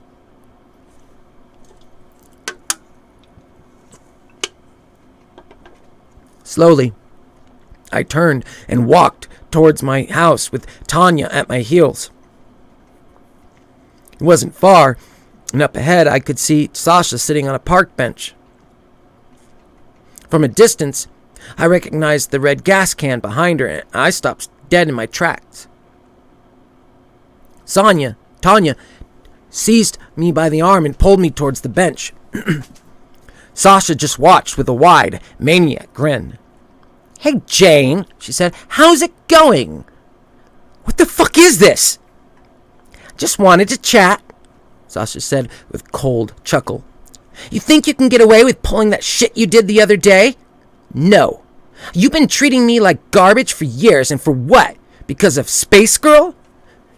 You know who you're fucking choosing, right? Right? God, I hate that retard girl. But you know what? I hate you even more.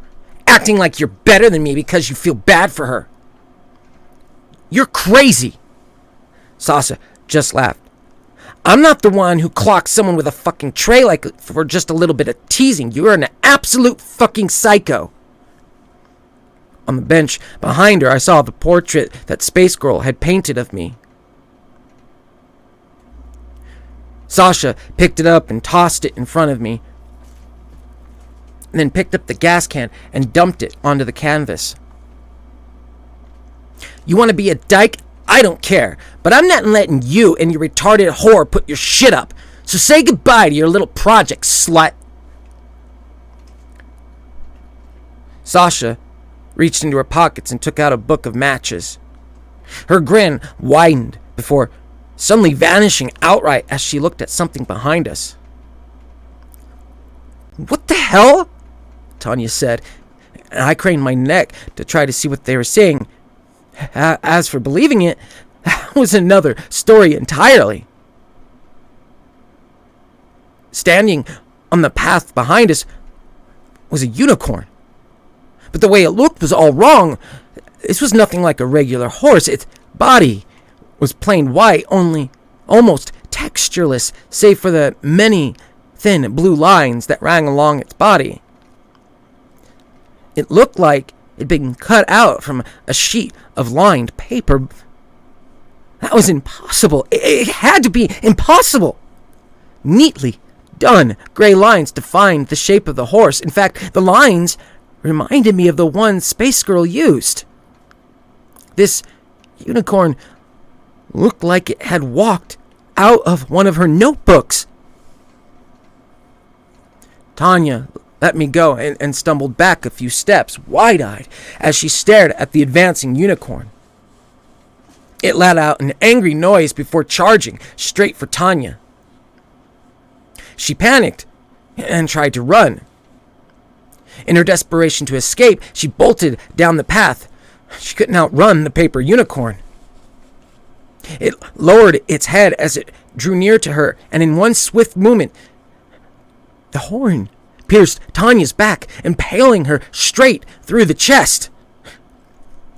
She screamed as she was hoisted off the ground, and the unicorn circled back to fix Sasha in a murderous glare. Tanya looked down at the massive spikes sticking out of her eyes clearly wide with horror, and her body twitching its last spasms as the life quickly drained from her.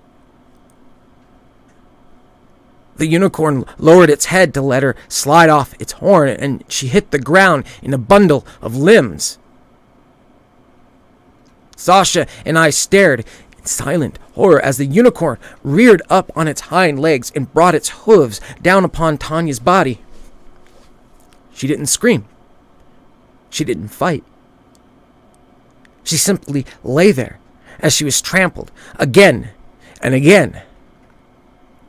I can only hope she died quickly. Sasha dropped the unlit match and took slow, terrified step back before toppling over. I stumbled back and looked down to see the portrait of me at her feet. But it had changed. That beautifully painted version of me was now leaning out of the canvas, invading the real world and clutching Sasha's leg tightly. Still, with that look of contentment on her face, I watched as the painted me slowly slipped back into her painting, and she took Sasha's leg with her. Fuck! Fuck! Fuck! Sasha desperately swatted at the painted me, but she couldn't overpower it. She couldn't escape. Her nails tried to dig into the pavement as she slowly dragged into the canvas. She looked at me in horror, silently begging for help, but all I could do was just stare back at her in silence. Jane! Jane! Help! Please! Please! The hands of the painted me reached up and seized Sasha by the hair, forcing her down into the canvas. It was like watching something pull her underwater. One minute she was there, the next she was gone. I stood silent in the park, staring at the painting and then at the paper unicorn. The unicorn huffed before retreating off into the woods, and I was alone again. Slowly, I approached the painting and I looked down at it. It had changed, and now it depicted Sasha, her mouth open in a horrified final scream. After some hesitation, I picked up the painting. I could return it to Space Girl in the morning. They chalked Tanya's death up to an animal attack, and nobody ever found Sasha. I never asked Space Girl about what I saw. I don't think she even knew the answer, although she certainly knew much more than I did. High school was 10 years ago, though, and I've chosen not to remember as much as I can. I've got my own life to live now, and I try not to ask too many questions.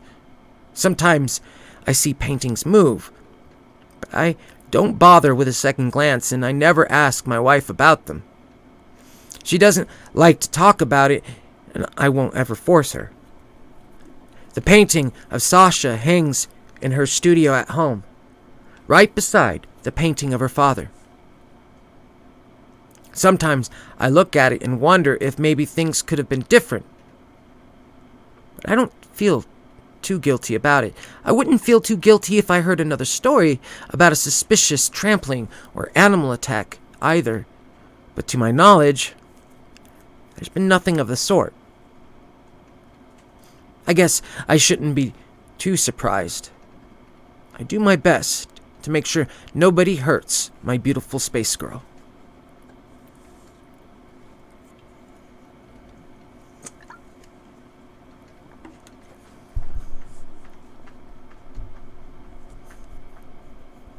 And that was the end. Very, very, very good story. That was an amazingly written story, I have to admit. The author is HeadOfSpectre. So I do recommend checking that out, the author out on Reddit. The link is in my description, so definitely check her out. Or it could be a male. I'm not sure. So check the author out. I'll just leave it that way. Very well written. Very, very well written story.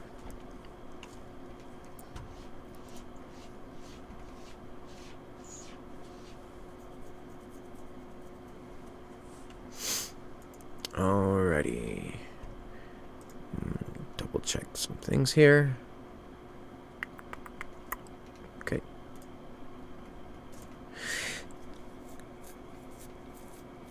Okay.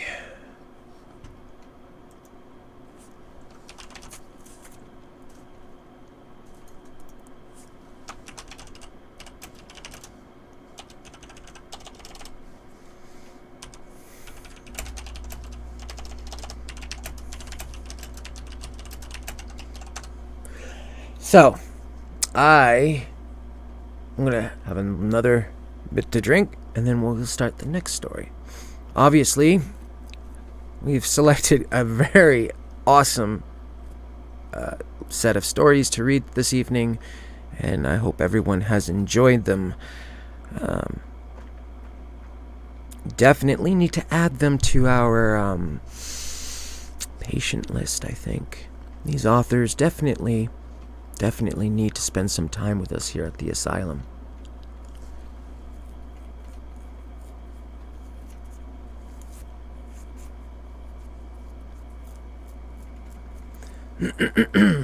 Okay, so this next story is by NazgulTalion.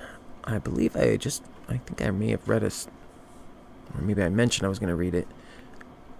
For some reason I feel like I had read this, but maybe I don't think I did. Nope. Okay. Didn't read this one. Well, thank you for the compliment, Mia. I appreciate it very much.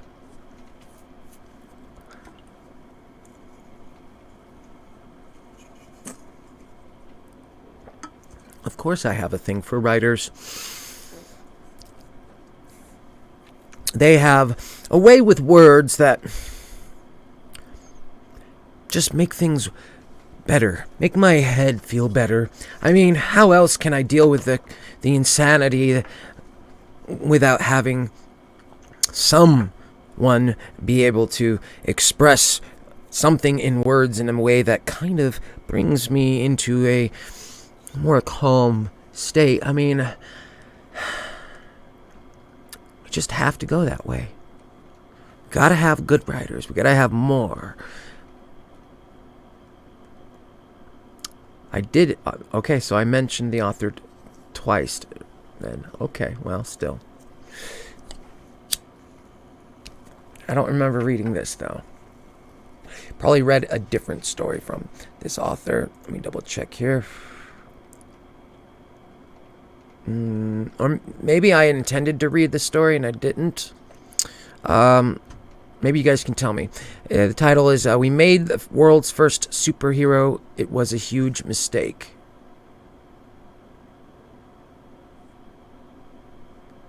So, anyone hear this? Did I read this story the last time, or is this just because this was someone I had set aside the story for previously and you just heard me discussing about that I had this story set aside?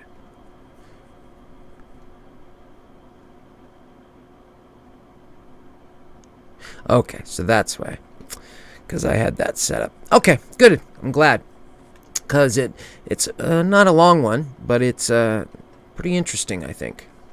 So, let's get started.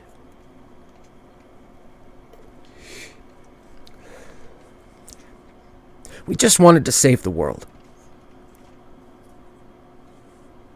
The planet was plagued with problems, and we thought maybe creating the world's first superhero could help the world in a way none of us could ever do. Tirelessly, we worked towards coming up with the right formula that, when injected, would grant a person abilities. Over the course of several years, we did lots of research and testing. It was a long and arduous journey, but we managed to pull it off.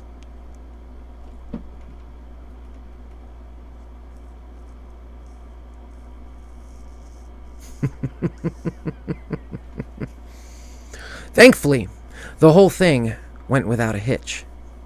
My friend Danny volunteered to be the test subject without much contention, given no one else was brave enough to take the risk.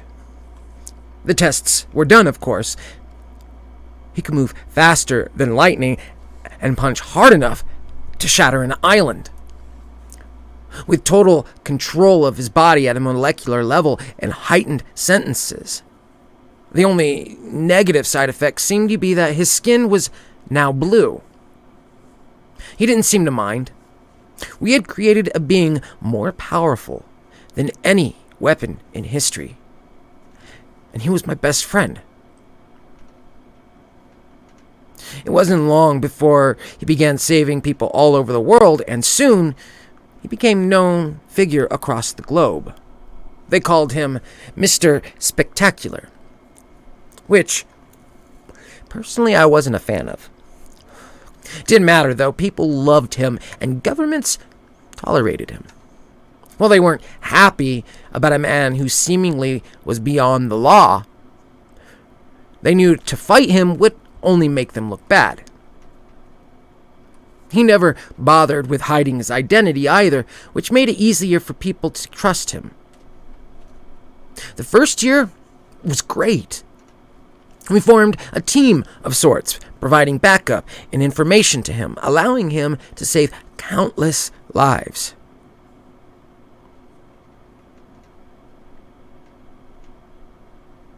He took down major criminal organizations, captured terrorists, and stopped wars. He even saved the world at one point by destroying a meteor the size of an island with just his breath. It was amazing. And I couldn't but help feel a little bit jealous. Who wouldn't be?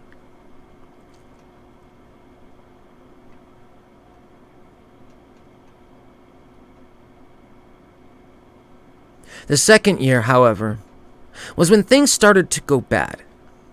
It started when I noticed he was getting more violent. He would use more force than required against criminals. No one seemed bothered by this, so I didn't say anything. Not until he killed a man. When I challenged him on this, he claimed he had deserved it, and that the man was a child trafficker. The others sided with him on this, saying some people deserve to die. But I felt we were going down a very slippery slope. It wasn't long before killing became regular for him, which others now seemed to even encourage. I couldn't stand by it. He couldn't be judge, jury, and executioner. So I left the team, which in hindsight was a horrible mistake. Things only became far worse than after I had gone.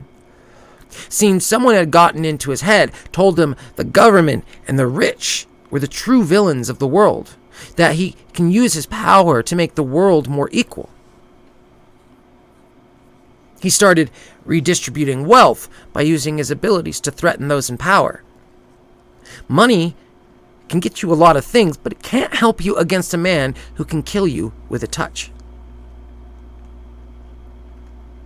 Governments soon retaliated, using everything they had, from sending entire armies to firing nuclear bombs to releasing bioweapons. None of it worked. They couldn't even scratch him. We had created the perfect warrior. He had become a bigger threat than anything the world had ever seen. But while those weapons didn't hurt him, they did affect those around him, killing the friends and family he had, as well as millions of others. They made it personal. So he took down governments, killing presidents and others in charge. In his anger, he plunged the entire world into chaos. Power corrupts, and he had a whole lot of power within him.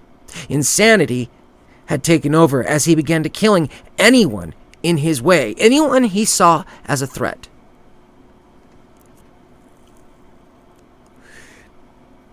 People began seeing him as he truly was. No longer the world's first superhero, but its first supervillain. He slowly took over the planet, proclaiming himself as the self-appointed ruler of Earth. He ruled with an iron fist, everyone living in total fear. Gone was the man they had loved, replaced by a controlling and abusive authority who took away any freedom they had. People of all races, gender, and age got together to protest this, the only way they knew to fight back.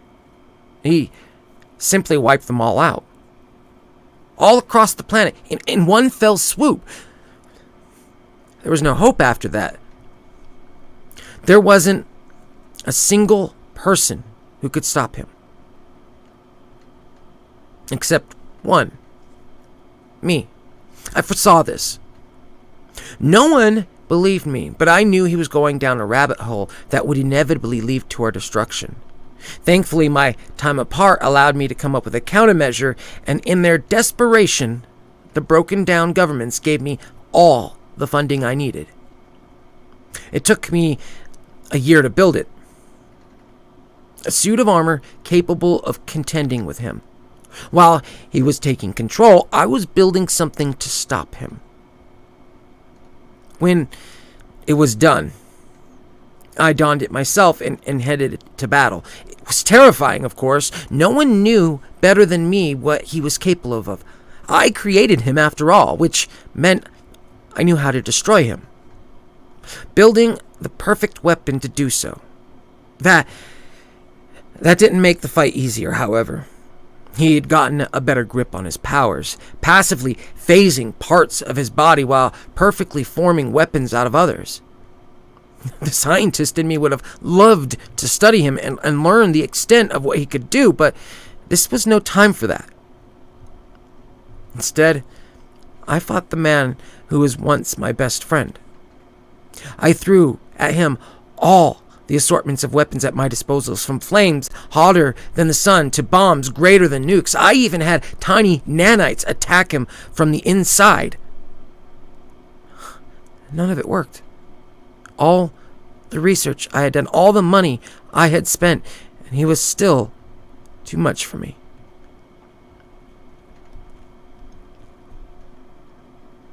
Eventually, the fight devolved into a simple street brawl as we forgot about the powers we had. The whole planet shook with each blow, but while my suit was getting worse and worse, he seemed perfectly fine. Hundreds of thousands died in our battle. That was all I had managed to accomplish, adding more numbers to an ever-growing statistic. I was too slow. Too weak. Slowly, but surely, he turned my suit to shreds. Then, he broke my body. One bone at a time. I thought for sure it was the end, but he stopped. He looked at me and smiled. It was unlike any smile he had ever made before. Pure evil through and through. I wasn't going to die then. No. He wanted to make an example out of me. To kill me while everyone watches. To show them what happens when someone decides to fight him. Unfortunately, there's no twist here. No happy ending. He won. And there was nothing I can do. As I sit here getting ready for my public execution, I want whoever reads this to know the truth. He just wanted to save the world.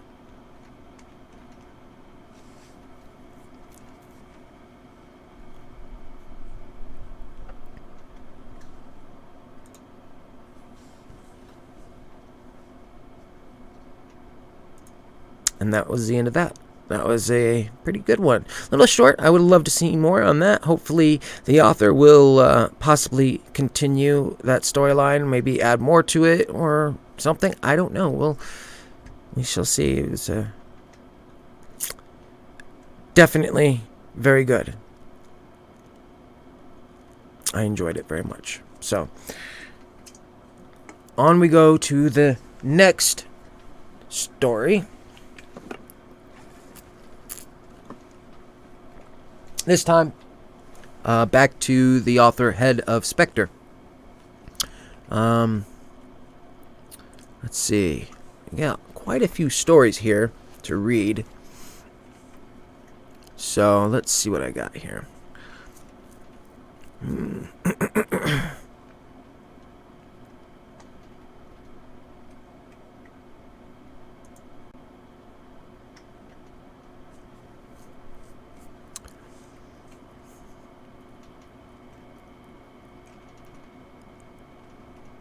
Alrighty.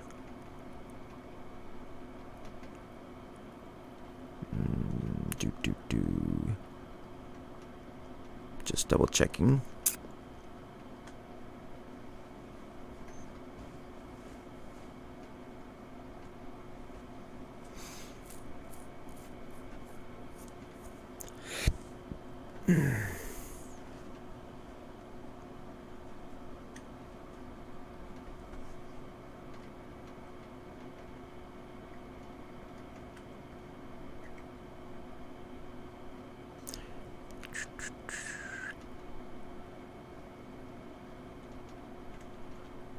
Alright, we'll read this one. This one is called Bound in Flesh by HeadOfSpectre. I don't think I need to explain where the world went wrong. Look around you. In every corner of this wretched planet, there is corruption. Fools run nations. The world is burning, yet imbeciles insist the flames are a natural sign of progress. And amongst all of this, what do the common people do? Nothing.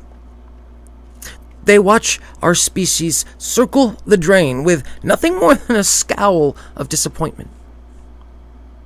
Humanity stands looking down the barrel of extinction as it happily reaches for the trigger, and it is an inevitable conclusion that one day soon we will pull it and wipe our entire miserable species off the face of this planet. We will be mourned and remembered by nothing and no one, and on a cosmic scale, we will die alone. As I watched the world decline, I couldn't help but pity it. Maybe I don't think highly of humanity, but considering that I myself am inhuman, I'd have been a fool to think myself above their problems. It was to that end I began to look for a solution. My father always said that one man can't change the world, but I beg to differ. All you need to do is know the right rituals. I spent almost 3 years researching the ritual of burning. I practiced on lesser spells and summoned lesser entities from the gloom that fills the afterlife so I could learn more about them. After all, my studies indicated the ritual of burning was not to be attempted by a novice. Failure could be agonizing. Even finding the ritual was a trial in and of itself.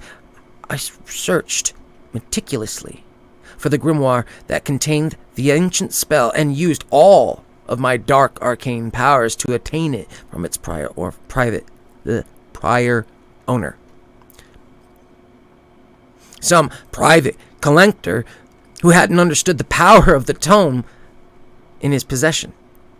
I took the ritual to several translators to make sure I understood what was required perfectly, and as the eve of the blood moon approached, I built my pyre in the woods and chose an ideal vessel.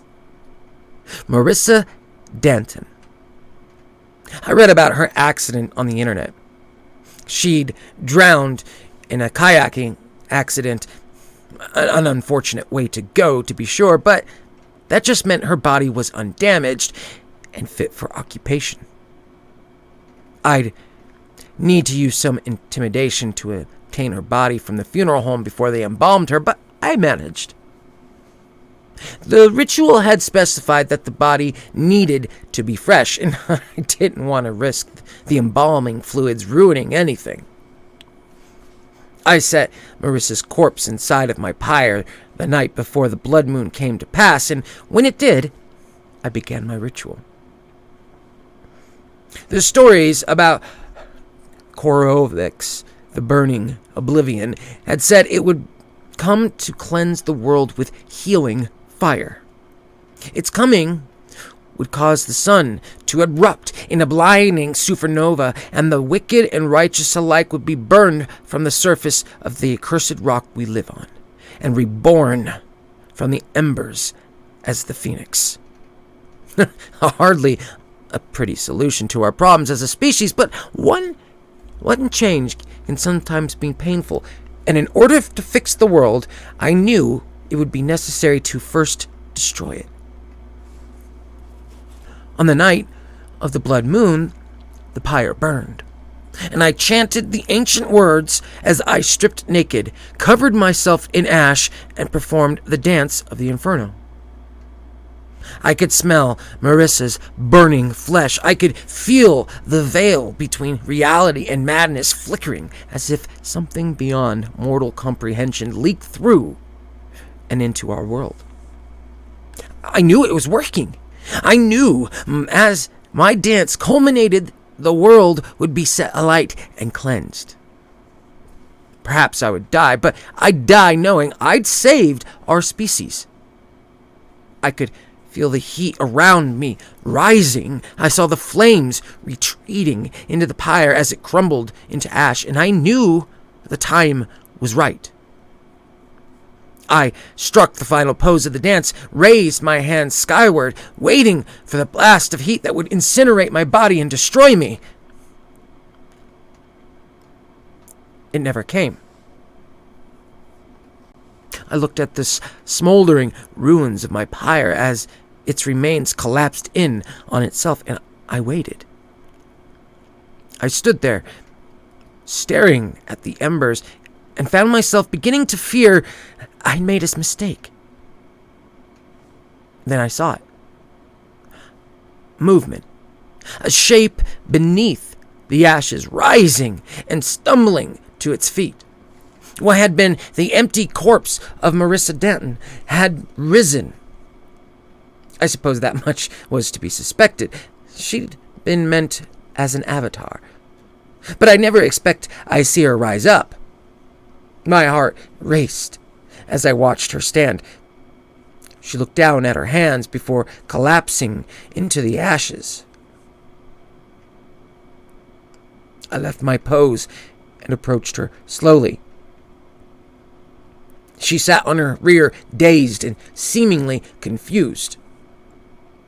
She looked at me as I approached, her expression one of uncertainty and discomfort.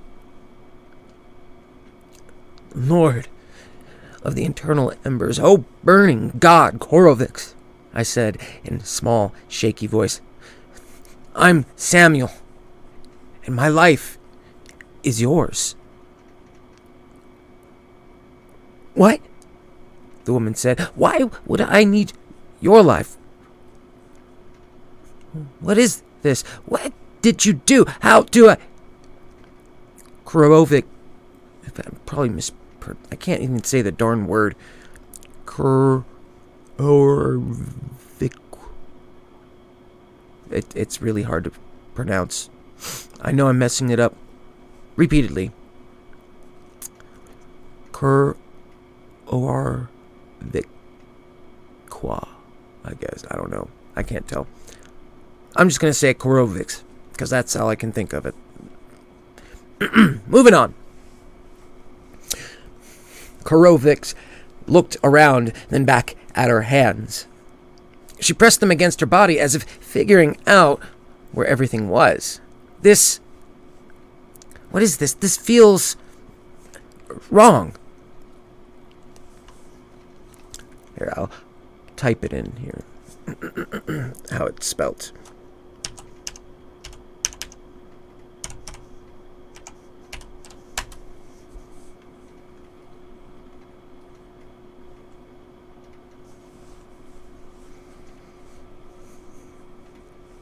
"This is your vessel, my lord." "Vessel?" Korovix looked at me with wide eyes. "Why do I need a vessel? I never asked for a vessel. Where am I? What are you?" I was simply following the ritual." "What ritual?" I stood there, frozen to the spot. "The ritual of burning." "Since when is there a ritual of burning? Who made it? Who allowed this? Did you make it?" "No, my lord. It was in the grimoire. It was meant to summon you to cleanse this world with your holy fire." Korovix stared at me as if I was completely insane. On wobbling legs, they tried to stand. "You were trying to summon me to destroy your planet?" they asked. "What kind of idiot would create a ritual that blows up the planet? Are you completely in..." They fell down, face down into the ashes again and cried out in pain. "Why? Why would you bind me to this body? I don't know how it works." Did you want me to help you up, my lord?" "No, just leave me here in the ashes, and maybe this vessel starves to death. I can go back to the void and away from this mess." I just stared at the figure in the ashes, not sure whether they were serious. Eventually, I bent down to help them up. "Idiot," they murmured under their breath. "I suppose you have some sort of dwelling we can retire to? I prefer not to sit out here exposed in the elements. This mortal vessel is limiting. I'd rather not be in the burning infernal that froze to death." I didn't really see the need to respond to that, partially because I wasn't sure what to say, and partially because I didn't want to talk back to Korovix. My apartment was nothing remarkable. A home for a man, yes, but nothing more. Korovix didn't speak to me on the drive home after I'd gotten mostly dressed. I put on my pants, but given them my robe to cover up. The god just stared out the window at the passing world, presumably hating it as much as I did. As I brought them back to my small planet... Oy vey, I mixed up words. Try this again. As I brought them back to my small apartment, with their arm over my shoulder as I helped them walk, they looked around silently. "So, This is what your species lives in, they murmured. Compact. Joyless. Suppose it could be worse. You are human, right? I've been trying to place you for some time now. I'm sure that this is the Earth. Yes, my lord, I said. Things have changed since I was last here. This was just a ball of magma back then. I guided Korovix, the burning oblivion, over to my couch and set them down. This body requires sustenance. I assume you have some, they said. Let me check.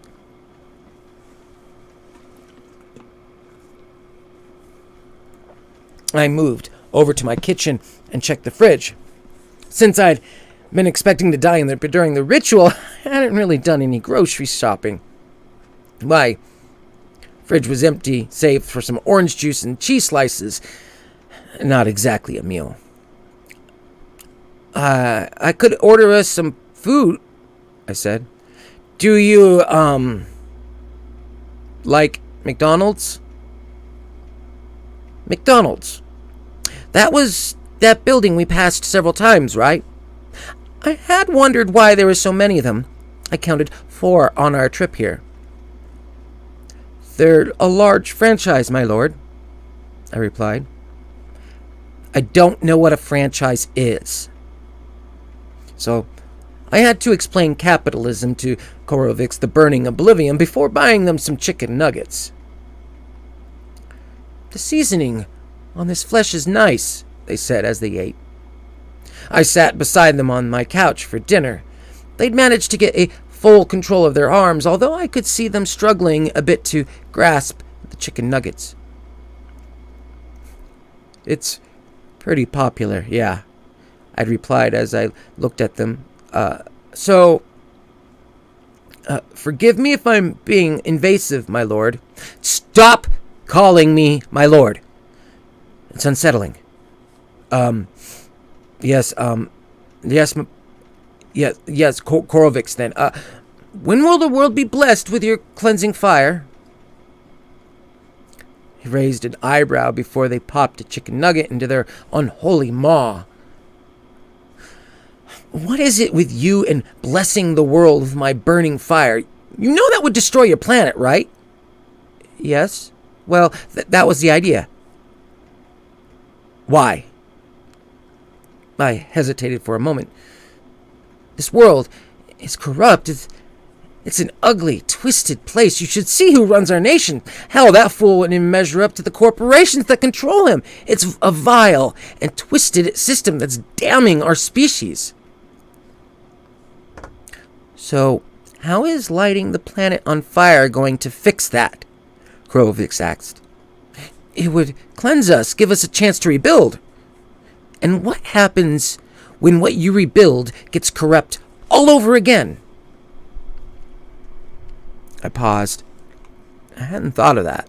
It won't, I said. People will learn that they'll be better. Yeah, you really don't know for sure. If you're already corrupt, then it's probably part of human nature. Summoning me to end the world isn't going to fix that. You're just blowing everything up because you think it sucks, and nobody is going to understand why. Nobody is going to learn anything. I didn't really have an answer for that. I just sat there trying to think of one, but I couldn't.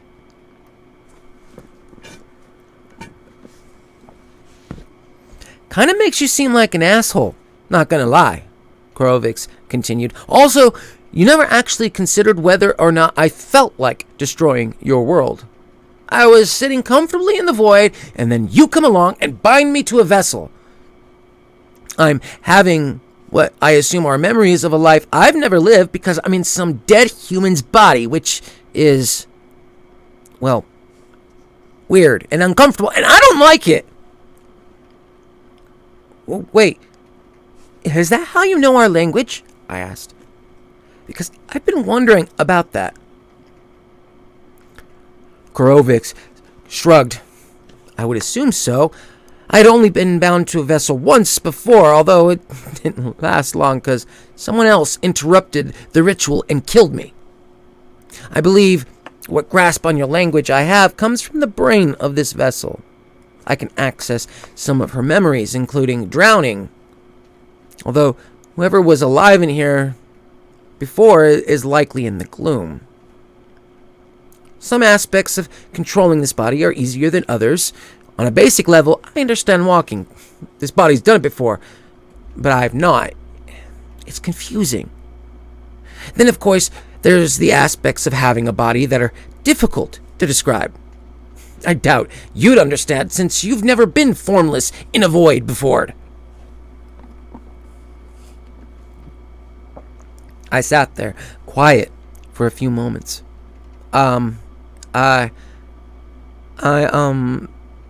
Sorry, then? That I summoned you, I mean? I didn't know it was going to be that difficult for you. Would it help if I released you? Probably. But I'm not sure I want you to.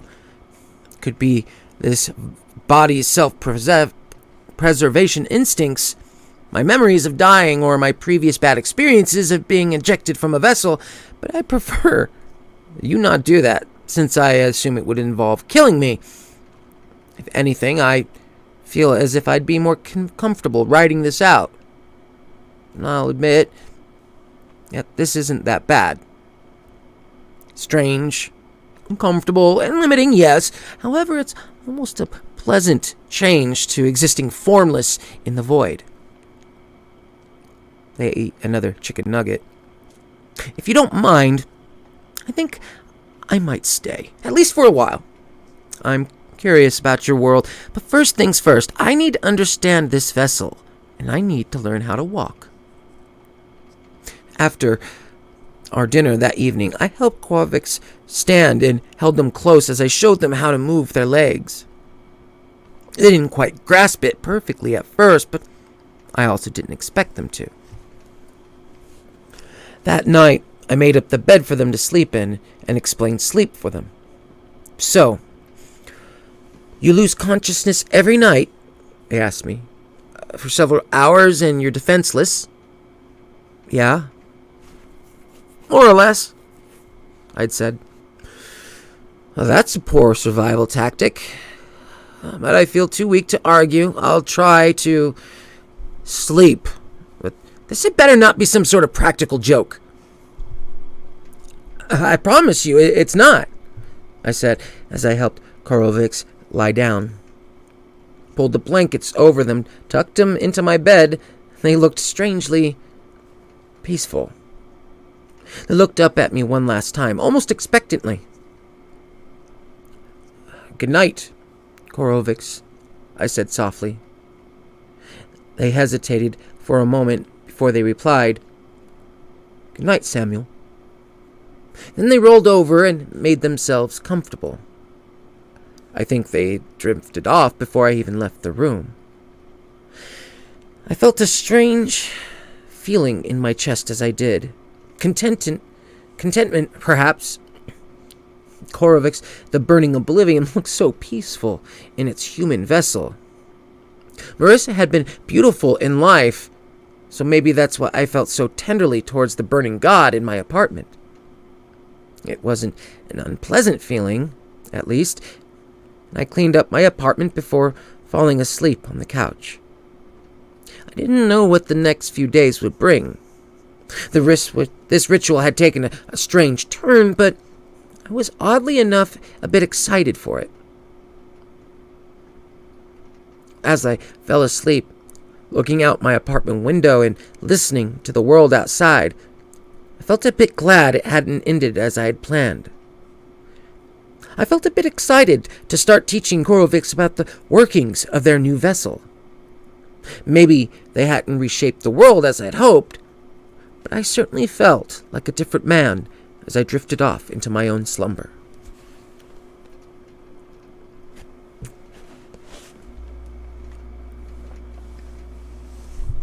And that was the end. That was an interesting story, to say the least. I quite enjoyed it.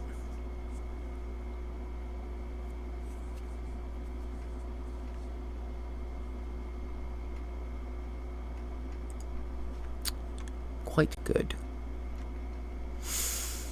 Let's see. Ooh.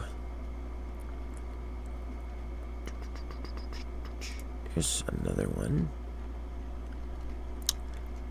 Good length. Good title.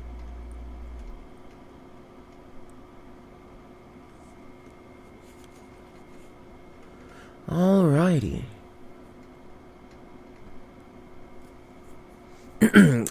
Same author, HeadOfSpectre. Title, The Flayed Idol.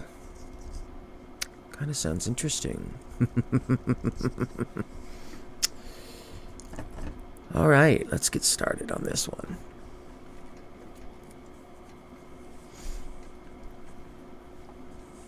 I took the job in the museum because, well, I needed the money. It's not to say I didn't enjoy it. I had far worse jobs, and I'd always liked museums. There's something peaceful and contemplative about them. History is such a fascinating thing, and now being able to walk amongst it every night was a privilege, to say the least. Now, obviously I had a job to do. I had a few set routes to do on my rounds on, and it was never exactly the same route. I was a little bit paranoid that someone might memorize any routes I'd take and use that plan for some Ocean's 11 type heist. Maybe that was a kind of illogical, but then again, I was being paid to be a guard. That kind of thing was probably the exact sort of thing I was supposed to be thinking about. No matter which of my winding routes I took, though, I'd always stop and start in front of the Flayed Idol. The Flayed Idol was on loan from a museum in Brazil. From what I could tell, the jury was out on exactly what the idol depicted.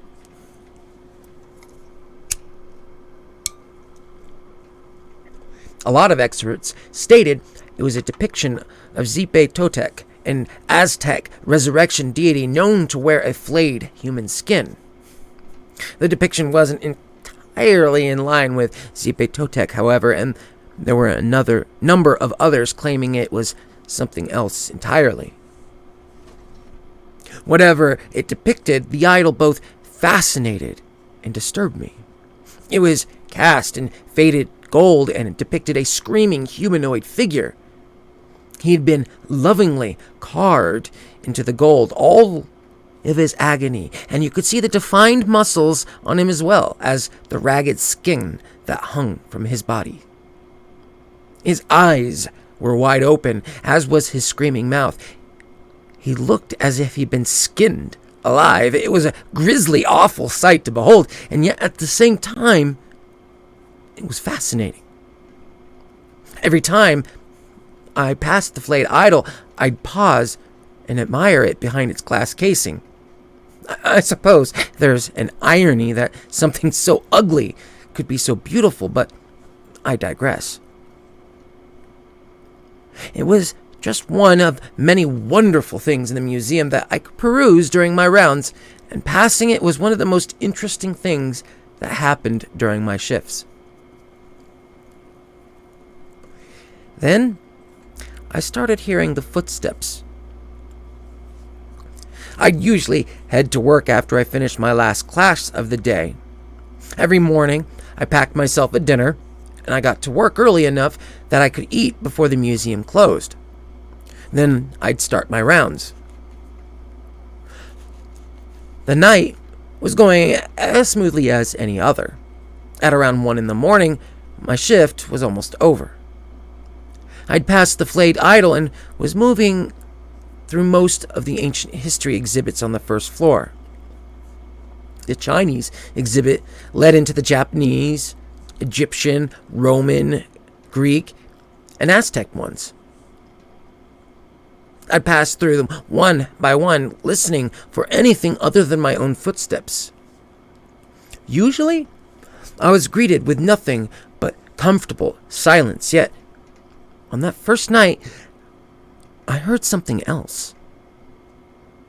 The footsteps were distant and quiet. The sound of my own footsteps left a bit of an echo that filled the room, but these sounded wet. They slapped against the marble floor at a steady pace, indicating that someone wasn't in any hurry to go anywhere. I paused, listening to them. I could have sworn it was just a drip of water at first, but no, someone was moving around. Immediately, I held up my flashlight and took off in the direction of the footsteps. I was anything but quiet as I got closer to them, but I never heard any change in the pace of my unseen quarry. In fact, by the time I'd reached the Greek exhibit, I didn't hear the footsteps at all. They'd stopped entirely. I paused, listening for any hint of life in that building other than me. There didn't seem to be anything at all, though. Just that familiar silence filled only with my own breathing. "Hello!" I called. No answer. My voice echoed past the darkened exhibits. Statues of gods and monsters regarded me in their indifferent gaze, but they offered up no answer, just more crushing silence. I spent the next hour searching for the source of the footsteps, but when I found nothing, I dipped into the security office to check the camera feeds. I saw nothing save for myself running through the halls, not a single trace of anyone else. I didn't exactly know what to make of that. Maybe it had just been a leak. It was the only logical explanation that I could seem to think of. I made a note of it in my log and left it for the day shift. Maybe they could figure it out. The rest of my shift passed without any incidents. I was back again the next night. The strange footsteps hadn't entirely faded from my mind, yet I had written them off as just an odd coincidence. I certainly didn't expect it to happen again that night, and as my shift went on, things seemed pretty normal. It was around 1 a.m. when I started another set of rounds. Like before, I started at the flayed idol and gone out to do my patrol. I started on the second floor, going through some of natural history and the dinosaur exhibits, and was finishing up my rounds there when I heard the footsteps again. They were distant, just like before, and clearly coming from downstairs. Immediately, I hurried over to the stairs. I could still hear the footsteps this time, but as I descended the steps, I saw something down one of the halls. There was a shape moving in the dimmed light, a shape I clearly recognized as human. "Hey!" I called, but the shape didn't respond to me.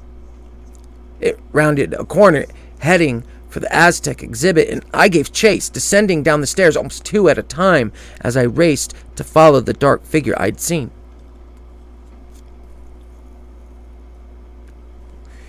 I could hear the footsteps trailing off into the distance as I ran down the hall. The beam of my flashlight illuminated Aztec carvings and tablets as I entered the main exhibit. I looked around, desperate to catch some other glimpse of the figure I had seen, but there was nothing. No footsteps, nothing out of place. Everything looked about as closely to perfect as... Everything looked about as close to perfectly fine as it could possibly get. I caught myself frowning as I searched through the exhibit. I checked every corner and under every display. There was almost nothing out of place. Almost. I paused for a bit when my flashlight caught a bit of dirt in front of one of the tablets. It was a large, rectangular monolith. Intricate patterns were carved into its border, and the tablet itself depicted the visage of a man kneeling before a tree with drooping leaves. I'd passed that tablet countless times before. The man in it always made me a bit uneasy. This one seemed to be proportionately very similarly to a real man. There were stylized lines in the stone along his skin that gave his skin a strange texture, while his eyes were closed in prayer. Truthfully, I'd never spent much time staring at that tablet before. Looking at it now, though, the body seemed familiar. The lines on it almost reminded me of the ones of the flayed idol. Bared flesh exposed to the cold air. I took a step away from the tablet and looked around. The museum was silent again. If anyone else was there, they were doing a damn good job of hiding. I checked the cameras once again. I'd gone through the other exhibits with a fine-tooth comb. I was sure I'd see someone on the footage, but there was only me. Nothing else. I played it back a few times and looked for any inconsistencies in the footage. If there was, it was nothing short of a masterful job. What about the dirt, though? Maybe the janitor had just missed a spot? Somehow, I felt as if that wasn't the case. I recorded everything I'd seen for the day shift, just as I had the night before. It wasn't much, but if something was going on, I wanted there to be a record of everything I'd seen. Maybe someone else might put the pieces together. I hope so. By the third night, I was waiting for the sounds to begin. The day shift left a note for me that they'd reviewed the footage themselves and done a search at the museum. Nothing seemed to be missing or out of place. For all intents and purposes, it really seemed like I'd just been hearing things. I was so sure I had seen a figure the night before, though. Someone roaming through the halls. I remembered the shape of them so distinctly in my mind. I knew I'd seen a person, and part of me knew I'd seen something else again that night. The last few incidents had taken place around one, and been localized entirely on the first floor. To that end, I made a point to patrol the historical exhibits first. I'd done a few necessary passes of the upper level early in my shift, but as midnight turned to 1 in the morning, I was moving through the Egyptian exhibit with my eyes and ears peeled. When I heard the footsteps, I was hardly surprised. This time, I'd been expecting them. They were coming from the direction of the Aztec wing, and I took off toward it at a sprint immediately. The other exhibits rushed past me as I made my way there, and as I entered the exhibit, the footsteps were already fading away into the distance. Down the hall, I caught the movement of a figure, but from the corner of my eye, I saw something else that demanded my attention. The tablet from last night had changed. The design was still the same, but now I only saw a dark and hollow outline where the figure of a man had been. My heart skipped a beat. I felt a familiar stab of anxiety in my chest. My eyes spotted a trail of dirt and debris leading through the Aztec exhibit and down the hall I had seen the figure going down, and I wasted no more time before I gave chase. There was no time to try and process what I'd just seen. Someone, it was clearly out and about, had they been using the tablet to hide themselves somehow? Was this some homeless creep living inside one of the exhibits and coming out at night to look for food? I tried to think of more logical solutions, but as I reached the end of the hall, all logic was immediately lost. "Hold it!" I called out to the figure I saw, but my voice died in my throat, turning my meek attempt at intimidation into a dying squeal.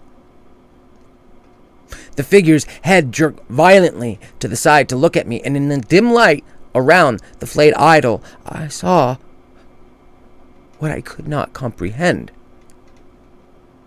At a glance, it looked human. Perhaps it was once a human, although its humanity had been long stripped away along with its skin. The figure stared at me with pale eyes that could not blink. Petrified muscle betrayed no real expression, and it held so still that, for a moment, I was sure it was a prank. What looked to be a skinned man stood before the flayed idol, bits of stone crumbling off one side of his body. The flesh seemed so vivid, red, and bloody.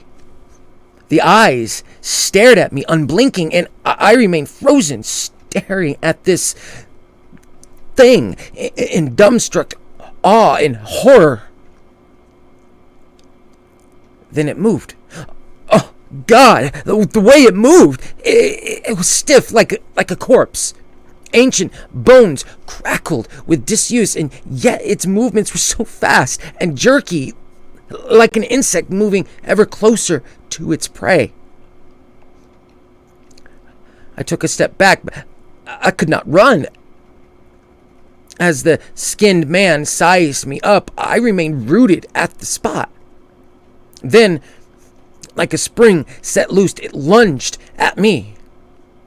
Too fast for me to clearly see, all I could make out was a spastic flurry of limbs as I felt cold, skinless hands with an iron grip seize me. I was forced to the ground, and the skinless man's face hung just inches from mine. His blank stare held nothing as his hands closed around my throat and began to squeeze. I kicked at him. I struggled like prey, but there was no escape. There was no way out of his iron grip, and as my world began to fade, I could only look into those dull, dead eyes that will haunt my nightmares for the rest of my life. I don't know why the skinless man didn't kill me that night. What I do know is that I woke up in an ambulance. Some members of the day shift had found me unconscious in the lobby. My neck was heavily bruised. It still hurts to eat or talk, but I'm told that it will go away in time. The flayed idol was missing, and the stone tablet in the Aztec exhibit was found broken. Officially, I was knocked out by some burglar, and I haven't said anything to challenge the story. I don't think anyone will believe what I really saw that night. And the thing is, I still don't understand the why of it. I don't know what the skinless man was. I don't know why he took the idol. I don't even know why he waited as long as he apparently did, and I don't think I'll ever get those answers. I'm not sure I want them. Whatever happened, whatever I saw, clearly it's bigger than I am. I don't doubt there is more at play than I could possibly imagine. I just hope I'm not involved in whatever happens next. Either way, I'm not returning to work at the museum. I think I've had enough of ancient history.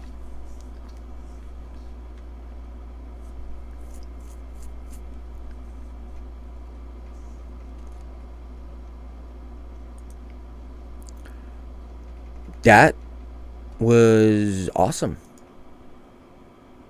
Quite awesome, I would say.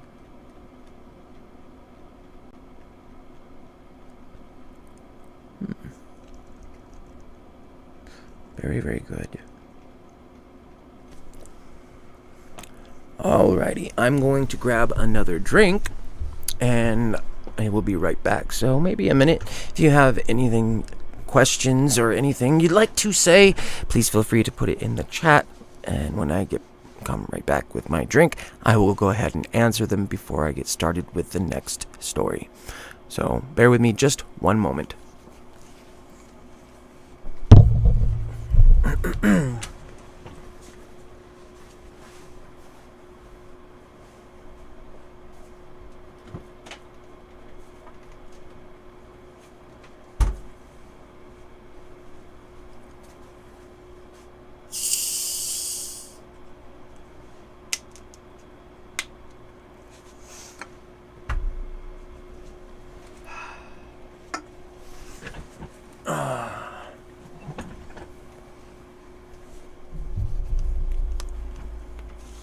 All right. Let's get started. Yes, I loved that story a lot. It was, like Mia said, kind of like the horror version of A Night at the Museum. No, I do not pre-read the stories. I sometimes may scan them just to get a general idea of what the topic is, but it's all on the fly. So that's why sometimes I do stumble on words or a sequence of words. Sometimes they can just cause me to trip over my tongue, especially when I get dry mouth.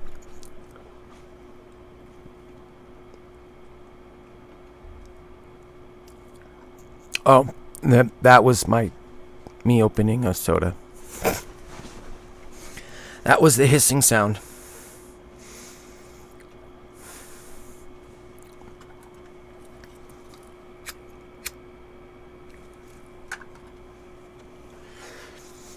I'm not sure how, but I think when I read, I kind of read a couple sentences before to get an idea of what the context of it is in order to apply what I hope are the proper emotions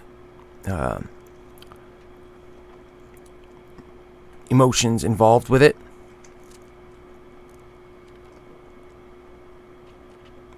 So, I guess fortunate enough to be able to read these and be on the fly and still be able to read them in a manner that you all enjoy, and I'm glad that at least you all enjoy it. So.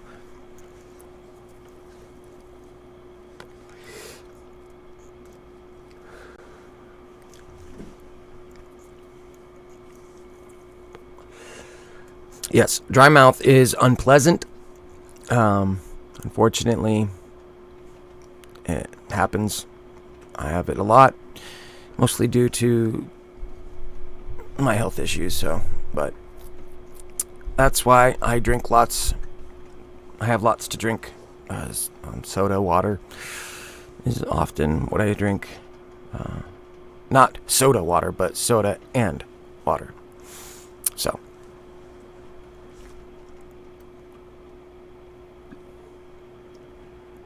Alrighty, so we'll get started on this next one.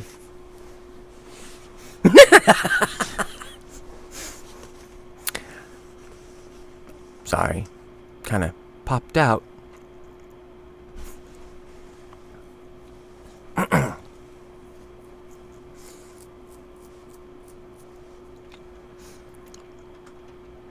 Okay, so this story is titled Catatumbo. Again, same author, HeadOfSpectre.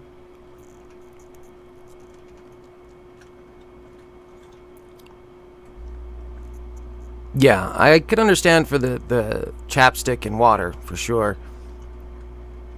Unfortunately, I don't have any with me right now, so I'll have to pick some up for the next stream.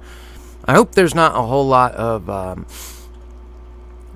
of like smacking sounds from talking, because I know when it gets dry mouth, that sound can become more common.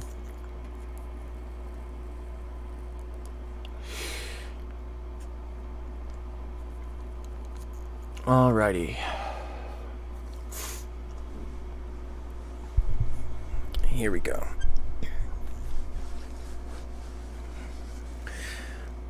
There is a certain majesty to the sky above us, don't you think?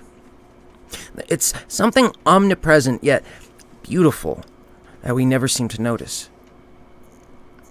Beyond that, the sky is dangerous. Violent storms can come out of nowhere. Strange weather phenomena can decimate towns and cities, and sudden strikes of lightning can kill in an instant. Those phenomena fascinate me.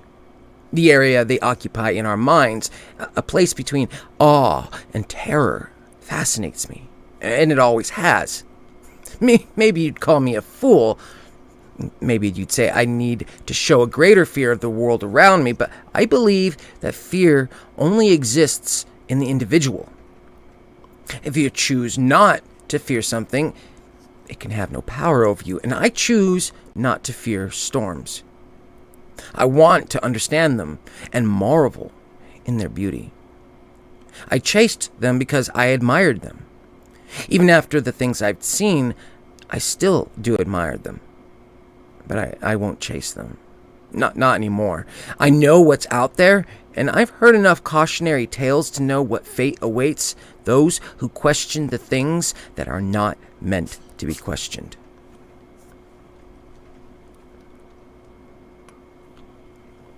I went to Venezuela in pursuit of the Catatumbo lightning. If you're not familiar with it, it is a fascinating and beautiful phenomenon. There's a place where the Catatumbo River meets Lake Maracaibo in the north of Venezuela, close to the Colombian border. For over 150 nights a year, a storm rages and lightning strikes so rapidly that ships were able to use it to navigate long ago.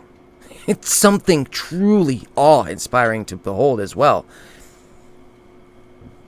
I needed to see it with my own eyes. I needed to photograph it to preserve its beauty, as lightning is a beautiful thing. It appears and dies in the span of a second, yet it is so complex that scientists still have only scratched the surface when it comes to understanding it. Long ago, people attributed the lightning to the wrath of God. And I can see why.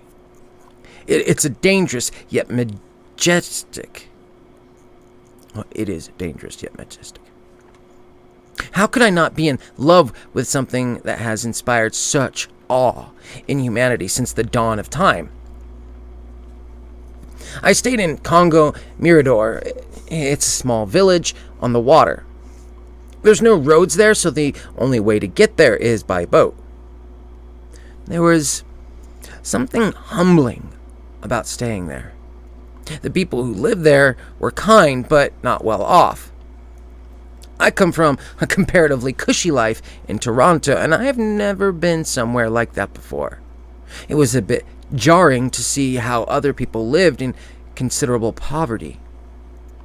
I remember that some of the children gawked at my high-tech cameras and equipment when they saw me setting them up the first night. Most other residents didn't pay me much mind. I wasn't the first to stay there to photograph the lightning, and I wouldn't be the last. They went about their business unconcerned by me. I traveled light, bringing only one of my better cameras, as well as a ultra high-speed video camera, as well as tripods to mount them on. I'd rented out a small old cottage on the water. It wasn't exactly the most comfortable living space I'd ever had, but I was there for the lightning, and this little cottage would give me a front row seat to it. Lake Maracaibo was certainly beautiful in the daylight, although there was little to do. Dense trees surrounded it, and beautiful palm trees swayed gently in the breeze. There were mosquitoes galore, but those I could forgive for the sake of the storm. I could see heavy clouds circling above the lake, and as the evening came, I heard the first distant booms of thunder. I set up my camera, knowing what was to come. My heart raced in anticipation.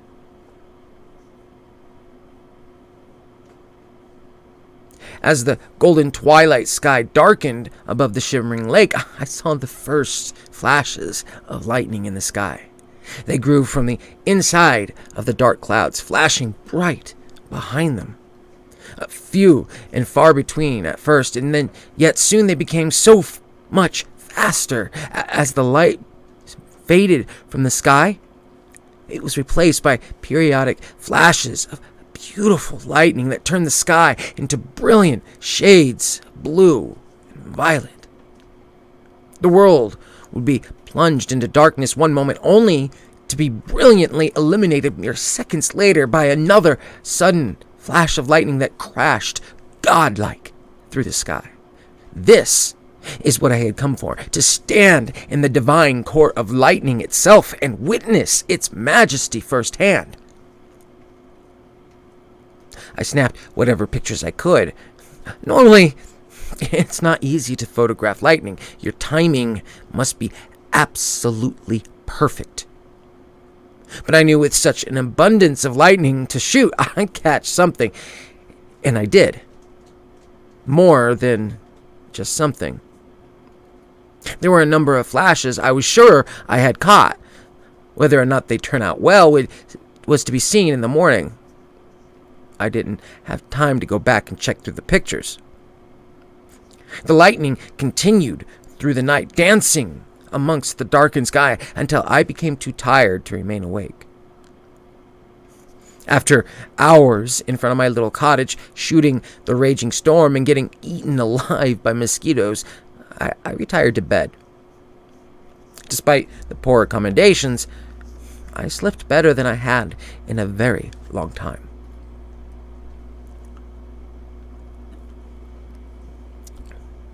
Clear sunlight filtered through the windows of my little cottage, coaxing me awake.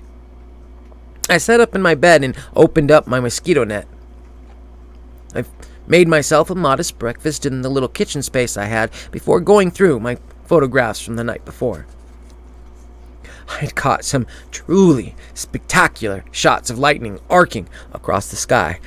I could see it spread out like jagged fingers amongst the clouds. Most of the early pictures were stunning pinks and golds above the shimmering water, with stunning blue of lightning standing starkly against the dark purple clouds. Later ones showed just lonely bolts of lightning striking down into the water and illuminating the world around them. I scrolled through my new collection of photographs, grinning like a child on Christmas morning. I'd come to Venezuela hoping to hit the jackpot, and by God, I had. Most of the photos were beautiful. It wasn't until I reached some of the last that I had taken before I turned in for the night that I noticed anything odd.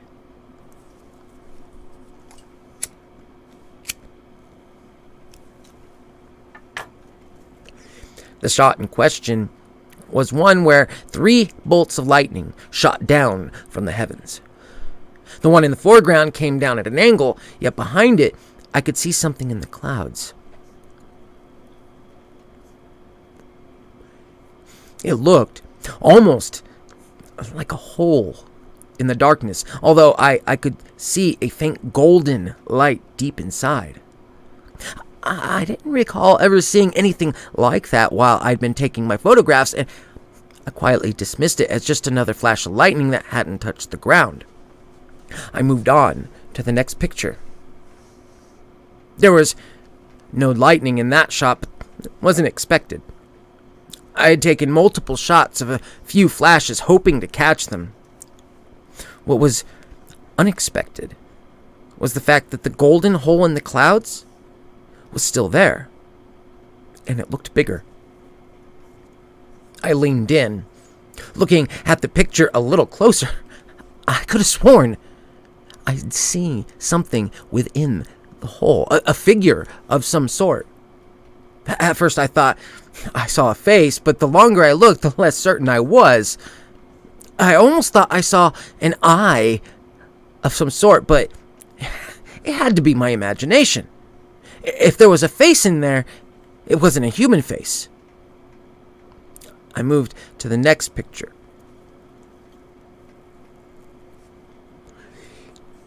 I was greeted by another image of the golden hole in the clouds. It actually kind of reminded me of that depiction of God from Monty Python in the Holy Grail, only without the paper cutout of God blocking the way. No, I was sure there was something else in there, although for the life of me, I couldn't figure out what. I set the camera down and shook my head, trying to clear my mind. This was all nonsense. There's no way anything was up there. What I was seeing is nothing more than oddly shaped cloud illuminated by flashes of lightning. It was pretty, but irrelevant. I skipped over the final few pictures of the hole in the sky to move on with my examination of the photos I'd taken.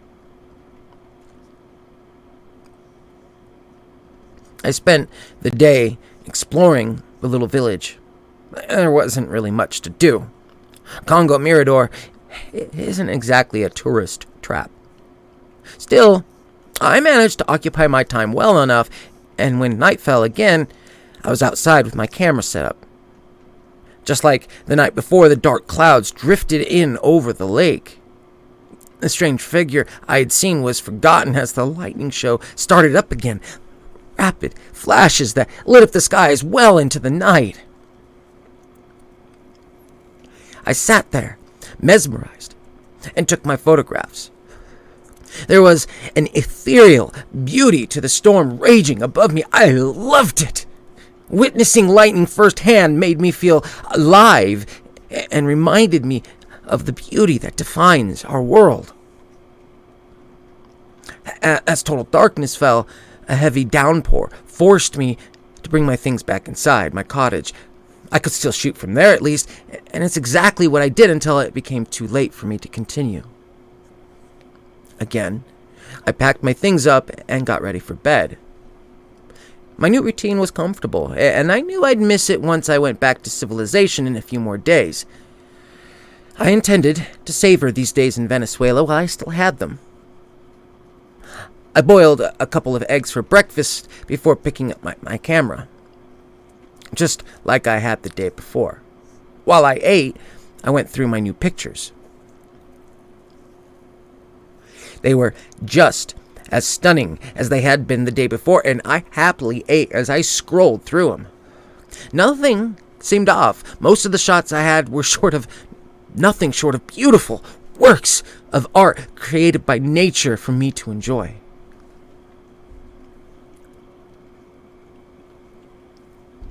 Then I saw the hole in the clouds again, distant, yet golden.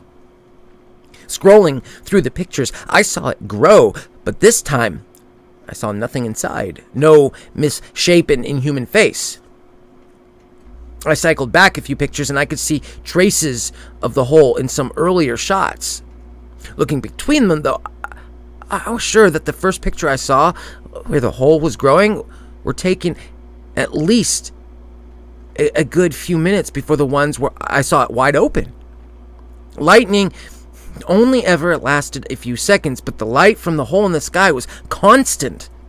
It lingered in its own surreal way. I moved through the next pictures, passing the images of the hole in the sky. I wasn't sure what it was, but I was starting to doubt it was lightning. Well, not lightning as I understood it anyways. I was just a photographer, not a meteorologist. There were probably things I didn't know, and this could easily be one of them.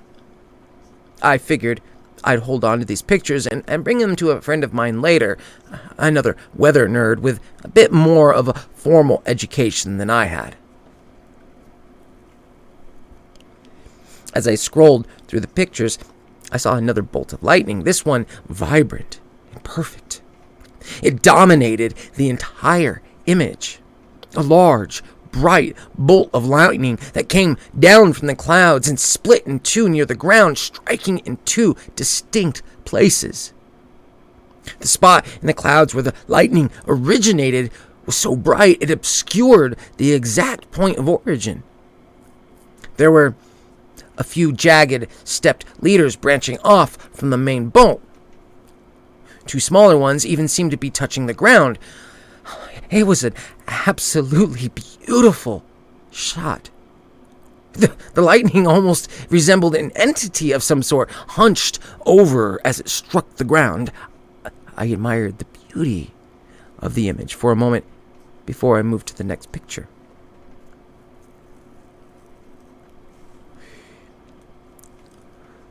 What I saw gave me pause. It was this same bolt of lightning. Its position had shifted. There were marked difference between this picture and the last one, but the lightning still had a defined shape. It looked as if it had shifted forwards a bit. I moved to the next image and saw the same bolt.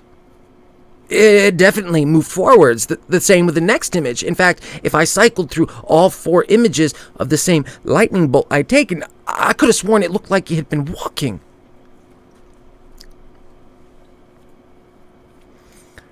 I moved to the next picture. Again, a figure within the lightning had moved. Maybe it was just my imagination, but they seemed to be striding across the surface of the lake. I looked at the final picture. This one was the last on the roll. I could see the same figure in the lightning. This time, there was one marked difference, though. Near the top of the figure, where the light was so bright it obscured the origin of the lightning, I saw 2 dark spots. Given their position near the head of this theoretical walking entity, they almost looked like eyes, and those eyes were looking straight at the camera, at me. I set the camera down. My pulse had quickened. A million rational explanations just darted through my head. None of them truly explained what I had seen, though. I was so sure I had seen something within the lightning. A figure of some sort.